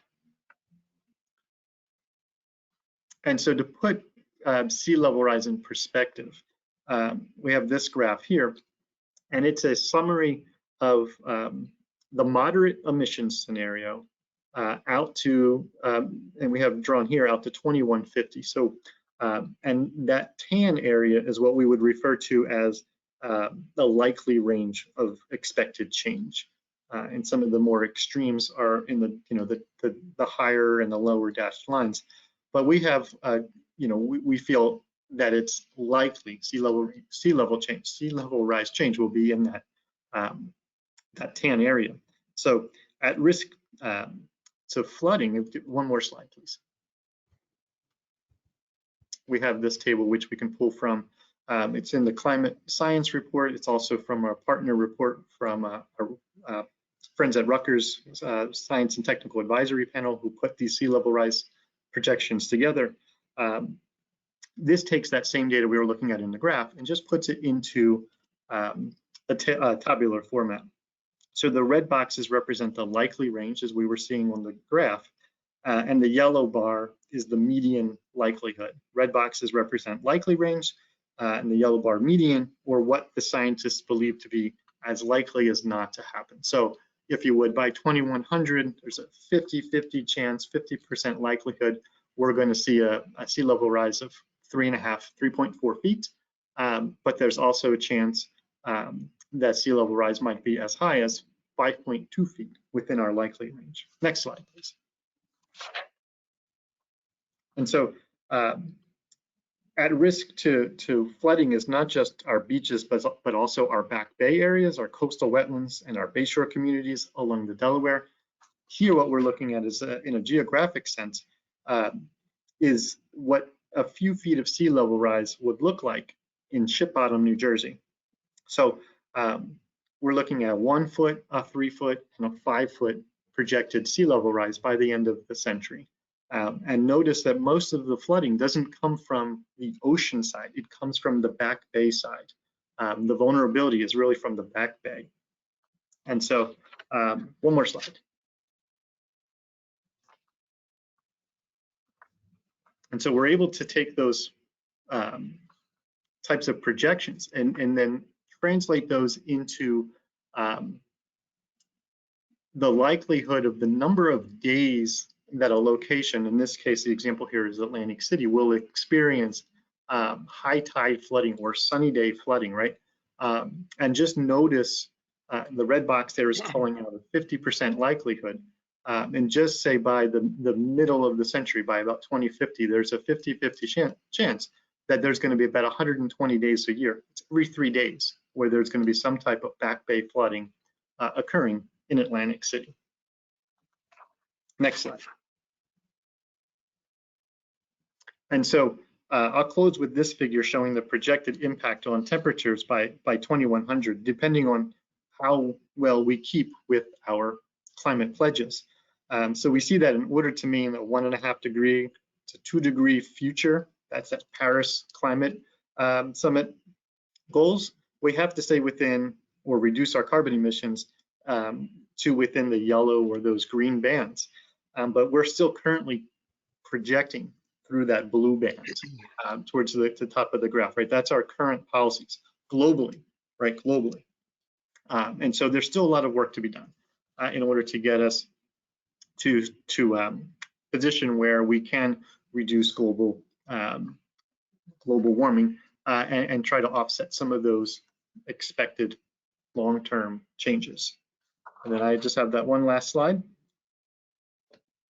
Just and to wrap up and just say that we've seen changes to climate. We know that they're happening now, and they're happening fast, and they're happening right here, in our own state locally. So I'll leave you and encourage you to refer to the New Jersey Scientific Report on Climate Change for a more in-depth review of the science and the impacts in a number of different ways. And so I thank you and appreciate the time. Thank you, Nick. There is a question. I see in the question gray bar, and the question is from Ryan Manning. And the question is, do your projections account for geological subsidence? Yes, they absolutely do. The sea level rise projections are done, were done with our partners. I mentioned Rutgers because they were sort of the lead for the scientific and advisory Scientific Technical and Advisory Panel, the STAP report, which we often refer to. And yes, it includes sort of the whole global model that is then takes into account local New Jersey specific interactions, like nearshore circulation pattern changes, but certainly the subsidence that's occurring. And that is, again, like I'm not trying to, hide that point. It is much of the sea level rise above a global rate that we're seeing in New Jersey is driven by New Jersey's geologic history, past and subsidence, along with some other factors. And the second part of the question, the same question, is if you remove geological subsidence, how does SLR for New Jersey compare to global trend? So the subsidence is one of the largest contributors to our local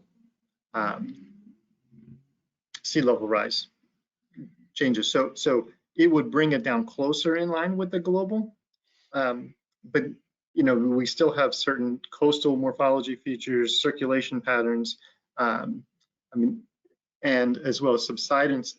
Another part of subsidence is the significant withdrawal of groundwater along our coast. So that actually draws down the coast to a degree as well. So there's a combination of other factors that are outside of just the geologic portion of sea level rise that accounts for what we're seeing. But I guess the bottom line is that subsidence that is driving much of it, whether it's geologic or anthropogenic, is still part of the sea level rise story in New Jersey. Thank you, Nick. I think we are out of time. There's also another question about the slides, that when they would be available, and I would say that email notifications will be sent out when these slides will be available, both on the department's website and AWMA website. Thank you, Nick. Thanks, I appreciate the time, everybody. You're welcome. And we're going to take a break. We should be back at 2:25. Right now it's about 2:20. Thank you.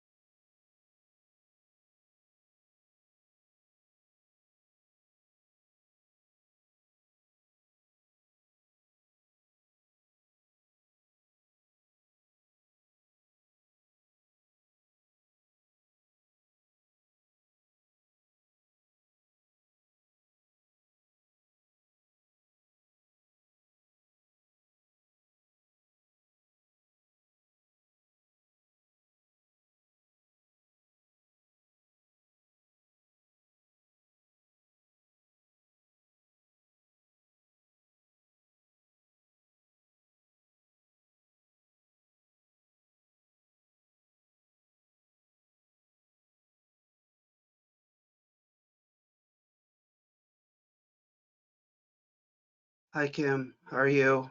Hey, Good to see you. All right. I wish So, I could see everybody.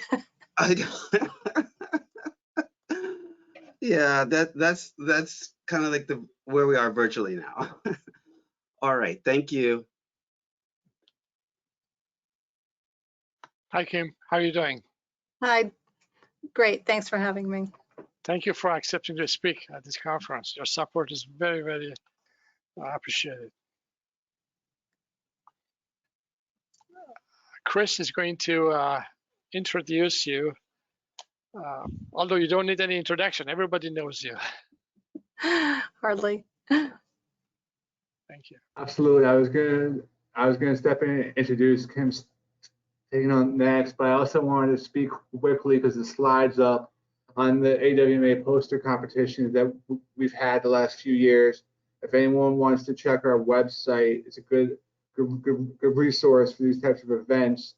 And then you generally get notice of when they're going to happen, and they offer good opportunities to present work, do things like career panels, get advice from people in the industry, and also, of course, network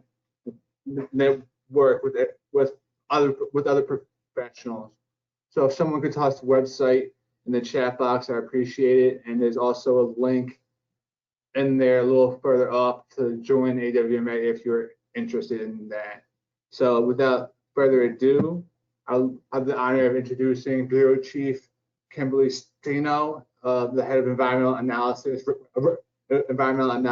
restoration standards, and the Division of Water Monitoring and Standards. Her program oversees the development and adoption of New Jersey's surface water quality and groundwater quality standards, and monitor New Jersey's beaches, prepare the Clean Water Act's 303 list of impaired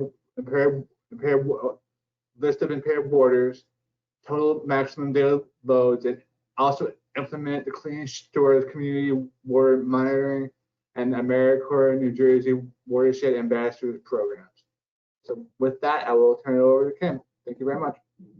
Hi, thank you for having me. I think this is the 5th or 6th time I get to present to all of you, and then the 2nd time virtually. So sorry I can't see all 170 of you that are logged on from your computers. But again, thanks for having me. And obviously I'm here to give you some updates from the Division of Water Monitoring and Standards.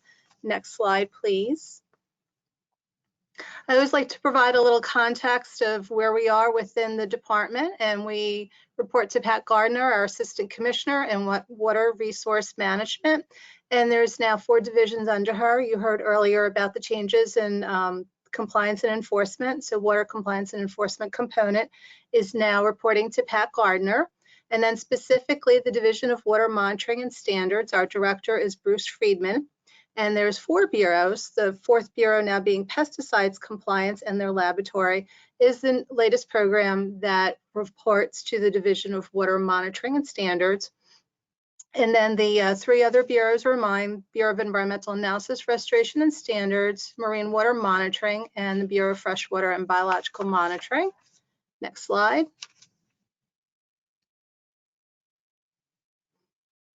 So in a nutshell, what our programs do: the freshwater and biological monitoring monitors the freshwaters of the state for the chemical, physical, biological, and fish tissue, as well as doing HAB monitoring, that's harmful algal bloom monitoring. Marine water monitoring monitors the marine waters of the states for compliance with the National Shellfish Sanitation Program, and of course they do source track down related to that.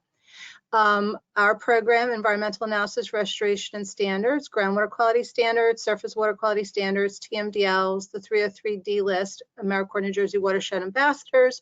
We also do community water monitoring, and then the Coastal Beach Monitoring and Clean Shores programs also report to our bureau. And then the most recent program, Pesticides Compliance and Lab, they enforce the state code and federal for the Insecticide, Fungicide, and Rodenticide Act, FIFRA.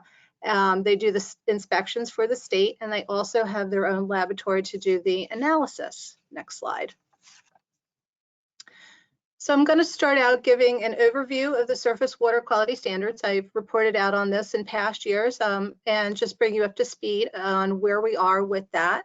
But first, just a little bit of background. The surface water quality standards are the foundational component that provide for the designated uses for water quality. So those designated uses, as laid out here, are aquatic life, drinking water, agricultural, industrial, recreation, and all those designated uses have underlying criteria related to the surface water quality standards.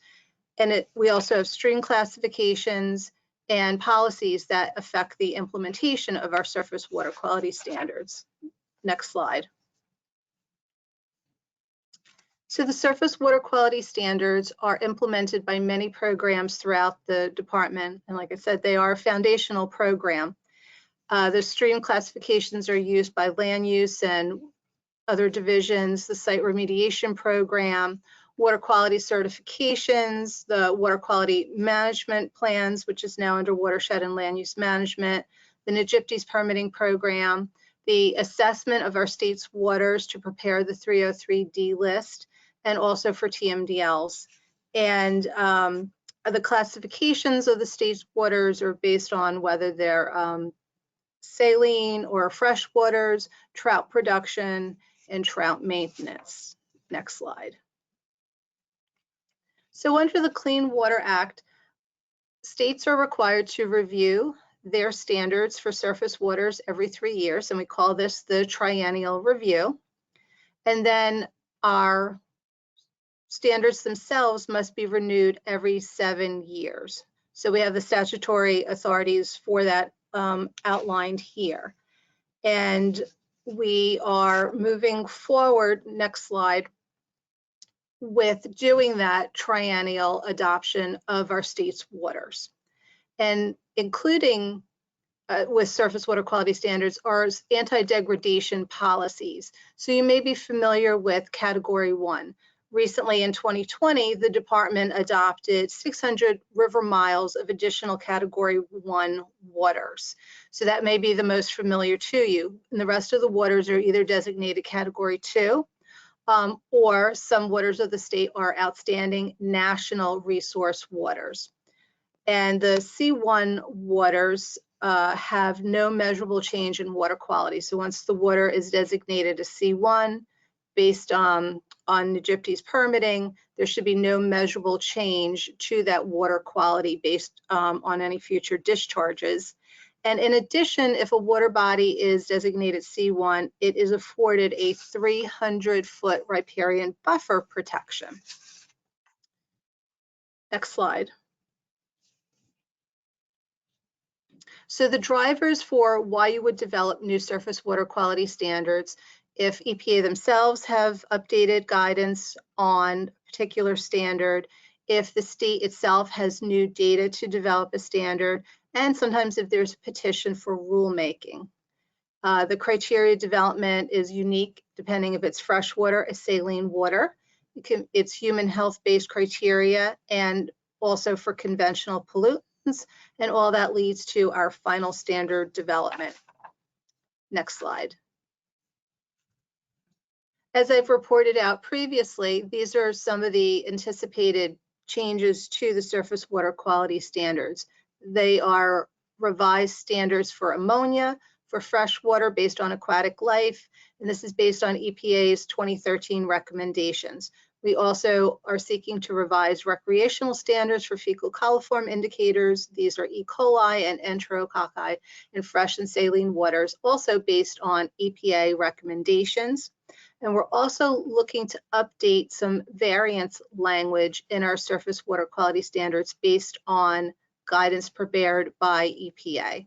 And that's a provision in the surface water quality standards if you are seeking a variance from the standard itself. And that has a series of requirements related to that. So we're updating language in our standards related to that. So when are these rules coming out? Well, we had hoped they'd be out by now, but we're very confident in the new year that we will be able to propose these changes I've laid out in front of you for public comment, input, and then to seek them through to adoption. Next slide. But in addition to that rule, we're working on additional changes for a follow-up rule package. And in that, we're looking at revisions to 87 freshwater and 86 saline human health criteria for toxic substances based on EPA's recommendations for 2015. We're looking to develop criteria for 7 new substances, and we're looking to develop criteria for 1,4-dioxane and for PFOA, PFOS, and PFNA based on drinking water maximum contaminant levels. And this analysis is ongoing related to that. So I just wanted to give you a preview of where we're going after the triennial review rule comes out. Next slide. So seeking to always keep current with our surface water quality standards, a lot of research has to go into that. And we have a nutrient criteria enhancement plan, which we renew every 3 years, and we write that up and submit it to EPA. And in that, we outline some of the research that we'll be doing to update standards. And we do this in collaboration with the Division of Science and Research, and we're looking right now at bioaccumulation factors for the PFOA, PFNA, and PFOS. We have targeted sampling of fish tissue, sediment in the water column.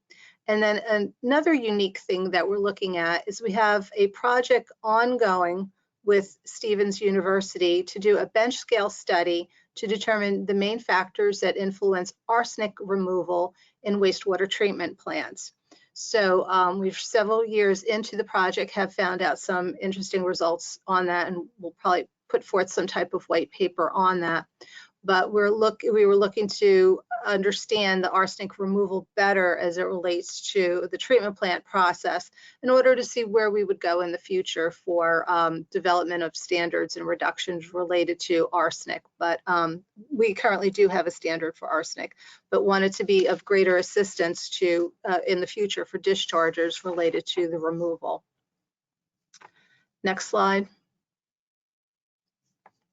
Other research, which you heard about from Dr. Buchanan in his presentation, is working with PFAS substances, and he talked about the Science Advisory Board and charge questions of what they're currently working on. And a project that we're doing in coordination with them is the estrogens and pharmaceuticals in New Jersey waters and the health effects of microplastics. So we really look forward to that work with Science and Research and the Science Advisory Board. Next slide. So the department uses the surface water quality standards as the baseline to develop our integrated water quality report. And this is required under Section 303D and Section 305B in the Clean Water Act. So a few months back, we put forth a combined 2018-2020 statewide water quality report for public comment. So it's currently a draft report, and unique this year to past integrated reporting cycles. We did a web-based report. So we took our 700+ page document and all its tables and charts and written formats and put that into a very nice web-based report. We did get very positive public comment back on that. And to complement the web-based report, we also did a story map to walk the user through understanding what the water quality is in New Jersey. The integrated report is biannual, so it's every 2 years to EPA. And in order to catch up in our cycle, EPA allowed us to do a combined report, but we have 2 separate 303D lists. So as we work through the response to comments, we will then submit it to EPA for their approval. And upon their approval, we'll be able to go to public notice and have an adopted 303D list. And we're actively working on our 2022, and so we'll be caught up. So the unique thing about the integrated report and 303D list is that it is a snapshot in time. So you heard from Science and Research about the trend studies and the 30 years worth of trend studies, and that Science and Research had updated that work that USGS had done for the department initially. And so that gives you a better programmatic of the entire New Jersey water quality. But the integrated report is designed for a different purpose. It is the 5 most recent years of data to that particular integrated report cycle that you are reporting out on. So it's the snapshot in time of water quality. However, we do reference the trends report just so that it's a more comprehensive viewpoint to the reader of what's going on for water quality. And in this 303D list and integrated report, we really look at the small scale. We're down to that HUC 14 sub watershed level. We have 958 sub watersheds in New Jersey, and that we assess the water quality for each of those HUC 14s for the different designated uses that I talked about earlier in the surface water quality standards. And so moving forward, like I said, we will be adopting the integrated report, and we received very positive comments on it being a web-based report and user-friendly. So we're pretty excited about that change that we made to the integrated report. Next slide. This just gives you the suite of parameters that we look at in order to determine if we're meeting or not meeting that particular designated use. Next slide. And this is a screenshot of the story map that we had prepared for the integrated report. So just to give you the viewer of what it looks like online. And you see that we have tabs at the top related to the different designated uses. So we've really tried to streamline the report, still keep all the information in there, but where possible, refer to various web pages where we would have had pages and pages of text previously. Now we refer to different web pages. We use a lot more maps and tables and charts in order to convey the water quality information for that particular cycle of the integrated report. Okay, next slide. So moving on to groundwater quality standards, quite similar to surface water quality standards in the sense that you do have designated uses, you have classifications, you have criteria, and then you have policies. So all that's very similar to surface water quality standards. However, for the groundwater quality standards, there's an additional component to the standards, and that is the form of practical quantitation levels. And practical quantitation levels means the lowest concentration of a constituent that can be reliably achieved among labs within a specified limit of precision and accuracy during routine operating conditions for that laboratory. So basically, how low can you detect that particular parameter? And so when determining the standard, you look at the higher of the human health-based criteria and the PQL to become the implemented groundwater quality standards. So groundwater quality standards are different in that sense than the surface water quality standards. Next slide. Now, the groundwater quality standards must be renewed every 7 years. So our current one expires in 2028. And the statutory authority is under the New Jersey Water Pollution Control Act and our Water Quality Planning Act, since the Clean Water Act does not have the specified authority over groundwater quality standards. Next slide. And the groundwater quality standards are implemented by the NJDEP-AWMA program for the discharge to groundwater permits and by the various site remediation programs for the different cleanups. And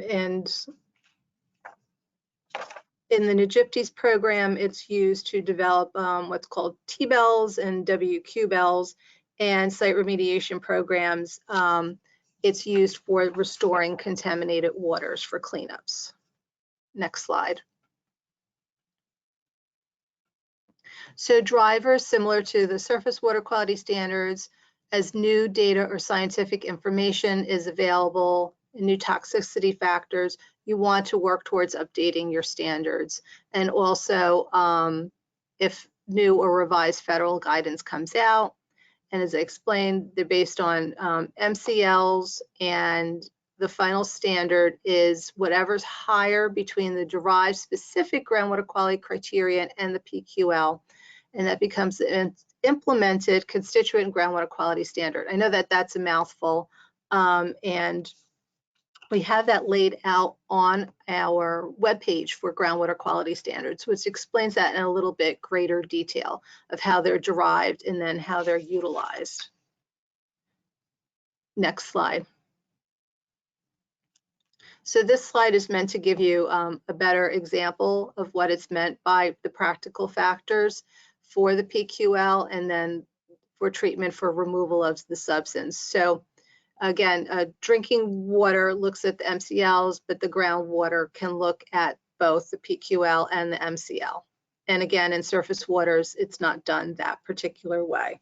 So I'm sorry, I'm not trying to make it overly complicated. Just wanted you to understand the level of detail that goes into developing a groundwater quality standard and all the factors that have to be taken into consideration. Next slide.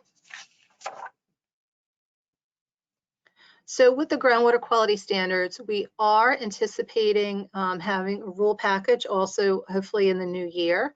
And we're looking at updating PQLs for 66 toxic substances based on 2015 recommendations from EPA. And for 51 of those constituents, they will become more stringent, 13 would be less stringent, 8 would remain about the same. And then we are anticipating having an interim specific groundwater quality criterion for chloro, perfluoral, polyether carboxylates, and that would be going out through a public notice.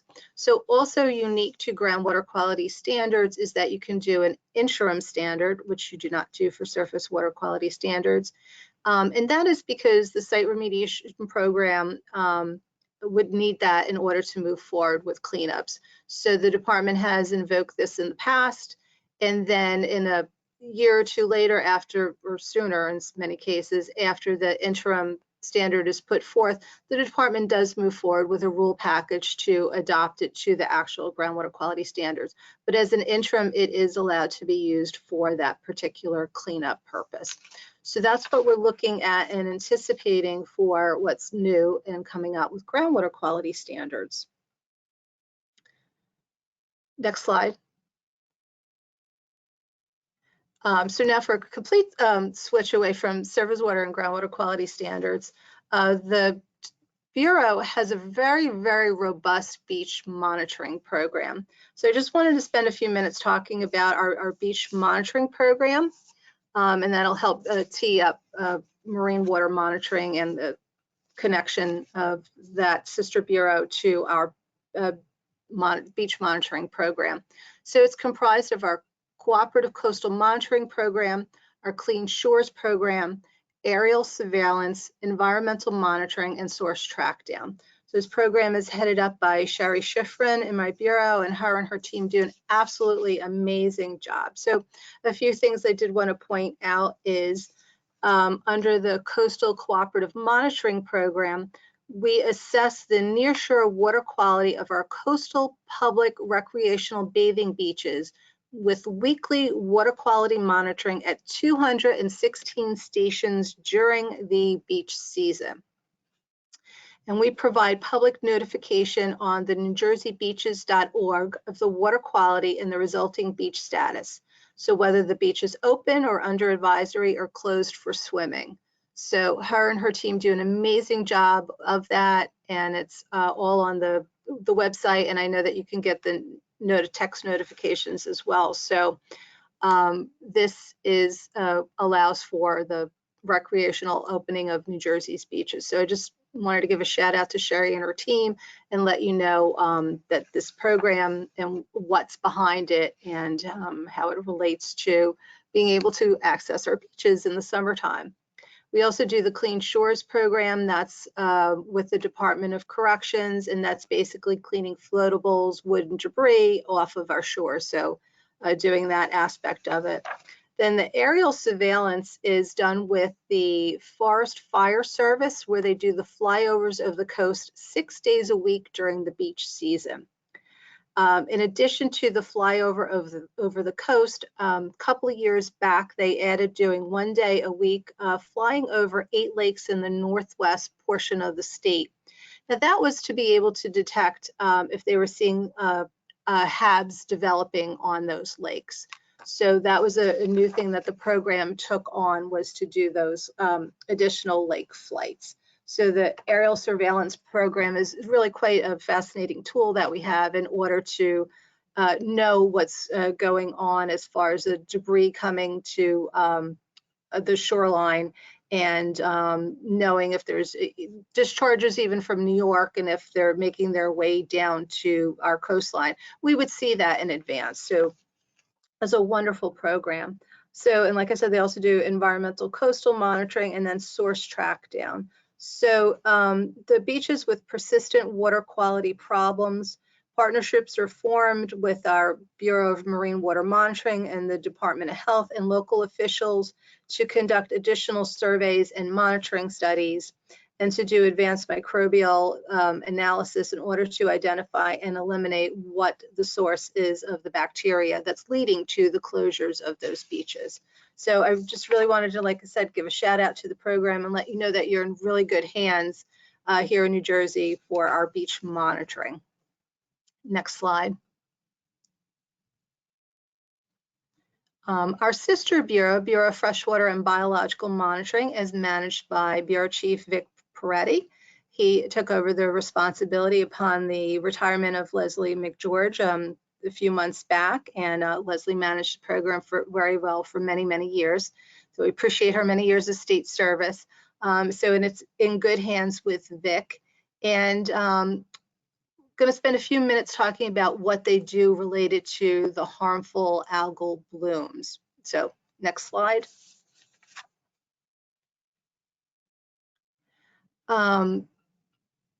They also look at and determine if the harmful algal bloom has the microcystins, and they are able to do in their own lab the cell counts and to determine the thresholds in order to issue if there should be an advisory and or a beach closure, and the beach closure part being related to if it's not a freshwater bloom, but a bloom that falls under the jurisdiction of the Marine Water Monitoring.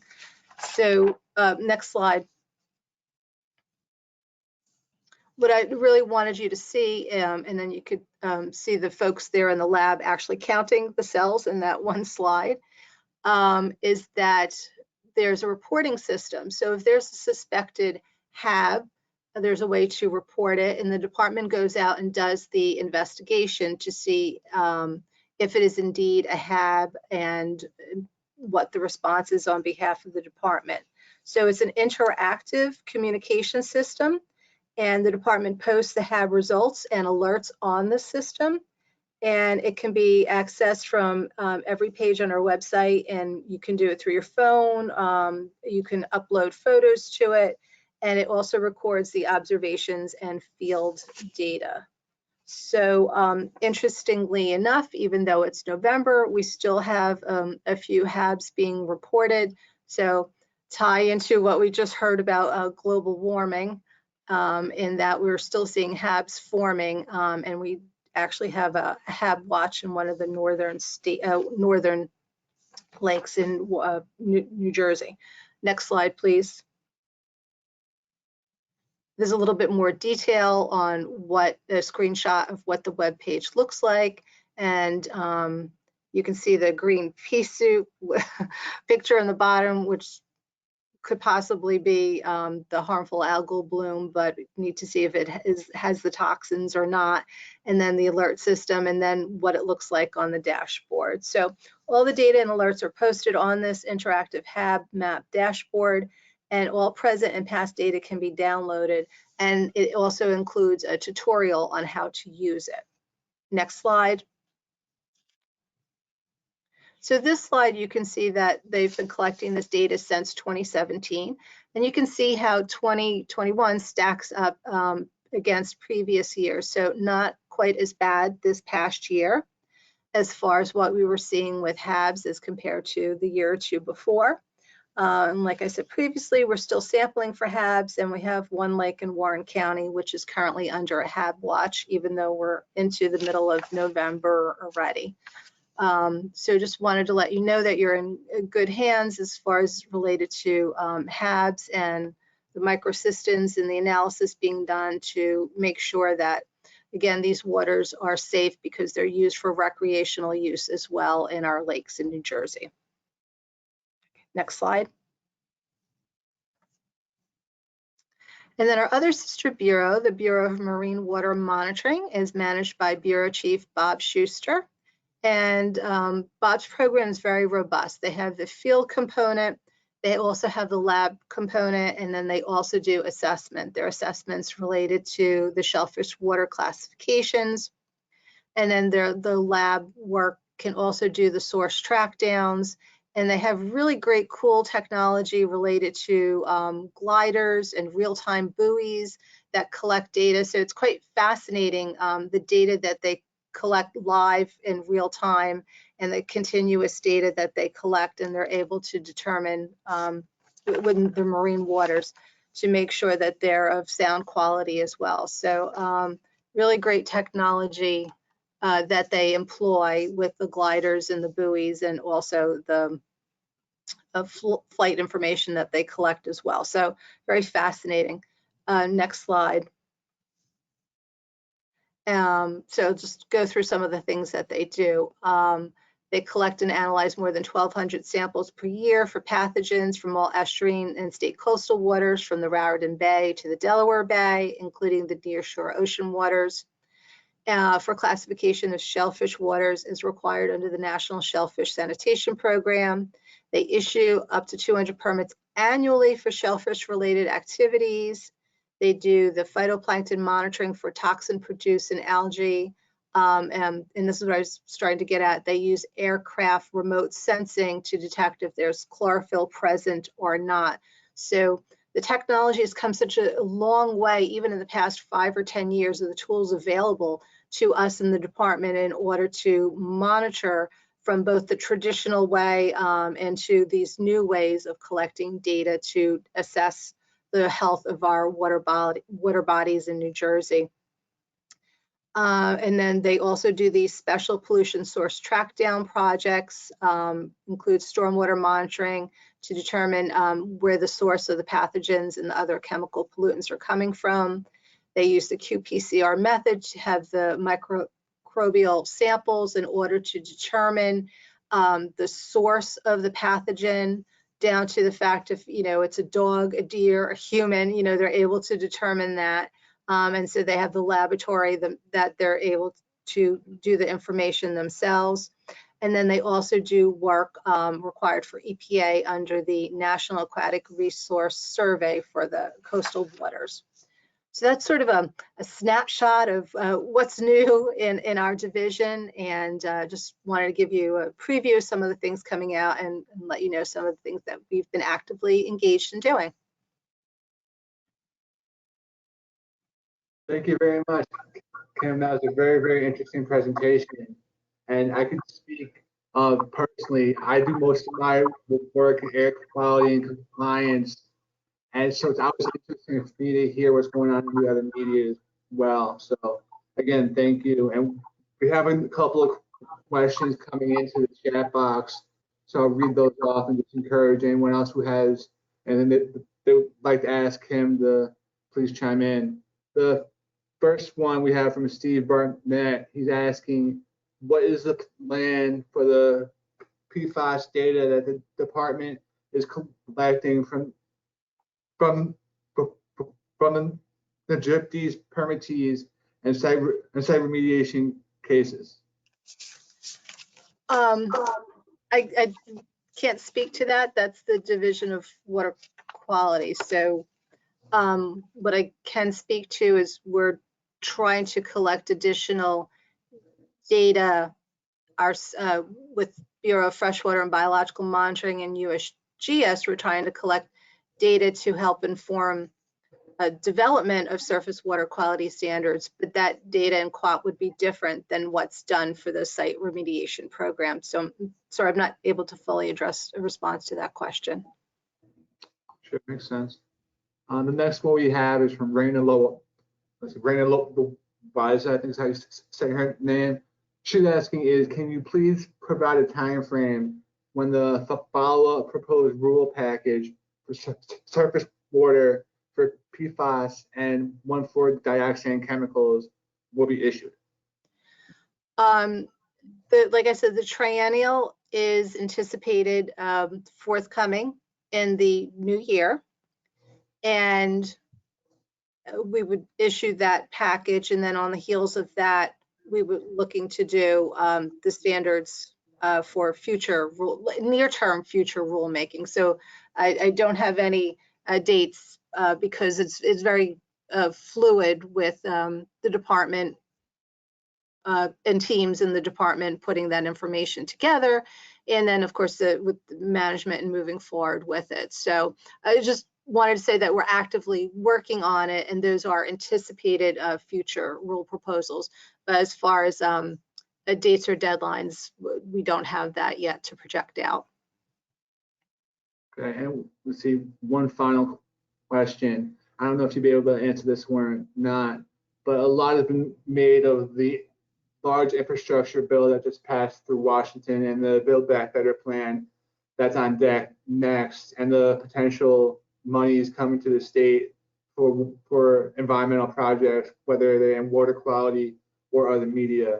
Has there been any work into identifying potential projects for those funds, and what's the process like for potentially allocating money like that? Well, I think that's a question for maybe the deputy commissioner or somebody at a higher level than me. But I would answer that all programs are, of course, actively engaged in developing work plans. So if money comes our way, we'd be ready to spend it in a proper way. That's a good answer, I think so. Again, thank you very much for the incredible presentation. I will pass it over to Ron to introduce our next speaker. Thank you, Kim. Okay. Our next session consists of 4 air program presentations. The first one is on air quality during pandemic by Director Frank Stites. Frank Stites is the Director of Division of Air Quality at New Jersey DEP. He has about 30 years of experience in air quality regulation, including 18 years of managing environmental professionals. He has a Master of Engineering in Civil and Environmental Engineering from Penn State and a Bachelor of Science in Mechanical Engineering from Lehigh University. Director Frank Stites. Thanks, Ron. Can everyone hear me okay? Yes. All right, great. So I'm just going to give you a fairly quick run through of what we're looking at from air quality impacts, analyzing the air quality impacts that occurred during the COVID-19 pandemic that is continuing to be ongoing. Next slide. So real quick, I'll just run you through what we're going to go through. I'll tell you what some of the COVID-19 timeline that we all have been through over the last 18 months. I'm going to then talk about some of the sources of air pollution and the trends we're seeing there, as well as the long-term air quality trends before the pandemic, and then the projected emission trends that we're seeing during the pandemic and even into 2021. Next slide. So if you remember, it was back in March of 2020 where the stay home directive was issued until that June. A lot of us spent quite a bit of time at home. You know, by Independence Day, the casinos reopened, and the following August, schools were reopened for in-person learning. Indoor dining was resumed over Labor Day weekend in 2020. And our, a little bit, about a year ago, our COVID vaccines were approved for emergency use.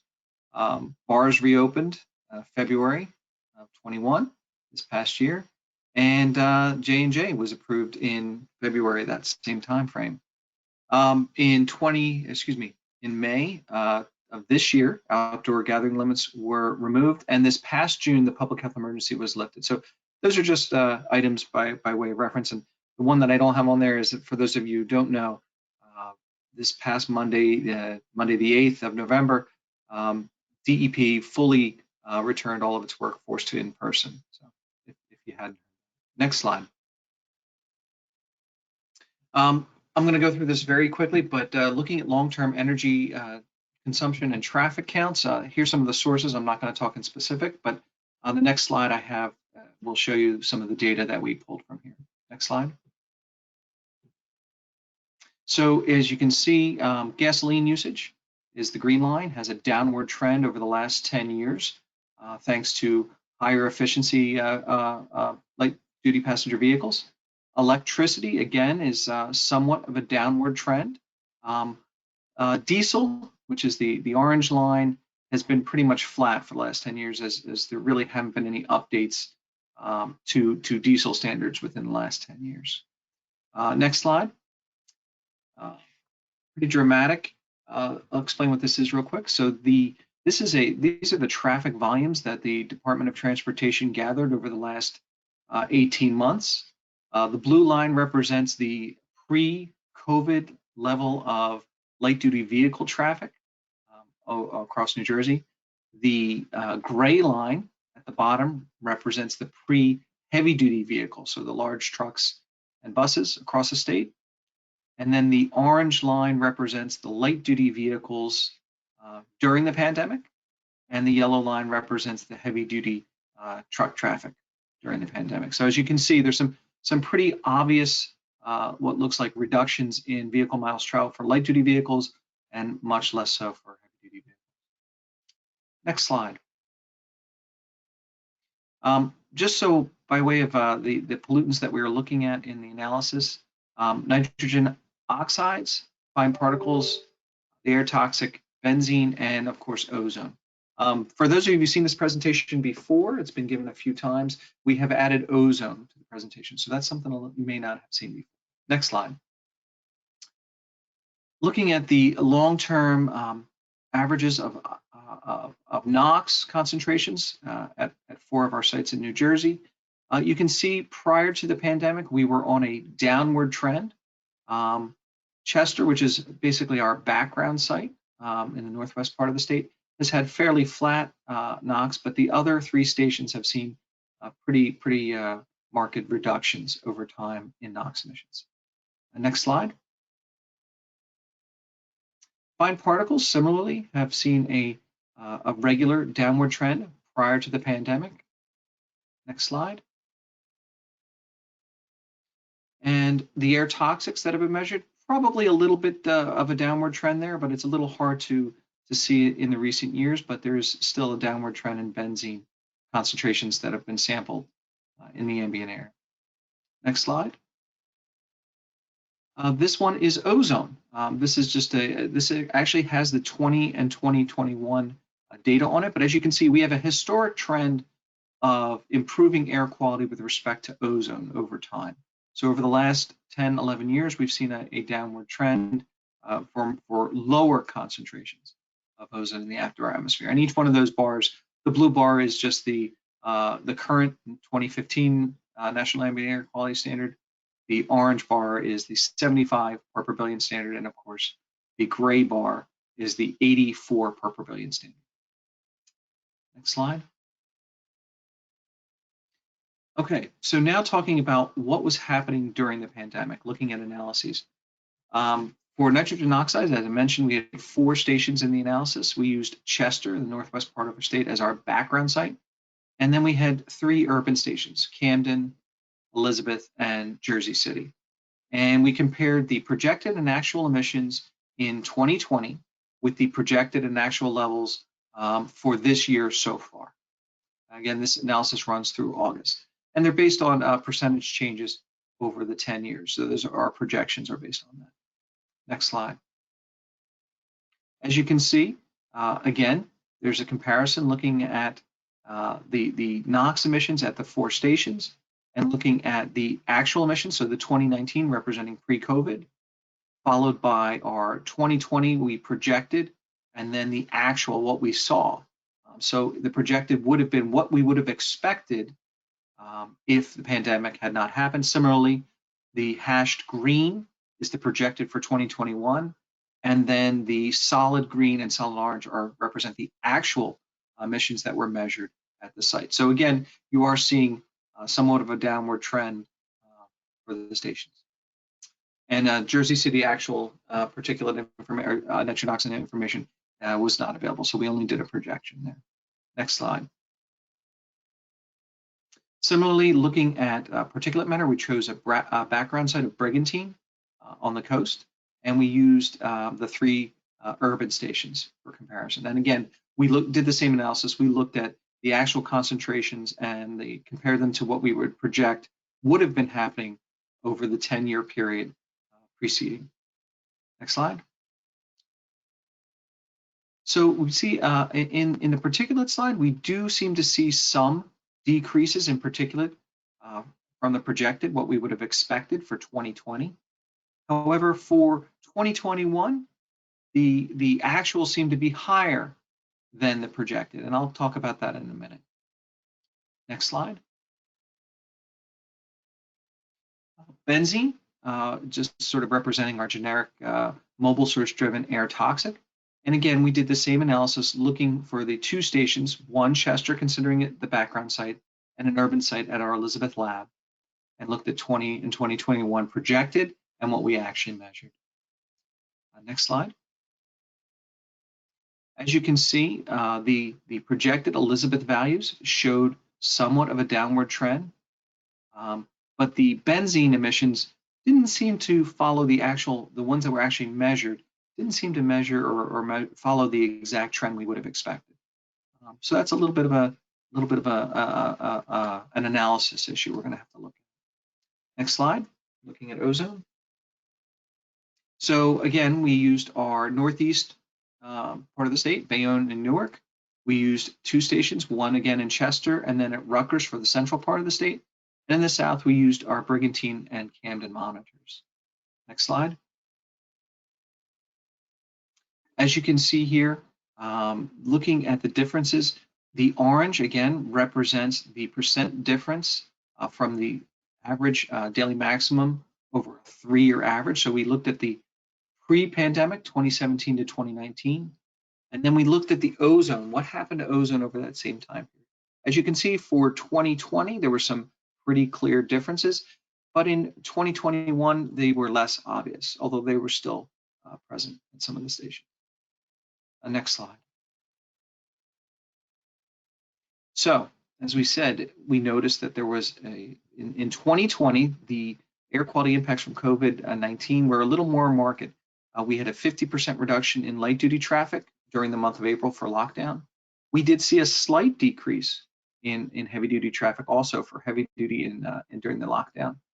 And we saw a 40% reduction in NOx concentrations at our urban stations during the April and May time period, a 30% reduction or greater than 30% reduction in our particulate emissions, and a 20% reduction in our monthly benzene concentrations.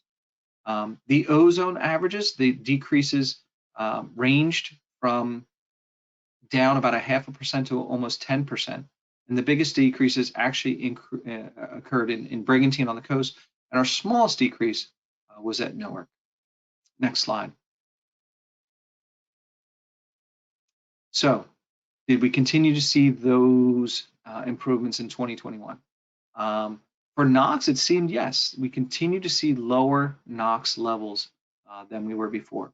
And as I mentioned before, our projected PM 2.5, or actual PM 2.5, was higher than our projected values. Why? If you remember this summer, we had quite a bit of wildfires. So the wildfires are actually influencing from out west, are actually influencing the air quality in New Jersey. So that sort of confounded any sort of reductions we might have seen in particulate. Again, benzene, as I mentioned, aren't terribly conclusive because 2019, right before the pandemic, the levels had dropped. So that could have been from a reformulation in gasoline, from EPA fuels, but we'll have to be doing a little bit more look on that. Interestingly, the 10-month average daily maximum 8-hour concentrations in 21 within about 2% of our 3-year concentration average, with the exception of Brigantine. Brigantine again is seeing about a 4% decrease. And if you couldn't tell from that original slide, traffic counts for our light duty and heavy duty vehicles are back to pre-COVID levels. And keep in mind, 2021 is not yet over. We're getting there, but we still are going to have to see what happens for the remainder of the year as folks continue to return to work. And I think that could be the last slide. Next slide. So if there's any questions, before we go to the questions, just one thing I want to point out. We are going to be doing the New Jersey Clean Air Council has chosen this particular topic, air quality trends, and what was the route or what can be done to lock in some of these reductions.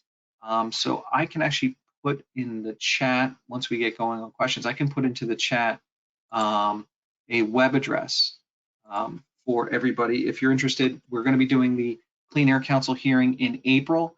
The brochure should be posted shortly. So if everyone is interested, I could have the organizers send that out to everybody. But any questions? Okay, thank you so much, Director Stites. I don't see any questions. So we're going to go to the next presentation. In case if there are any questions comes up, I'll definitely direct it to you. The next presentation is by Assistant Director Peg Hanna on the whole of government approach to electric vehicles. By Peg Hanna is the Assistant Director overseeing the air monitoring and mobile source programs at New Jersey DEP. In this capacity, she manages the state's air quality monitoring network and leads development of policies and programs to reduce emissions from the transportation sector. Assistant Director Peg Hanna, welcome. Hello, everyone. Happy Friday. I can't believe there are still 166 participants at 3 o'clock on a Friday afternoon. Let's see if we can keep that number for another 45 minutes. So thanks for having me today. I wanted to start off by giving you a little bit of the why before I tell you what we're doing. And you may have heard a little bit of this morning. I unfortunately was not able to be on this morning. But I wanted to talk a little bit about the why first. Having had kids that have been raised through teenagers and now adults, every time I would tell them to do something like clean their room, take out the garbage, they want to know why do I have to do that? So I'm going to tell you why we need to be addressing transportation and climate change, and then I'm going to tell you what we're doing to address it. So on the next slide, please. The United Nations Intergovernmental Panel on Climate Change came out with its 6th assessment earlier this year, and there were many, many conclusions. It's a very technical document filled with a lot of scientific evidence and jargon, but this was the one that stood out for me and that I wanted to repeat here for you. It's unequivocal that human influence has warmed the atmosphere, ocean, and the land at a rate that is unprecedented in at least the last 2,000 years. And you probably heard the often repeated quote from the United Nations chief who called it a code red for humanity. Next slide. This graphic from the Center for Disease Control is very interesting to me because it reminds us that climate change doesn't just have an impact on the environment, it also has an impact on human health in ways that we often don't realize. And it looks like it might have gotten stuck there a little bit. There we go. So give me a second just to look through that.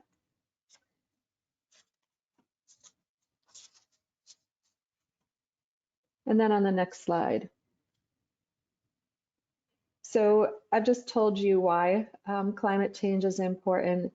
So today we're going to talk a little bit about transportation. The greenhouse gas emission inventory in New Jersey shows that the majority of the greenhouse gas emissions are coming from the transportation sector. Next slide. So I know this is really small and you don't need to see the numbers. What we're showing here on the left side is the number of light-duty electric vehicles registered in the state today. On the far left, we're at about 40,000 electric vehicles, electric passenger vehicles. And then on the right side of that chart on the left shows where we need to be if we have any hope of reaching our climate change mitigation goals. We have about 6.5 million light-duty passenger vehicles registered. So we need to go from about 40,000 electric vehicles all the way up to about 5 million within the next 20 years or so if we're going to meet those 2050 climate change goals.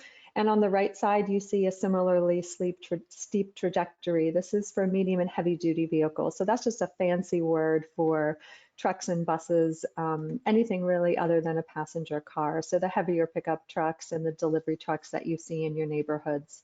We have about 500,000 of those in the state today. And we have about 10 or 15 electric so far. So we're really starting at ground zero for this and really need a steep ramp up, again, if we're going to get to our 2050 goals. On the next page. So there are a lot of different pieces to what we're trying to do to meet those numbers. I call them pathways because it's a little bit of a transportation pun there. So we're looking at a combination of strategies, from laws to regulations to policy to funding, which is the one that everybody likes, but then also importantly, interagency coordination and interstate coordination. We also need the participation and collaboration of stakeholders like all of you. And that's why I'm really so glad that all of you are still listening, hopefully, and paying attention. Maybe you have an adult beverage in your hand, and that's fine as long as you're still listening, because this really is an all hands on deck, everyone needs to help kind of issue, in my opinion.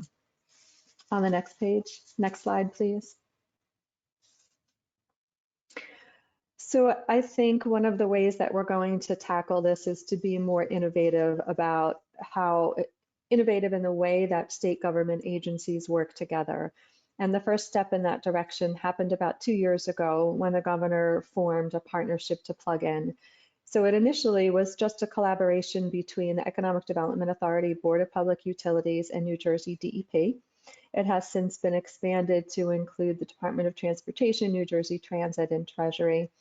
And we are all working together and actually working in earnest now to try to figure out how to collaborate, where each of our areas of expertise are, where we have value added, and how do we stay in our swim lanes, because there's so much to be done. We don't want to be duplicating efforts and have redundancy.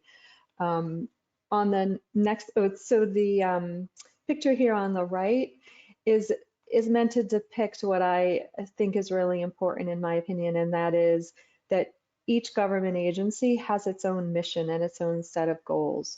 But there's a common denominator amongst all of us, and that's what we have to try to find as we tackle climate change. So for DEP, obviously, our primary mission and goal is the environment. For Economic Development Authority, for example, their primary job or mission is workforce development, economic development, and creating green jobs. So we need to figure out how to synchronize those two things, just as an example, so that we find our common denominator, we find where we can work together, and then we move forward. On the next slide. So I wanted to show you just a few examples of why this truly is a whole of government approach, and what, and again, this is just a small sampling of what each of the state agencies are doing. This is a funding one, as is the next one, so everybody likes to talk about funding. EDA launched a program called NJDEP, that's their truck voucher program. It has just been expanded. So it started out with just the greater Newark area and the greater Camden area. It's been expanded to the greater New Brunswick area as well as the Shore area. And the funding associated with it has at least doubled, if I remember correctly. So I think they're up to 30 million, and they've had a tremendous success rate already. So this program provides a voucher or a grant for a portion of the cost difference to replace a diesel truck with an electric truck. And you can see here that they give bonuses for small businesses, minority and women-owned businesses, also bonuses for public education and outreach. Next slide. The Board of Public Utilities has also launched several programs in this space. The first one is looking at a role for utilities in truck and bus electrification. So what is the role for utilities in rate basing, or allowing the utilities to rate base the electrical infrastructure that we're going to need to put in all of these charging stations? BPU has also put into place several rebate programs. One is for passenger vehicles. It was up to $5,000 cash on the hood for an electric passenger vehicle. And they have another program with a due date of December 5th. It's called their EV Tourism Program. And that's to give grants for charging stations in tourism areas. Next slide. And an agency that we don't always think about first and foremost when we think about electrification is the Department of Community Affairs. So about 1.5 years, 2 years, one of the more prominent charging station vendors came to me with a PowerPoint that essentially had the headline of New Jersey has the longest permitting timelines in the country for EV charging stations. Unfortunately, that headline made its way to the governor's office, and as you can imagine, people weren't too happy about having that be the headline for New Jersey. So we set about very quickly to work with the legislature, or the legislature worked with us, Department of Community Affairs, Board of Public Utilities, and many, many stakeholders to pass a law, which I believe is the first in the nation, that establishes a model ordinance that is effective immediately in every single municipality. So it became effective a couple months ago now, and it requires streamlining of the permitting process for EV charging stations. It requires that every municipality do it the same way, and that we have predictable guidelines when reviewing the applications and approving the construction of those charging stations. So again, so far we've talked about roles for DEP, EDA, BPU, and Department of Community Affairs. Next slide. So now I wanted to just talk briefly about a potential role for all of you, whether you're consultants or business owners or employees or employers. I think we need to be innovative in the way we think about reducing vehicle miles traveled, or thinking about ways to make sure that the vehicle miles that we do travel are done in an electric vehicle or as clean as possible, so minimizing the amount of vehicle miles traveled in a diesel or gasoline vehicle. So I think there are different corporate sustainability models that I'd ask all of you to consider. One of them is working from home. I think we've all experienced that, and some of us were fond of it. Others were anxious to get back to the office, but as Frank demonstrated, that is clearly a way to mitigate climate change and reduce the impact on air quality. I think employers and corporations can also think about installing charging stations for their employees who might want to purchase an electric vehicle. Corporations can also look at turning over their own fleet to electric. And finally, businesses can think about providing electric shuttle buses for first mile, last mile travel. And by that I mean for people who are interested in coming to work via public transit, but the train drops them off a mile from their house or a mile from their job. Having the employer provide electric transportation for that first mile or last mile could be a way to get more people out of their cars and into public transportation. So sustainability is something that I think we all need to think about. Next slide.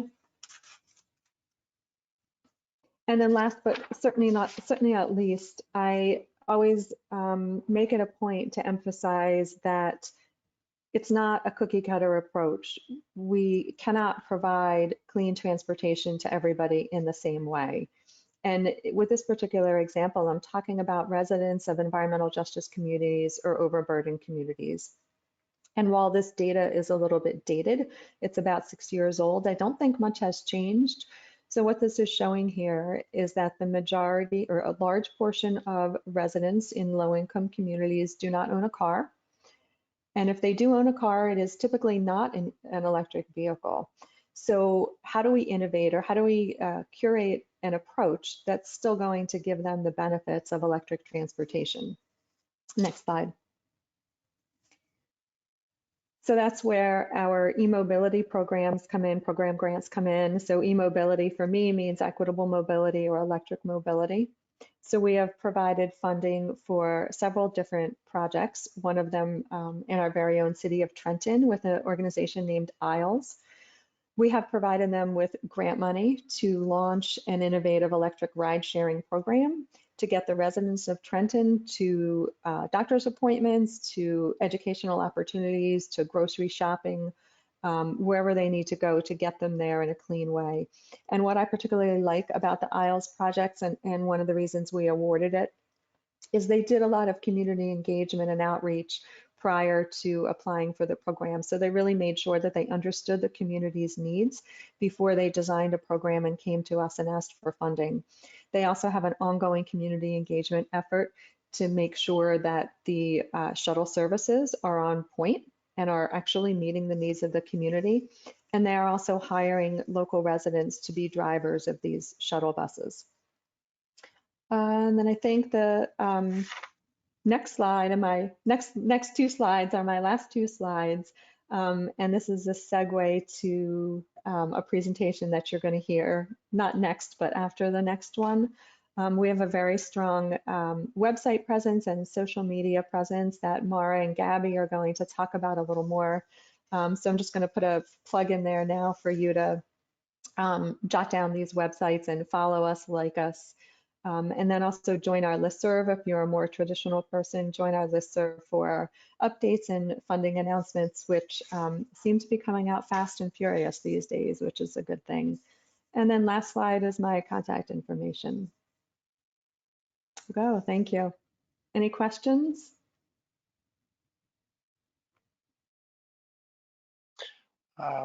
Thank you, Peg. There is a question here. Oh, there are a couple of questions. Okay. The first question is from Branamit, and he's asking, are there any efforts to increase public transport by rail? That's a good question. That's a question for New Jersey Transit. I don't know the answer to that.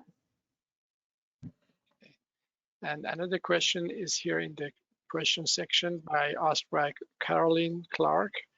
The question is, electric vehicles also pose their own carbon footprint. Yeah. That's emissions associated with gathering raw materials for lithium batteries. How is the New Jersey DEP accounting for this impact, if at all? Yeah, so I think there are two pieces of that answer. The first piece is the commenter is right that the emissions from the grid need to get cleaner at the same time that we electrify the transportation sector. Governor Murphy has awarded several offshore wind solicitations and has made it his goal to have 100% clean energy by 2050.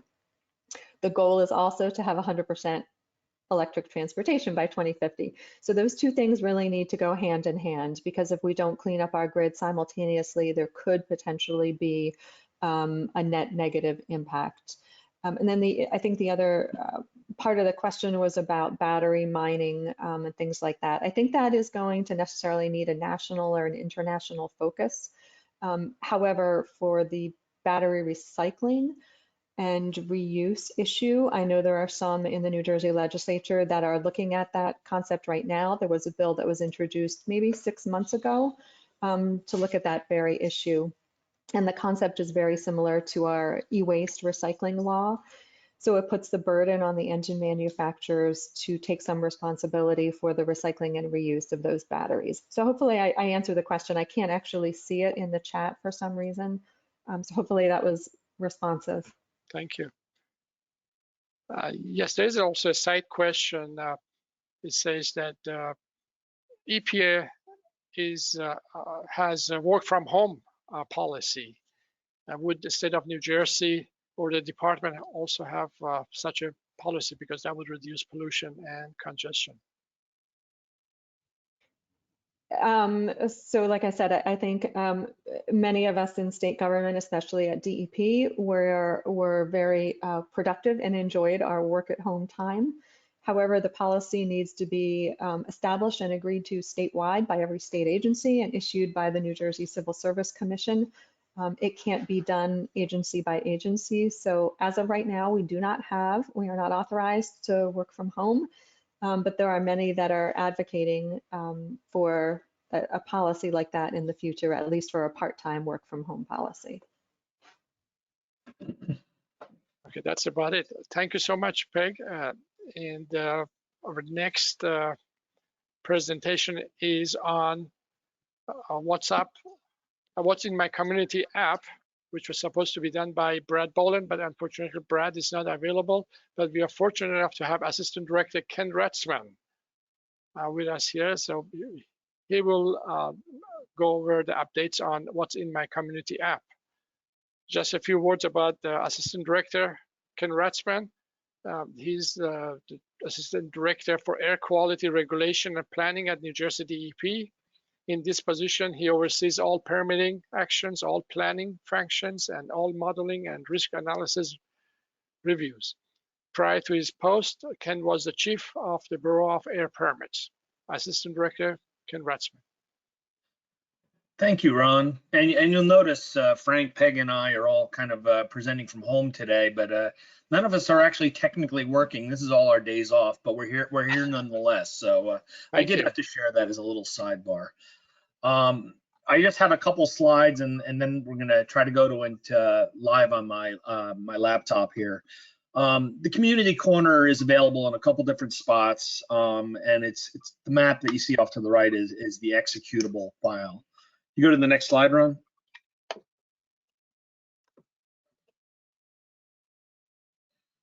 All right. There's a lot of information in this slide, but there's 20-odd thousand facilities, air facilities in New Jersey. Everything from small dry cleaning shops to gas stations, all the way up to refineries and power plants. There are a multitude of pollutants that are covered in air permits and air reporting. And I just want to give you a slice of what is available out there on our webpage. So if you could turn over controls to me, I'd like to share my screen with you. Show my screen. Can you see my screen? Yes. Okay, great. So this is, for many of you, you should be familiar with this. This is our home page of the Bureau of Stationary Sources. And the name Community Corner came out of, well, where we put the map. It's in the corner of the website, and it's geared toward community access. You can also find the same app on the Environmental Justice webpage as you scroll down, and what's in my community application is available there too. There is a very strong EJ connection to what we're doing here. It's disseminating information to the public. So I'm going live. I'm putting myself at the mercy of the tool itself. And what I can say for a GIS app to respond this quickly is incredible to me. So let me minimize. Let me put this down here. Okay. So, all right. So this is the app, and on the right side here is a very brief definition of what the app is. It's got a user guide with some glossary terms. It talks about the data and the data limitations. It gives you air permitting contact information, and if you want to call in for a complaint, it also gives you regional field offices, and most importantly, it's got that 1877 warn DEP if you want to report a violation. When you first come into the map, it's blown up to the largest extent. I said there's 20,000 facilities. This only looks like a couple hundred at the moment. These are only the major facilities when viewed at this extent. What I'm going to do is go to my hometown of Lawrenceville, and I'm just going to zoom in on Lawrenceville.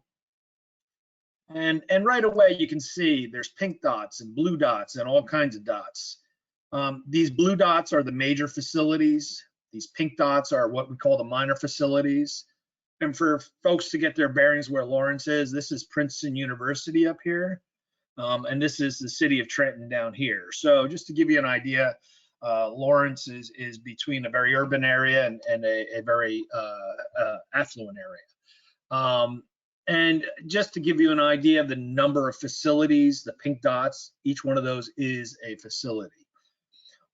We've done a little bit of cleanup on some of the data and identified where schools are for two reasons. One, sometimes people want to consider them when they're looking at nearby receptors. Two, we like to identify schools because people don't like to complain against schools. So emergency services, schools are special designations as are hospitals. Brad Baldwin, unfortunately, would probably do a much better job of demoing this than me. As the assistant director, I know a little bit of everything that's going on, but he knows all the details. I think you heard Mark Peterson talk this morning about their community corner. I think it's a cute little thing they got going there. We're not competitive at all.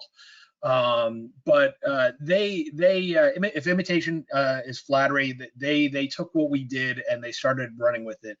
They're just a couple years behind, and they will be adding a lot of information to it, from what I understand. But as we go here, we've had some recent updates. I'm going to go through one or two facilities just to give you a highlight of what's out there. I'm going to pick on Bristol-Myers Squibb.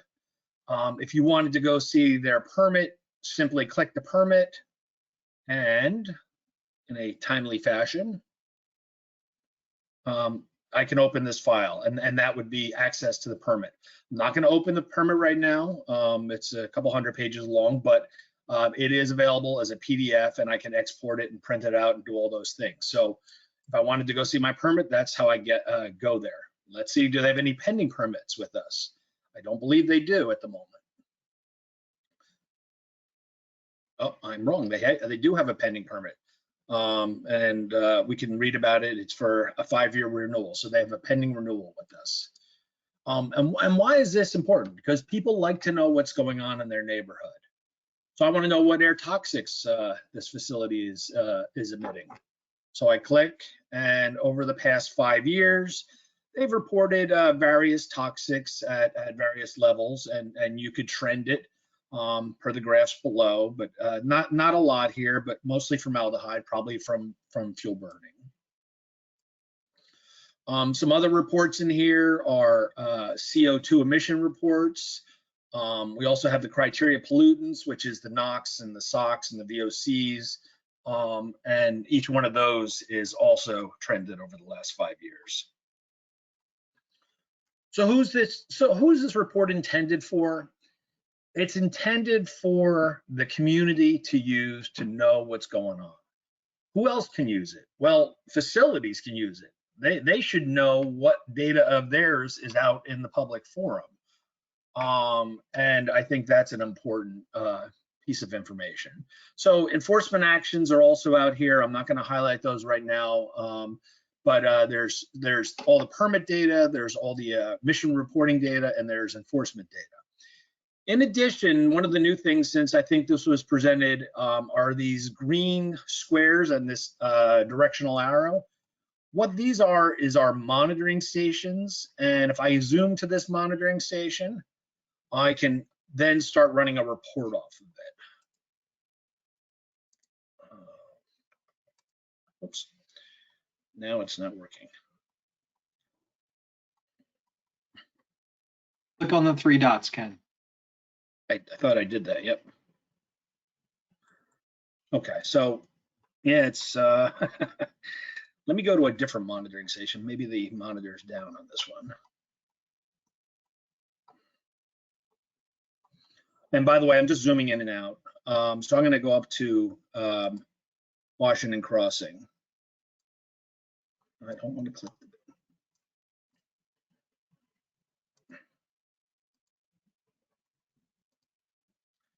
All right, I don't know why the monitoring data is not working right now.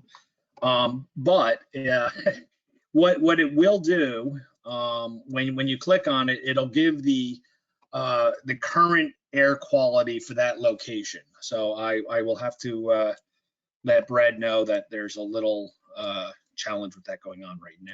I just lost my place. Here we are. In addition to having the air quality data, and it's going to be the last 8 hours of ozone, it's going to be the last 24 hours of other standards, but it's based on whatever the standard in question is.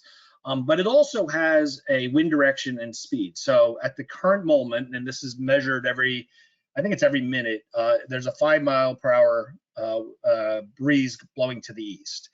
And why is that important? I'm going to zoom out of my neighborhood, but I'm going to go up to Newark. And we get odor complaints in Newark. And why am I even mentioning it? I'm just going to put this in this way.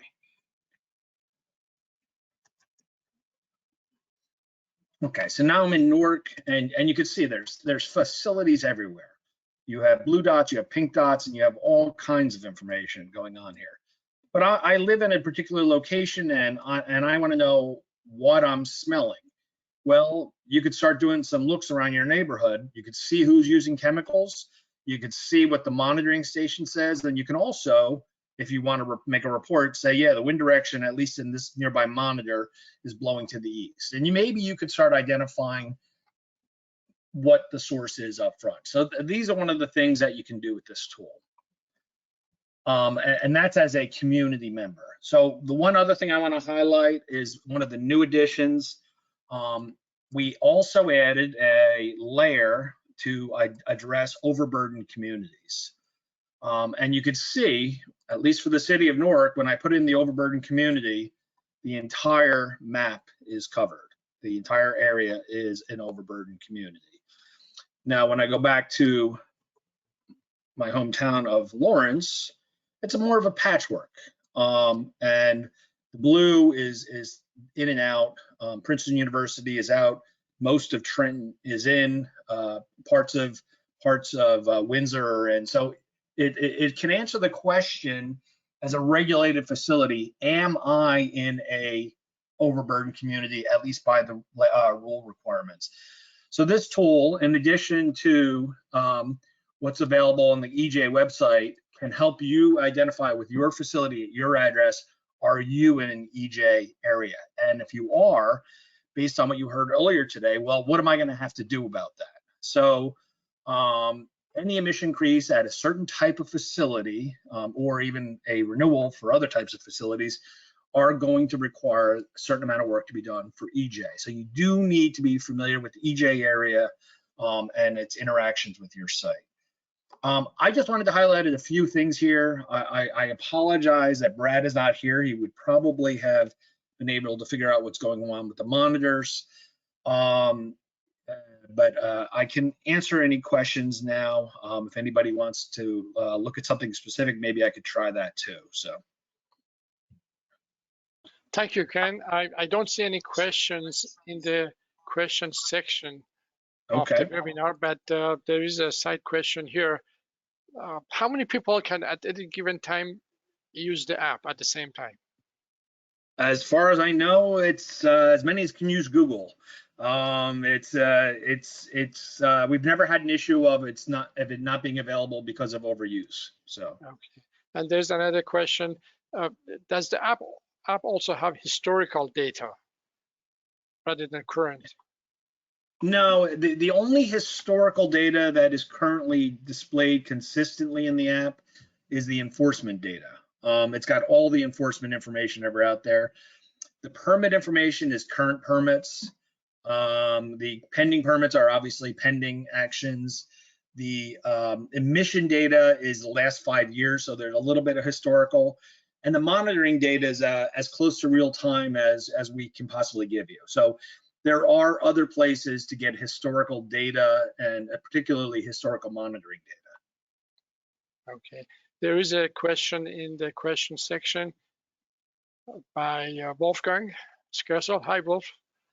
The question is, will a facility appear if they don't have a permit but have applied for a permit?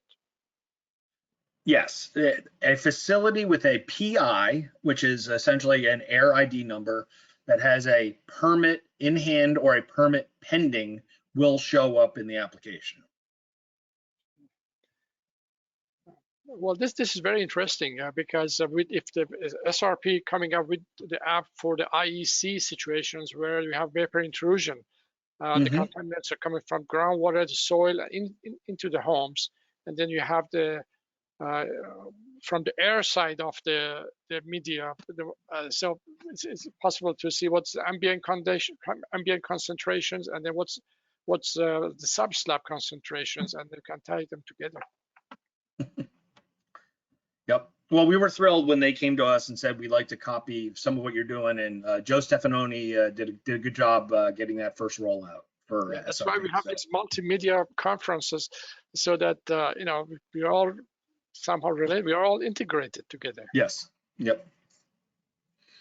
And I believe there is a desire for other programs to do something similar to this. At least the commissioner has that desire, so. Sure, I'm sure the water too. Mhm. Thank you so much, Ken. I don't see any more questions.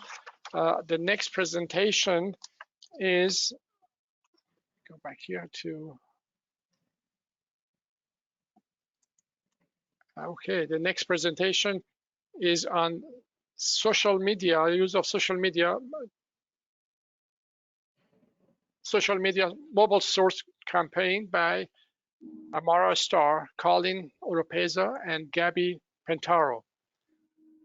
They're all these three ladies work in the Division of Air Quality's Bureau of Mobile Sources at DEP. They have created a strong social media presence over multiple platforms, utilizing their combined experience to raise awareness about the importance of air quality and the benefits of electric vehicles. Stay tuned for an electrifying presentation, and don't forget to follow, like, and share. Thank you, Ron. Thanks, Ron. It's all yours. Hi, everyone. Thank you. Hi, everyone. I'm Colleen. I'm here with my colleagues, Gabby and Mara. We're going to be talking about how we use social media to promote our program and electric vehicles. You can go to the next slide, please. So we run the Bureau's Instagram account at DriveCleanNJ, and we use it in a lot of different ways to promote EVs. Before social media became popular, people got their information from newspapers or websites or from mailing lists. And while these are all still great ways to get information out, it's important to have a variety of platforms so you can reach a broader audience. More and more people are relying on social media, and it's much easier and less expensive to maintain and update a social media page than a website, for example. Anyone can create an account on these platforms. Most of them are completely free. If you need to change something like a logo or update your profile or change a link, these are all very simple modifications. And if a news story drops and you want to get the word out quick, you just make a post. And then if something on the post needs to be changed for any reason, you can edit or delete it. And that's something you can't do with a listserv or a newsletter. You would have to send out a whole new email for those. Our ultimate goal with all of this is to educate the public and increase awareness of our programs. But not everybody responds to strictly informative content. So we want to show you some innovative ways that we use social media to really engage our followers. You can go to the next slide, please. The first concept that we love is to have a contest or a giveaway or a raffle, basically anything where the audience has to do something to get something. So the example here you see is from National Drive Electric Week in 2020. We held a Find a Charger challenge. So a common barrier to widespread EV adoption is the idea that there's not enough places you can charge. So we thought a great way to show people all the existing infrastructure was to have them find it for themselves. So to enter the contest, they would take a picture of an EV charger, post it on their own accounts, and tag us and use our own unique hashtag. At the end of the contest, we chose a winner at random, and we mailed them the prize, which is the goodies you see in the left there. So not only did this setup get people to interact with our page, but it also got their own followers involved. So people that may not have seen our page before were able to see it. You can go to the next slide. Interacting with outside organizations is really helpful for expanding viewership on social media. This is our Destination Electric program, which is part of a joint effort between Northeast states, including New Jersey, and some automakers to promote electric vehicles.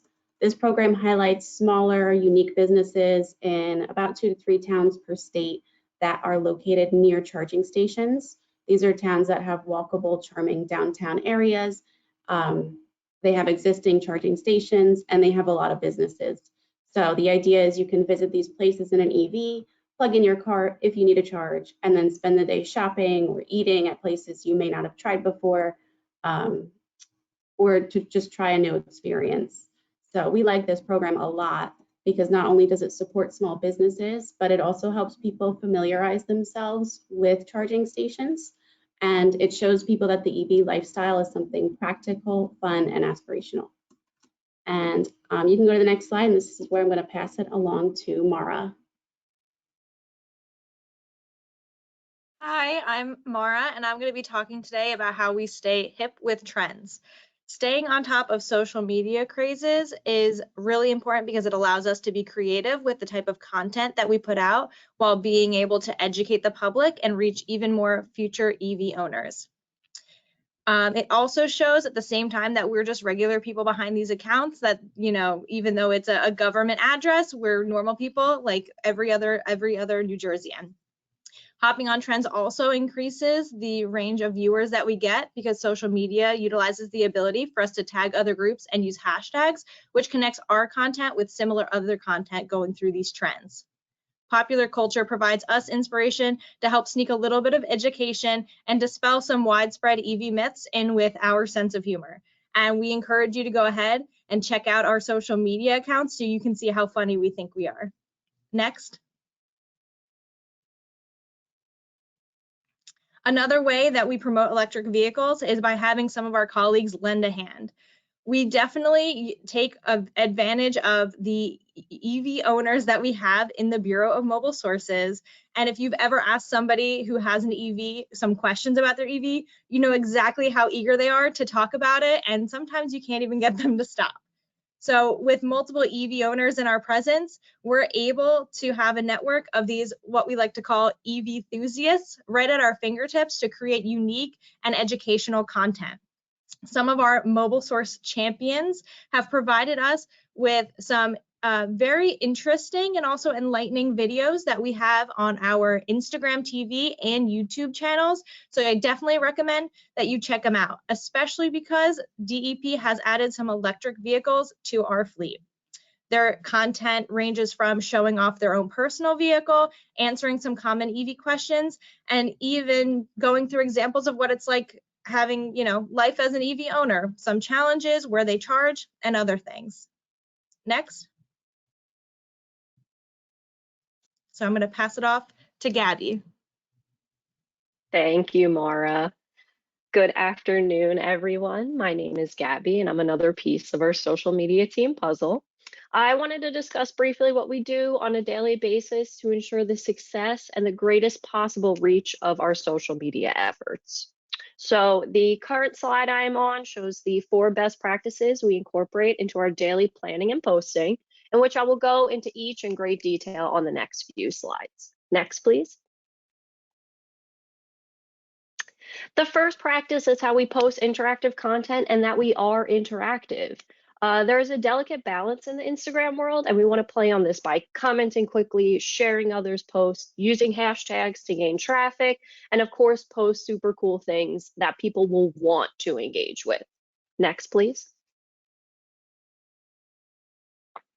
So our next practice is plain and simple. Be human. Followers are more likely to engage with an account if they know the people behind the account are relatable, personable, and will actually listen to them. People love to see the faces behind all the hard work that we do. Next. So this third practice kind of piggybacks off the first about engagement and interaction. You have to support your fellow Instagram followers. If we see a webinar or a new funding program, even a super cool event that aligns with our mission at BMS, we will share that post as much as we can. Our followers will see this support and give it right back to us by sharing our content too. Next. Lastly, we will of course coordinate with our DEP communications team to get our message across various platforms. They can even sometimes get it on the government office's social media pages. This ensures a huge audience and can reach people who may not be just on Instagram. Next. So I know the hot topic right now is electric vehicles, but I want to remind everyone that BMS is not just EVs. Next. We offer a variety of content on our Instagram, such as air quality, anti-idling outreach, vehicle inspection and maintenance, anti-tampering efforts, equipment modernization, and more. Next. Well, thank you again for coming out to listen to us chat about the things that we are passionate about and how we get these topics out on our social media pages. As always, give us a follow on Drive Clean NJ, and please feel free to reach out to us at any time. Thank you. Thank you, ladies. I don't see any question in the question section, but there is a question, I think it's for Ken, regarding the What's in My Community app. It asks, will EJ stressors be added to the app? I can't answer that. That'd be a question for the EJ office. The EJ map itself was developed and rolled out by the EJ office, and we took that layer and incorporated it into our tool. If there is ultimately an EJ stressor map, it is something we could certainly include. So we're always looking for additional information or additional data that is valuable to the user. So we'll keep an eye on that. Thank you, Ken. In closing, I would like to thank all of our speakers, moderators, IT team, AWMA, and all of you who made this conference possible.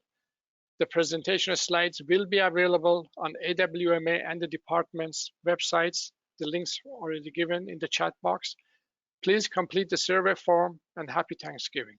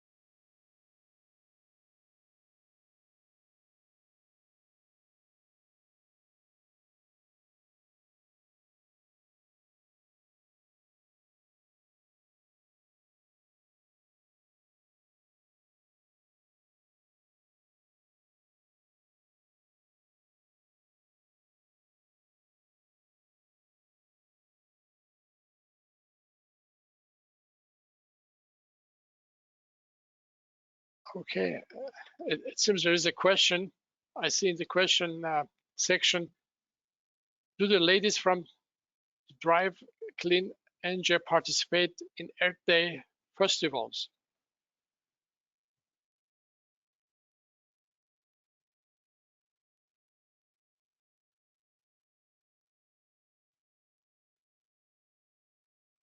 Ron, I think they're gone. Okay.